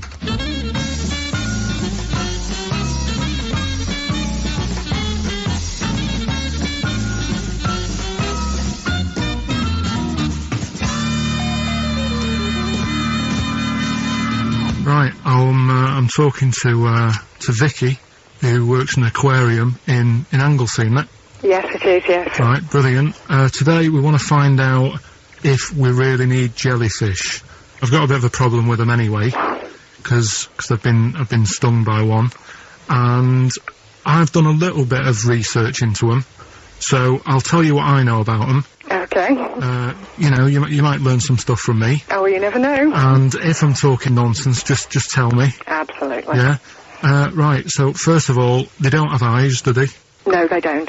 Right, so I'm right with that. No lungs, No lungs, they haven't got a heart, no hearts, heartless. and they're made up of 97% water, Yes, they are. so they're pretty useless, really. Well, they have got a nervous system. They're actually about 650 million years old, so they've evolved and they've outlived the dinosaurs, and they're even older than the sharks, and they can even outfox us, because NASA scientists have worked with them to try and work out how they operate in weightlessness, and they still don't know how they do that. Took them into space actually to figure out how they did that. Seems like a bit of a waste of money, but... Do you know Port Maddock? I used to go there a lot for my holidays, and there used to be a load of them washed up on the beach. people on motorbikes used to go over them and stuff. Yeah. Which isn't- So, well, we get the moon jellyfish. That's the ones with they've got pink bits in the middle. Yeah, That's their reproductive bodies. I think that was them. I think they're the ones who went over on the bike because you could see pink bits. What do they do? If the jellyfish went, would we have a problem on our hands, do you think? Okay. You might have a bit of a knock-on effect because things like turtles eat jellyfish. Yeah, but do we need turtles? Well, don't forget that when you take out something from the marine system, something normally feeds on. I mean, they're not just there for the fun of it. Something either feeds on it or feeds on what they excrete. What you're saying is they exist to sort of feed others and also to eat some stuff that's in the sea. They control the population of other fish and species that might otherwise be a problem. Okay, well, let's kind of wrap this up, right? The question that I'm asking today is, do we need them? Say if Noah had his ark, right? You've swum and got on the boat, you're alright, you're safe, he's going to keep you to sort of populate the world as well, right? So it's you and him. He's not a bad looking fella, so you're happy. Yeah. He says to you, Vicky, do we need them? Absolutely.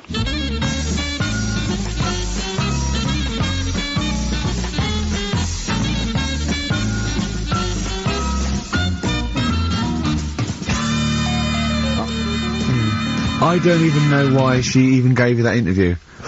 When you start off with, right, trying to find out if I need you, but what did you tell her to get her to talk to you? Just said I'm doing some research on stuff. Did she think you were a schoolboy or something? No, she just said, oh, alright. She said, how long will it go on? I said, not long, just like 5 minutes to have a quick chat. And she loved it, didn't she? She sounded happy to take part in that.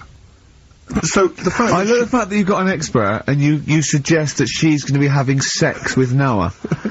He's a good fella, so you're happy. She goes, yeah. I mean, I don't know why you stopped there, didn't go into positions or something. I can't believe...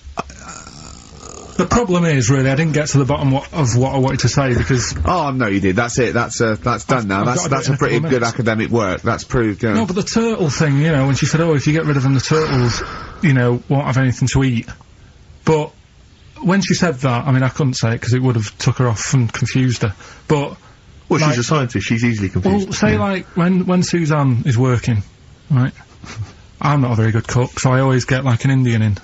Right? What? To do the cooking for you? So, right, I'll have an Indian. Right, now, say if, for some reason, it closed, I'd get a Chinese. So why don't the turtle just... There's loads of stuff in the sea. But I didn't want to get too heavy on her, but... That is pretty deep. Oh, that is genius. But we'll look at... But so the fact that she said, yes, you need jellyfish, does that mean that you've changed your... I mean, what I'm saying is, does her answer go? Does that stand? Yeah, it does, yeah. It does, does it? It does, yeah. Whatever I get the expert to say, I try and get them in a corner. Right, you try and, argue her into a corner. Argue them into a corner, but that time she wasn't having any of it, so we've got to carry on having them. Yeah. So in the new year, we'll be looking at octopus. Okay. Yeah? Yeah, great. Brilliant. Let's play some feeder. Christmas. I think there's often... Carl with his Victoria Plum. I want to see a Victoria Plum. I want to know what it is. Does it look like a little gnome? It's a woman gnome. A female gnome? Yeah. A little gnome. Did your mum collect gnomes? She likes anything gnomes, she likes fairies, she likes, Indians. She collects all that stuff. Yeah, and it doesn't matter what it is. What do you mean? Like a proper Indian with all the headgear on. Or a Native American. She likes anything with them on, like, it can be a fridge magnet, it can be, just anything. A lot of Native American wisdom is around the fridge magnet, because they think it has special powers of adhesion. Yeah. Yeah, that's, you read some of their writings, the great works. It reminds me, talking of gnomes, he said to me in the week, he went, oh, did you see that programme on telly last night about dwarves and fellas without legs nicking cars? And I went, no. He went, oh, it's amazing, right? Because they haven't got legs and that. They scoot along and they can nip into a car like the Dukes of Hazzard. Explain more, Carl. No, you see, I didn't see it. Someone else told me about it. Oh! That's what I said to you. I said, did you see it? Because I missed it. And it's about these little fellas, who, specialise in car nicking. And the thing I wanted to know is, because this lad who sort of only watched half of it. Is he like you? Well, I said, I can understand how it's easy to get in, but then how do you get away? Because you can't reach the pedals. Yeah. Can there be two of them? But presumably he opens the car for someone else. Is it? What do you mean? What, so he's steering and he's like, right, press the brake a bit. And then there's one that's just legs, but without the top half. I don't understand how this helps them, though. Why does this make it easier for them to steal Because they can cars? just get through the window really quickly, like in the Dukes of Hazzard. What? Because their legs don't get in the way. Right. Do they just run? And just... But what do you mean, the window? I mean, what? So someone's driving along... No, I didn't see it. And This is leaves why the I'm window asking open? you. I didn't see Do it. they leap in when there's someone still driving the car? I don't know. Well, there's too many things left unanswered here. I can't go maybe over someone's seen Christmas it and they and can not know. email in. But that's sort of... This panicked you anyway, I imagine. I bet you were gutted you missed that programme, weren't you? Well, I'm interested in stuff like that. Because I like learning, which gets us on to educating Ricky. Oh, excellent. Slick. We've had a good year of stuff. Teaching have. stuff. Yeah, I've learned a lot. Can you remember any of the Of course I highlights? can. There was a deaf girl and she hit her head and she could hear. Yeah. There was also, some people who ate tomatoes thought they were poisonous on lead. There was also a doctor who gave a blood transfusion, with some parrots from the pet store. Yeah. Because the doctor in America, and it was the olden days when the lines were bad, said give him his parents' blood, and the doctor this side thought said give him some parrot's blood. So that was true, and that educated me. That was fact. What have you got for us? Well, we've only got two, because I've taught you about jellyfish today, that we need them, so we've only got two things to go at, and I give them a little headline so you remember them, to make them snappy. The two headlines you've got, oh, what a catastrophe. Okay. And the second one is, well, you'd think it'd be Bughead, wouldn't you? What? Well, you'd think it'd be Bughead, wouldn't you? You'd think it beat... No, you'd think it'd be... Yeah. You'd think it'd be Buggered, wouldn't you? Bughead. Bughead. This can't be... If this is anything with a bug living without a head, I'm not interested. Because we've done it. All you've done is... Well, let's just do, oh, what a catastrophe. So it is that. Do that one first. Which one are we doing? No, do the Bughead one. Right, well, the Bughead one. Well, we've talked a lot about animals and that, haven't we, without heads. Surprisingly, we have. I think a disproportionate amount on it. If you're a new listener and this is the first time you listened, you'd be surprised. Yeah, we've done all that. We've covered worms, the way if you cut their head off it grows back if you don't cut too high above its neck. We've covered the chicken, the fella who blinked. Yeah, I can't go into it again. Right, let's not go into it again. We've had the chicken with no head that lived for 8 months. Yeah, and we've had the cockroaches living for a week without an head. Right, okay. Well, it's a bit more on the cockroach front, really. Right. They've found, right, that if you get a cockroach and you cut its head off, right, and then you find a cockroach that's still got its head, but it hasn't got any legs. Right.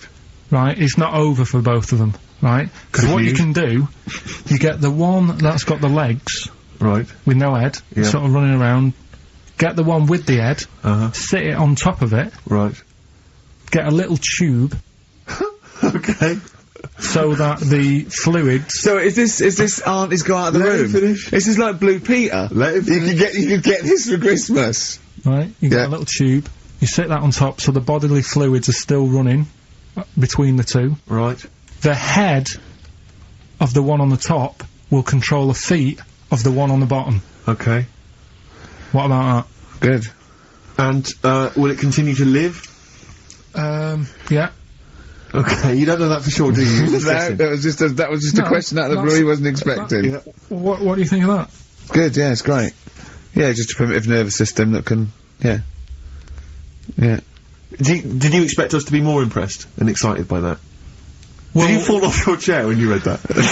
He looks pretty topple off. Going, Did you look at think you were going to be the Frankenstein of the insect world? Yeah. No, I just was thinking if they can do that, you know, With them, can they do it with them, humans? humans? Because I also did a bit of research on. Did you come to the sort of conclusion that apart from the moral aspect of it, that the human was probably more complicated than?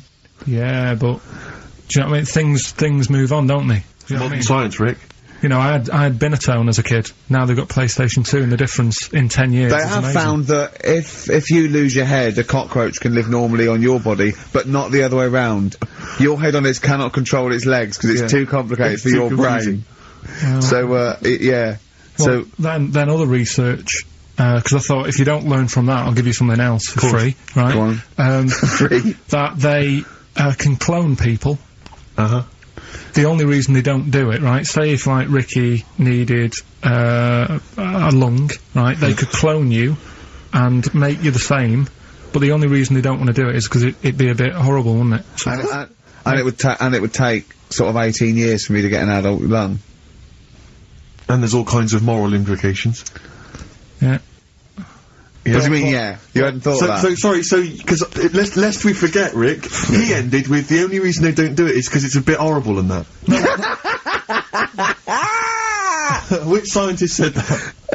Right, let's leave That's a that then. quote. Right. That's not it. That's not the other one. That's it. No, that was just, you know... We've got another one to come. Oh, I can't wait. The headline again? What was the headline The again? headline, oh, what a catastrophe. Looking forward to it. Mark. Yeah, a bit Mark Heinzel. This is from his covers album. This is called Snowbird. He's so happy that the XFM listeners understand his stupid clues, and he knows it annoys me. We've got some right We'll answers be for giving out the Blockbusters. answers just quickly, just in case someone sort of missed one of them. I'll just quickly do them, yeah? Yeah, go on. First one, there's a load Sure of letters. show. There's a load of letters there asking for advice. Put them on Claire's desk. Oh, and Merry Christmas. Ask your mum if you should. Oh, and Merry Christmas. And a couple of people were arguing in the supermarket. It was at the fruit Christmas, and that's veg why. counter.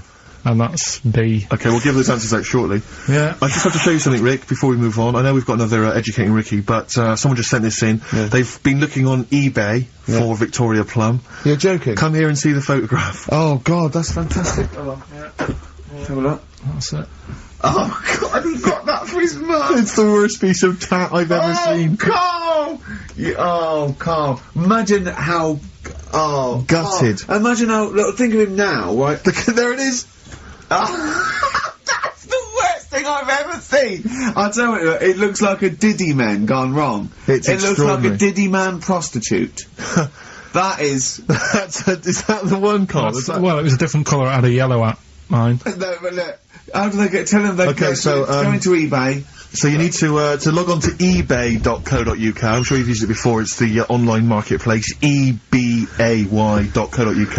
And if you type in Victoria Plum, I'm assuming that you can track this down. That's amazing. It's the worst piece of rubbish I've just ever think seen. how cute he was as a kid, though, doing that. Just think of him, just going... just seeing that and thinking, oh, he likes gnomes! It's the worst thing I've ever seen! I mean, to be fair, I don't know what her prize collection of gnomes looks like, but I can't imagine they're much better than that. I mean, gnomes are a fairly grotesque thing. But certainly your mum's taste and discretion is... Did you have those houses on your estate? You'd go in there and it was just loads of those dolls still in their packaging all around the room. And sort of like one of those homes that keeps the sort of packaging on the three-piece suite. Why don't you buy another one for her for Christmas? Yeah. It's $3.99 it looks, but that's £2.49. Because that was $3.99. Well... Oh, buy it, Carl. No, 'cause I've sorted out her passport this year anyway. I'll get her that next year. Right, so listen, right? Okay. So, last Educating Ricky of the year. Oh, Christ. What a catastrophe. Yeah, let's do that then. Right. Victoria Plum. There's this woman, right? Yeah. This woman, she's reading Guinness Book of Records, Yeah. and she's flicking through, Yeah. and she notices that there's a world record for a cat, right, with 27 toes, right? So she reads it and she thinks, well, that's not right, because her cat's got 28. What do you mean your cat's got 28? Her cat's got 28 toes. So she was like, well, hang on a minute, mine should be in there. So there was I like, missed the very beginning of this. she was, Just looking for the Guinness Book of Records. Oh, She's the woman was looking through the Guinness Book of The Records. woman with the cat with 28 toes looking Right. through, and it said the record for the cat's toes was 27. She thought, hold on. Hold on a minute, Ross McWhirter. My cat's got one more than that cat, so go on. Anyway, so she said, you know, the person doing the interview with her said, you know, is it happy? And she said, yeah, you know, it's great, and it's really good in the snow. Right. It gets through a lot of nail varnish. Well, you know, that's what it said, right? It said it's really good in the snow. So, I just was thinking, I mean, that's it, really. That's not it. That's the end of that story. But Brilliant. But what I'm thinking is, right... It was two cats welded together. No, she said, you know, it's happy. So, is the other sort of disabilities where, in a way, it's not all bad? Oh, Christ. No, do you know, like, that book Steve brought in for me? And there was a fella there, wasn't there, who had 3 legs, who was a juggler. And I was like, what's the point of that? What do you mean, what's the point of that? What's the point Well, of he's what? not taking advantage of having 3 legs, is he, being a juggler? Yeah, he said he should be a footballer. Right? So,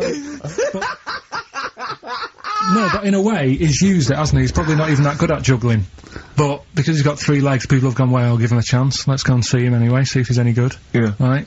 So, what I'm thinking is he anything else? We've mentioned, the midgets today who are good at robbing cars. Because they can get through the windows like Dukes of Hazzard. Sorry, so listen, look, I'd just like to say, this is the Radio Authority listening, we are in no way suggesting that one, midget's forte in life is robbing cars, or that if you're a midget sitting at home feeling sorry for yourself, that you should go out robbing cars. I'd just like to say, this is Karl Pilkington talking. The views of Karl Pilkington do not necessarily reflect those of XFM or us. Yeah. But it was a TV programme, so it's not me, I'm just saying what I've seen on That telly. you didn't see.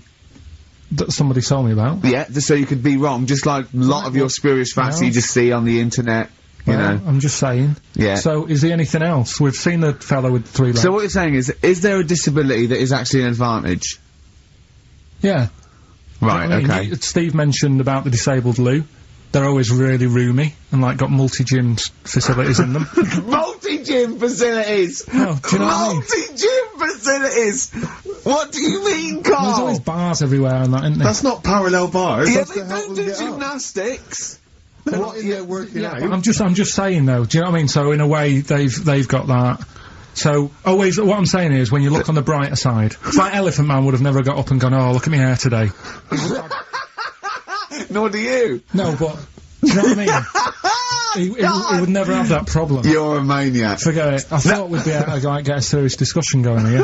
Well, okay then. So, this is a serious discussion, is it? Yeah. Okay, well, let's treat it sensitively then. If you really want a serious discussion and talk about whether there are some disabilities that are an advantage, let's think of some then, shall we? Well, I've said 3 already. Yeah, you can't say, if you're deaf, Bobby Davery won't annoy you. That doesn't count as an advantage. Do you understand? Do you know what I mean? Carl's looking at you thinking, that's brilliant. Yeah. Yeah. Well, we'll leave it then. I'll come up with a better feature for next year. We'll bin that. Oh, So, if you've got any We've disabilities... been that, like that was gonna be a feature. What, you were hoping that would be a spin-off feature? Disabilities are actually Well, it's an another advantage. form of do we need them? It's like, But that's Carl, think of it, it's like that joke, a bloke that, wakes up in hospital and says, good news and bad news. Bad news is we've had to amputate both legs. What's the good news? The fellow in the next bed wants to buy you slippers. See, that's not an advantage. It's a joke. That doesn't really happen. People don't go, oh, that is good news.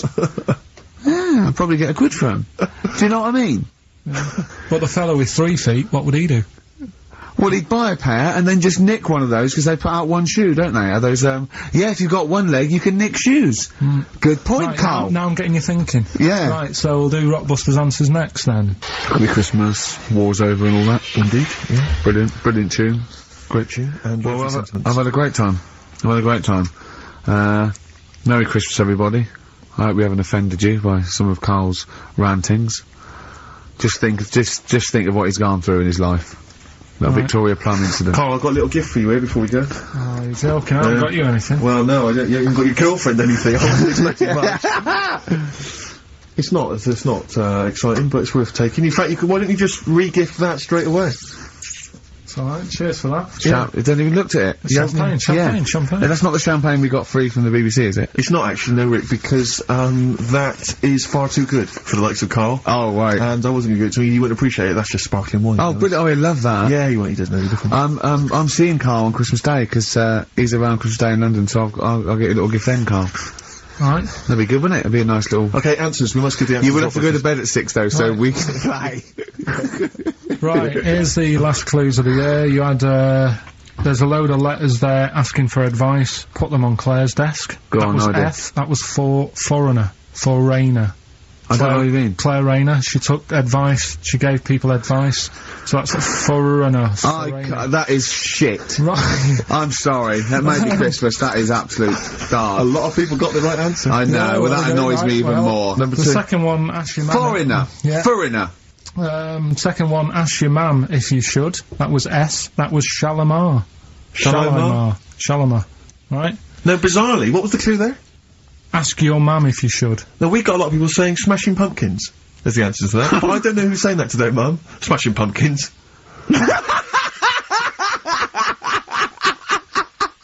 Merry Christmas, Mum. Smashing Thanks very Pumpkins. much. Nice bollocks. Oh, that's great. That's great. Right. Smashing Pumpkins. Your dad bought them for me for Christmas. Yeah. And the last one, Lovely plums. What, my Victorians? Oh, God. right, we've got to wrap it up. Come on, then. A couple of people were arguing in the supermarket at the fruit and veg counter. That was B, that was banana drama. They were like having an argument. What do you mean banana drama? What? No, wait. What group is banana drama? What group is banana drama? So, You're a fool. You're a twat. When you say that, but you accuse Carl of that, you're also accusing lots of the listeners, including the winner, Nicola Rogers, of London, and she wins those great prizes, and she got them bang on, so... Banana drama. so can we finish there now? Yeah. What do you mean? What do you mean, can we finish there now? Just play the ads and go. What? No, what are you talking about? We're going to play Johnny Johnny Mitchell. We're Mitchell sing it all day. Play that then. Goodness me, Carl, look at you. We haven't got time. Merry Christmas, Carl. Merry Yeah, Christmas, yeah. Carl. Enjoy the